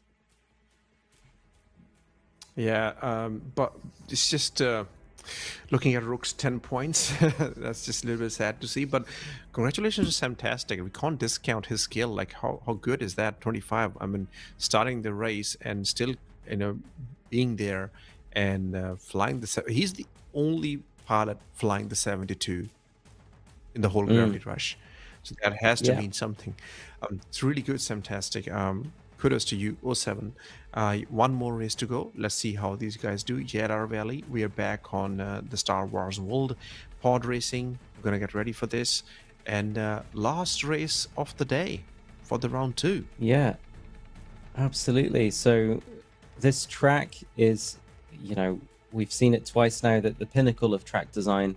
We've got hairpins, we've got narrow chicanes, we've got slaloms, we've got wide open straights, we've got drifty turns, we've got weaving in and out and over and above and under pipes. We've got height changes as well, like what's the word?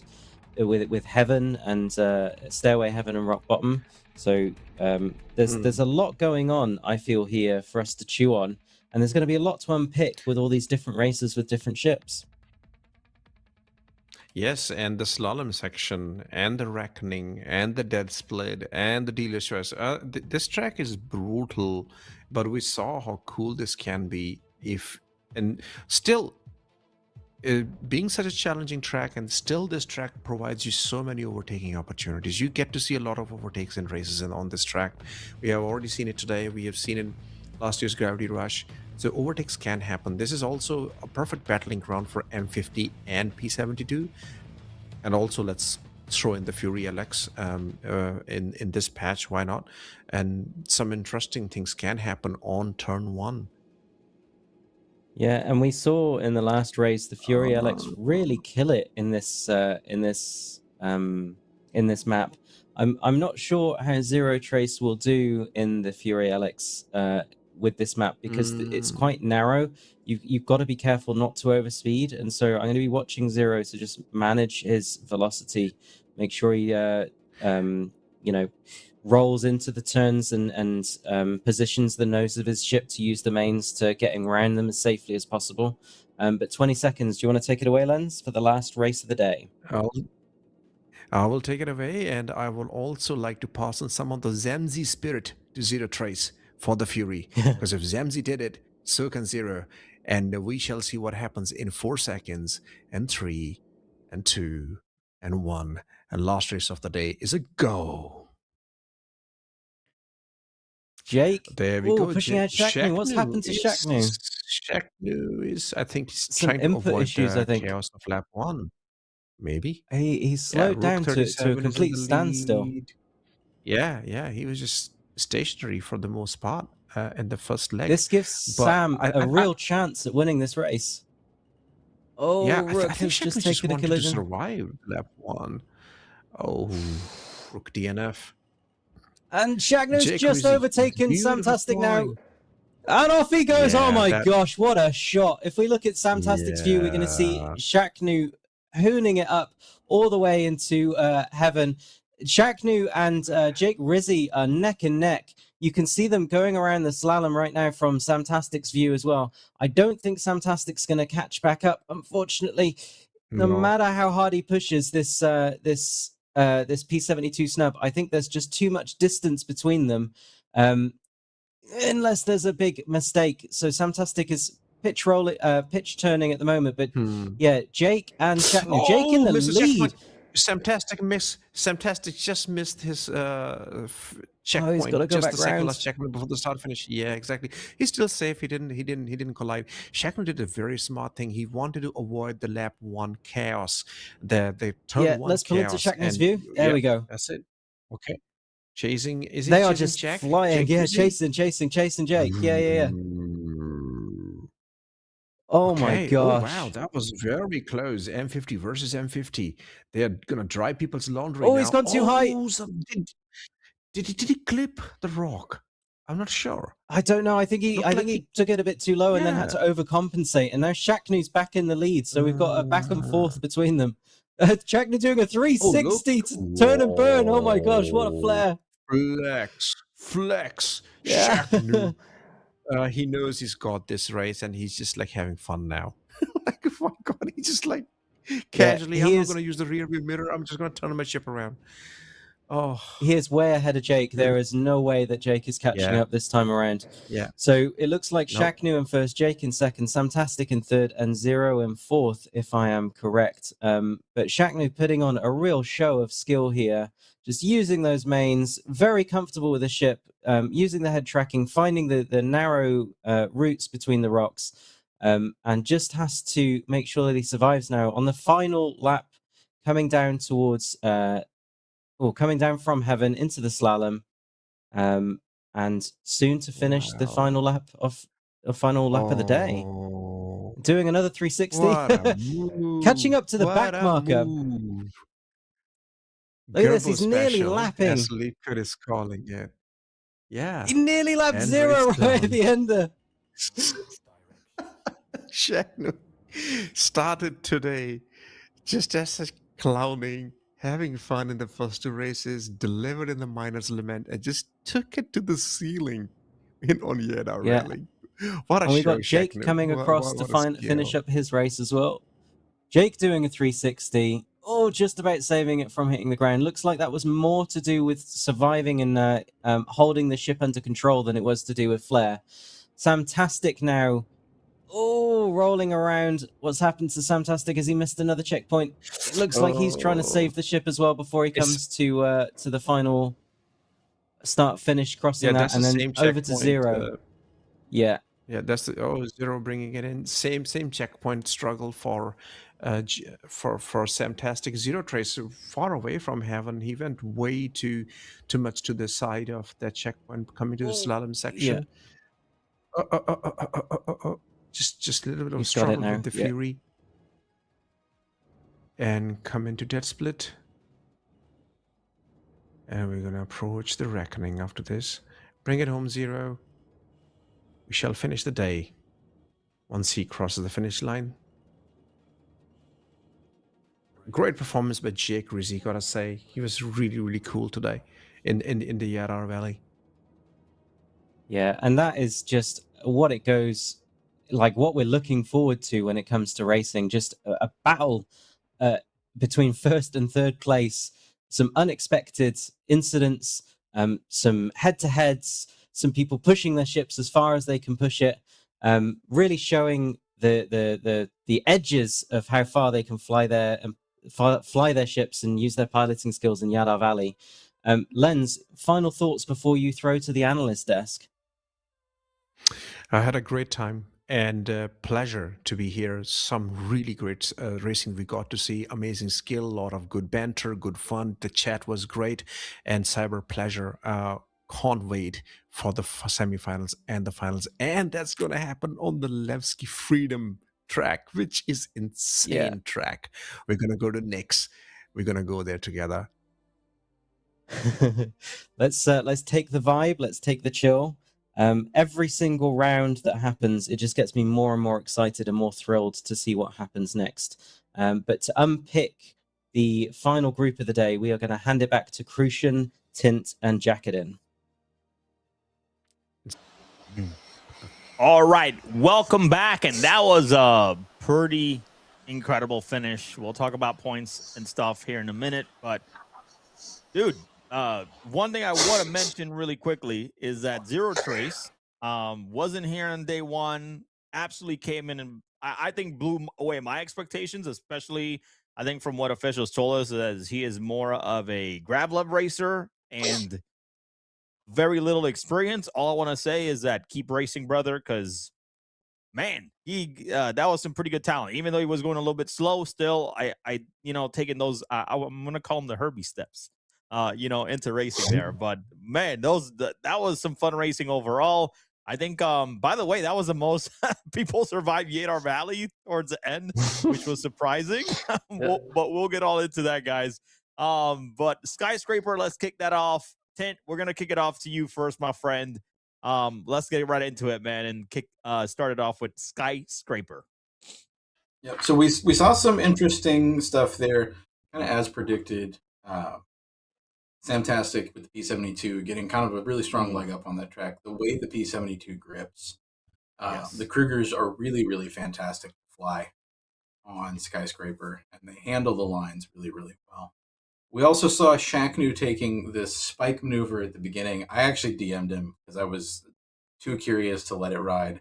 And he confirmed that he wanted to just stay out of traffic, start from the back of the grid, do some overtaking if he can, but really just trying to stay as safe as possible and make sure he was getting some points on the board every race, which I can't fault him for. It's a strategy that clearly works out. But, we will all be left wondering what it would have looked like if Shaknu had sent it as hard as he possibly could. We saw, yes, I know, buddy. We saw Rook looking a little bit shaky on the opening laps. I think coming in a little bit cold, and taking some turns a little bit off of the correct axis in the Razor. And Zero Trace, I think we were talking previously about how the Fury, it's very difficult to line up the mailboxes. It's, the Fury, it really needs a lot of precision. And so I have to commend him for, as you said, taking the Herbie steps, taking a speed that he knew he could go safely, and just seeing the races through to the finish every time. It's a really, really great approach. And then a little bit of heartbreak for Jake Rizzi getting some kind of bug or impound zone misplace, and getting yanked out of his ship in one of the corners was really rough. Yeah, I totally agree. And by the way, having little to racing experience, I think this is for everybody that's probably at home watching. Seeing Zero Trace take on Skyscraper like that was actually pretty fun to watch. Not gonna lie to you. So, again, I always love giving props to the newer people. I just want to encourage more people. Hey, whether it's here at Atmo Esports at Gravity Rush or XGR or any of the other racing communities, man, just jump right into it and have some fun. That's what it's going to be all about at the end of the day. But Jacqueline, sorry about that. Skyscraper, man, go for it.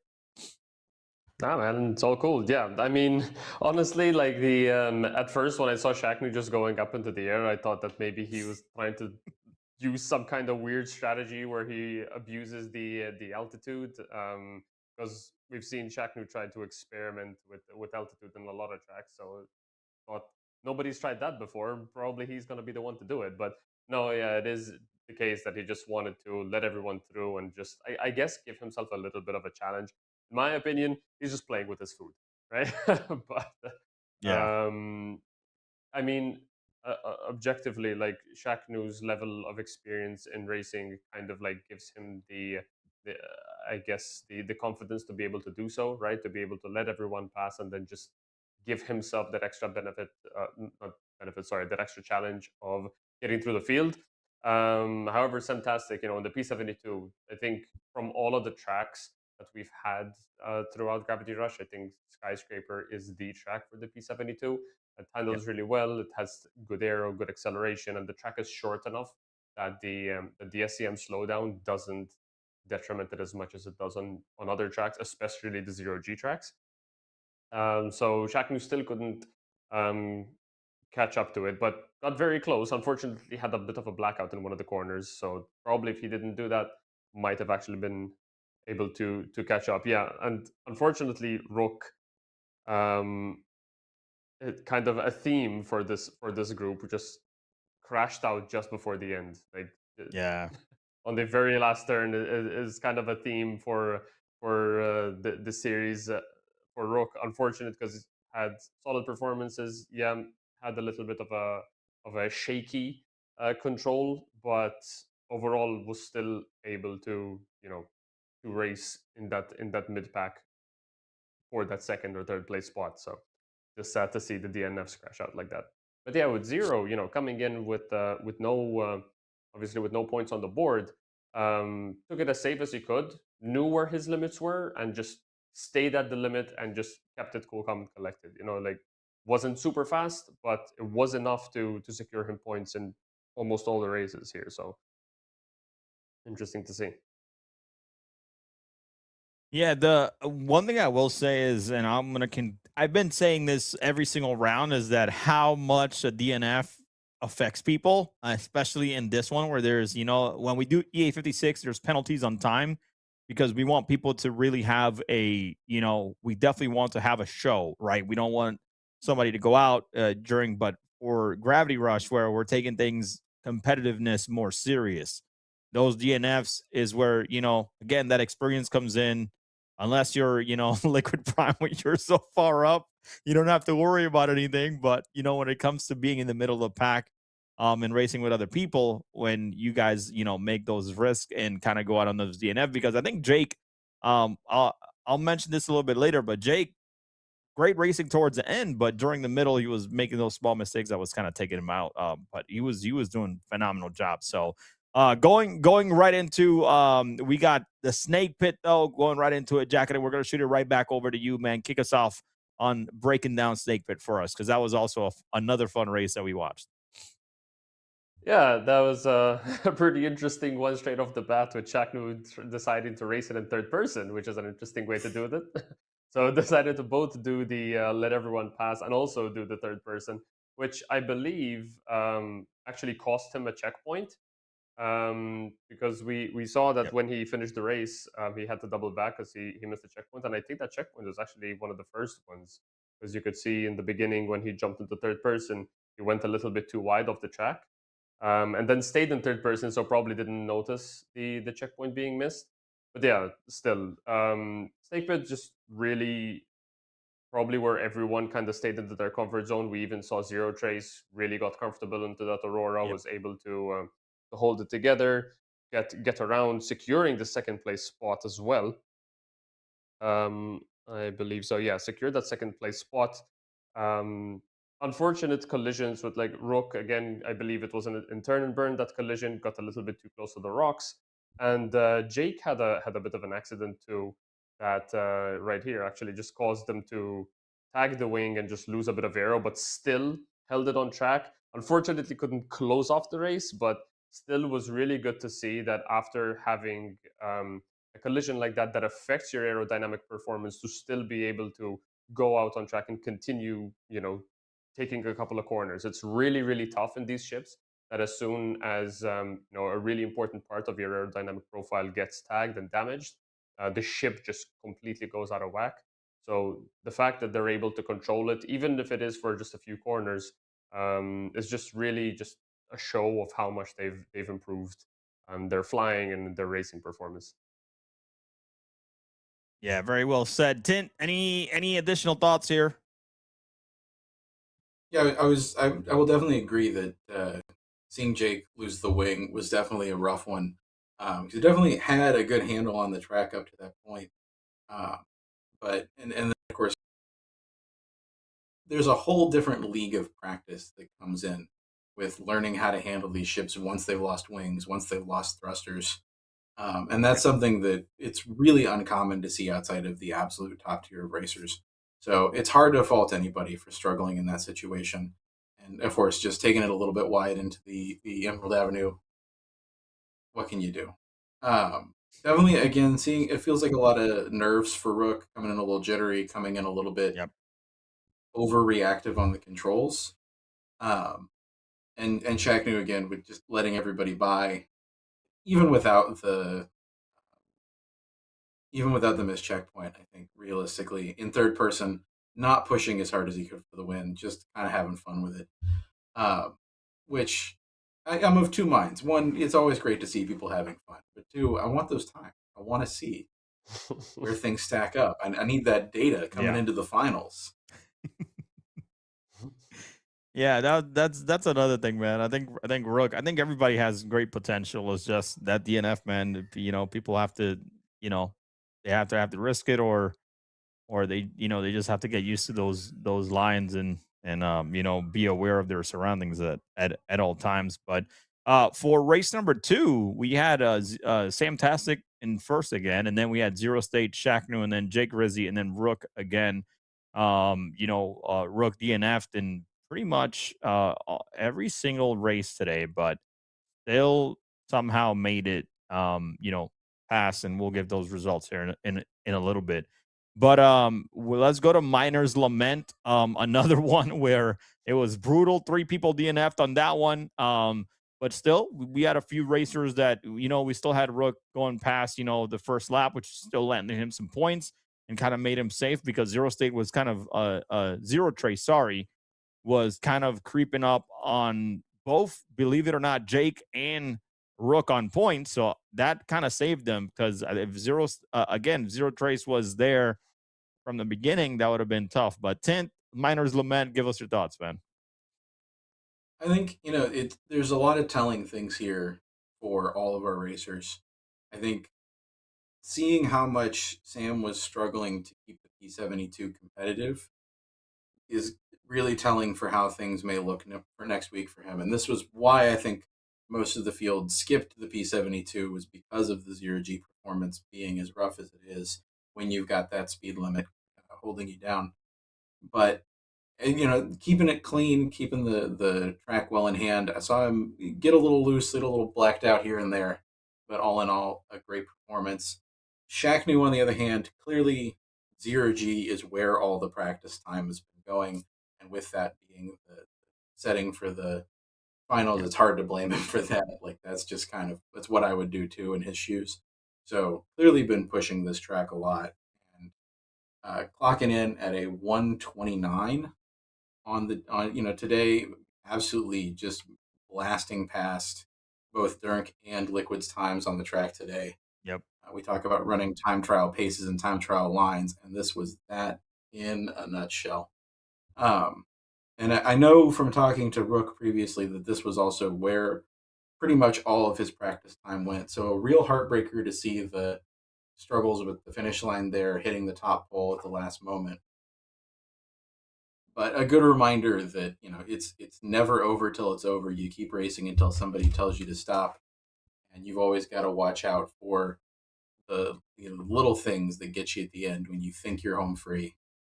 So just a real tough break there, but at least did get some points for it because it was on the second lap. And then we see the keyhole taking 2 lives yet again. It's always the most dangerous point on the track. And we saw pretty much the same cause as we saw on the last race, where there were racers coming into it off axis and just couldn't manage to recover in time. Yeah, what's really cool to see on this group is just everyone had such complete different orientations going around this track. Like in the other 2 groups, you would see like maybe 1 or 2 take one of the turns in a different orientation. But for this, like when I was looking at the six field view, I had no idea where everyone was looking, because everyone had such a completely different point of view. And I also noticed that like Jake Rizzi was controlling his speed relatively well in a lot of the turns. It was very unfortunate that the keyhole is what took him out, because they were doing like turn and burn maneuvers to slow down in places where you wouldn't normally see racers doing it. But 0G allows you that kind of space where you have the flexibility and more often than not the space to be able to experiment with these kind of maneuvers. And it worked out. He was able to control the speed, take the turns, land the corners. But unfortunately, that keyhole just does not give you that space to correct like that. And we've seen it time and time again claim our racers there, and another 2 DNFs here, as Tint already mentioned.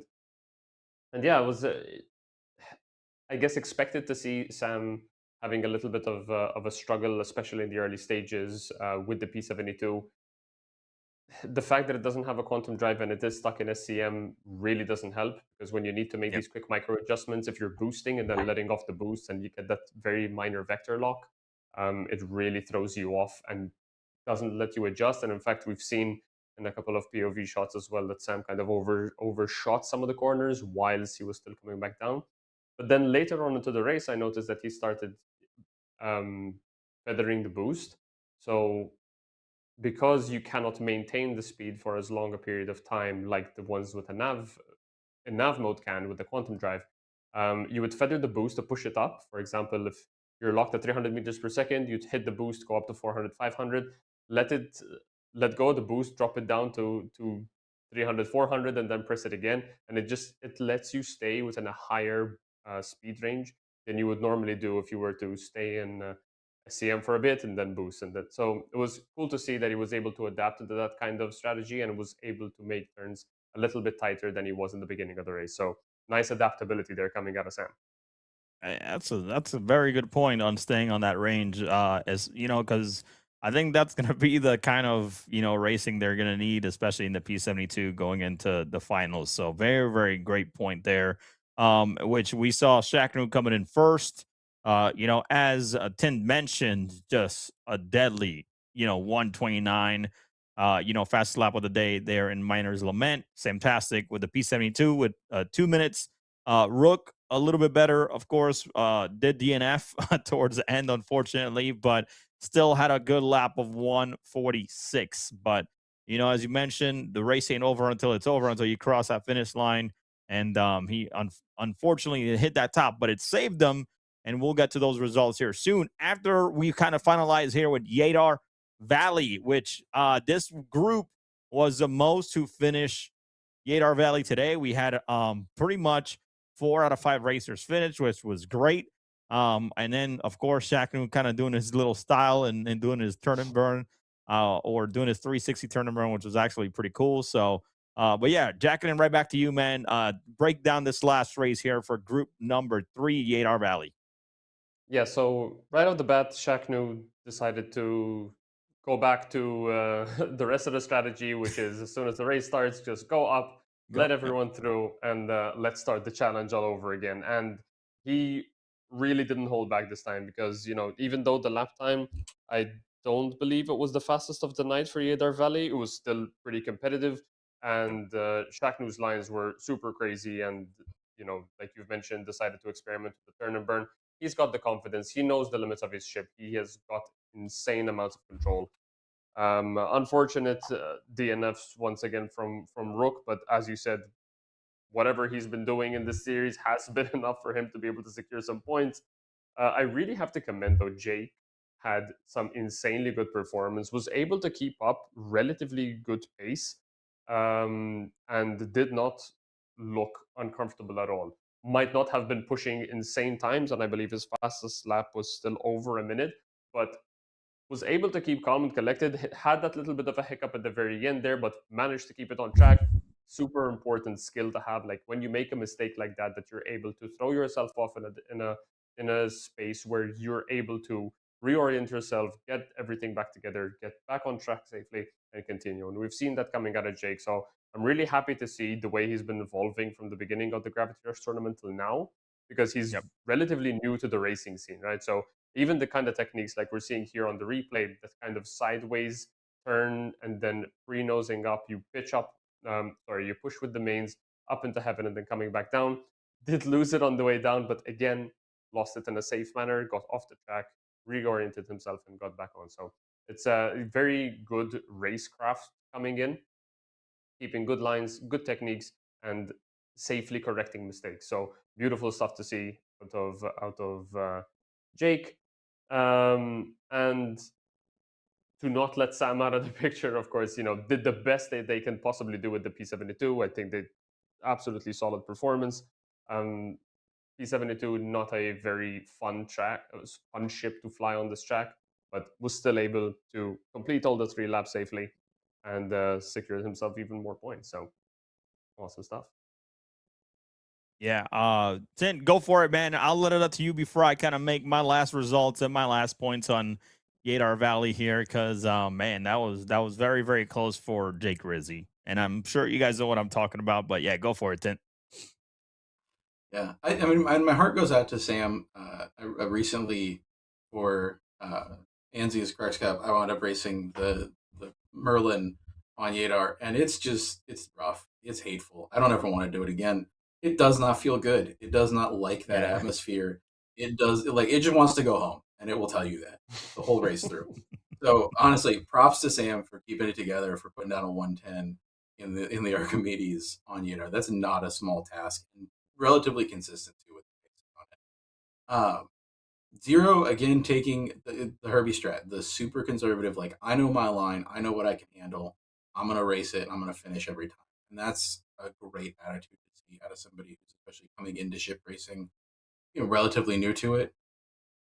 It's so much heartache saved to come in, be conservative, know what you can do, and have that sort of discipline within yourself. It's one of the things that's hardest to teach new racers. So I am expecting big things from Zero in the future.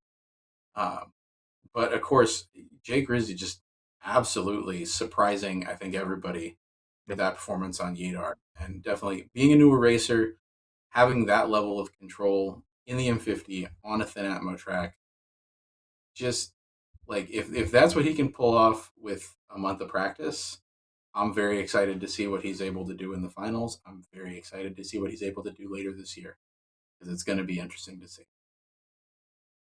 Love those points, and I agree. And even Zero Trace in the Fury LX, was able to finish. His fastest lap was a 124, but having someone with little experience there in racing, still pretty good overall. But Shackman coming in first, of course, after letting everybody go. Jake Rizzi taking that second place spot. Sam Tassick in third. Zero Trace in fourth, and then Rook. Now, what I want to talk about is that if Jake Rizzi would have messed up or DNF'd, Zero Trace would have took his spot there. They were both tied from going into Yadar Valley. They were both tied at 7. So Jake Rizzi, by him being able to get to, that second place spot, he kind of took the separation there from Zero Trace, and Zero Trace wasn't even here in round number 1. So, if somebody can come in later and get first place spots, I mean, which is not always easy, they could get bumped out. But Zero Trace looks like, he was like literally 1 point away from being able to stick with the semifinals and finals going into the left Freedom Rim. But let's take a look at our results for group number 3, because unfortunately, Zero Trace, as I mentioned, came a little bit short. But Shackney with 32, Sam Tassick with 28 points, Jake Rizzi with 11, staying strong there. And like I said, after, these are the group stages. So going into the semifinals, this is all going to be restarted. And then Rook with 10 points, which means Shackney and Sam Tassick are going to start in rush 1, while Jake Rizzi and Rook 37 are going to start in rush number 2. But Zero Trace, I think, very commendable coming in here, without having in round 2 almost taken a spot. It's very awesome. Keep racing, guys. Keep pushing. And again, I'm gonna keep saying this over and over because I really believe in it. Go practice, on with XGR. Go race with Anzia, and then hopefully next year, all right, come back here for Gravity Rush and come take that prize away from some of these folks that they can't always stay on top if you guys keep racing. That's all I'm going to say there. But congrats to our top 4 here in group number 3. Excited. I'm not going to lie, guys. I'm excited to see rush 1 and 2 going into the finals and semifinals. I mean, into the semifinals, because you're going to have pretty much from here. Let me kind of put it up here, but you're going to see Durkin Herbie versus Liquid Prime and Ricky Ticky versus Sam Tasik and Shaknu. That's our first rush, which is absolutely insane. And by the and what happens in the rushes is that the bottom two are going to get bumped down, and then the winners of Rush 2 are going to get bumped up, and that's how it's going to continue going for throughout the entire night. So it's people surviving to make sure that they stay on the top 6 in order to move on to the final. So that's going to be super interesting. And then in our Rush 2, we have, I believe, Neojet and Rain, and then we have Paper Hands and Kiem. And then we have as well, we got Jake Rizzi and Rook 37, which I feel like that's also very balanced. And it's going to be up to these people to not get knocked out and get up to that, get up to that Rush 1 after the race is finalized. But that's exciting. Any thoughts on what Rush you guys are excited to see going into the semifinals here in a couple of weeks? Tint, we'll throw it back to you, man. I'm very excited to see Rush 2. Neo versus 5 hungry rookies who have been practicing their hearts out for this race. It's gonna be interesting. Like, there's no way it doesn't end interestingly. Like, That's true. Does Neo show up as the veteran and smoke everybody? Does he get aggressive and crash out early, and then our rookies are kind of left wondering what the pace is supposed to be? Anything could happen. I'm very much excited to see how it plays out and who's able to hold in and make it into the top, final. But yeah, that's where I'm at. Awesome. Jacketin? Yeah. I mean, pretty much the same. Like, Rush 2 is going to be very, very interesting from the get-go. Yeah, for the exact same reason. I mean, we've seen a lot of these people, they're really hungry, right? We've seen Keem, we've seen Jake Rizzi's performance increase up till now. I can't imagine what it's going to be like up till the semifinals and the finals.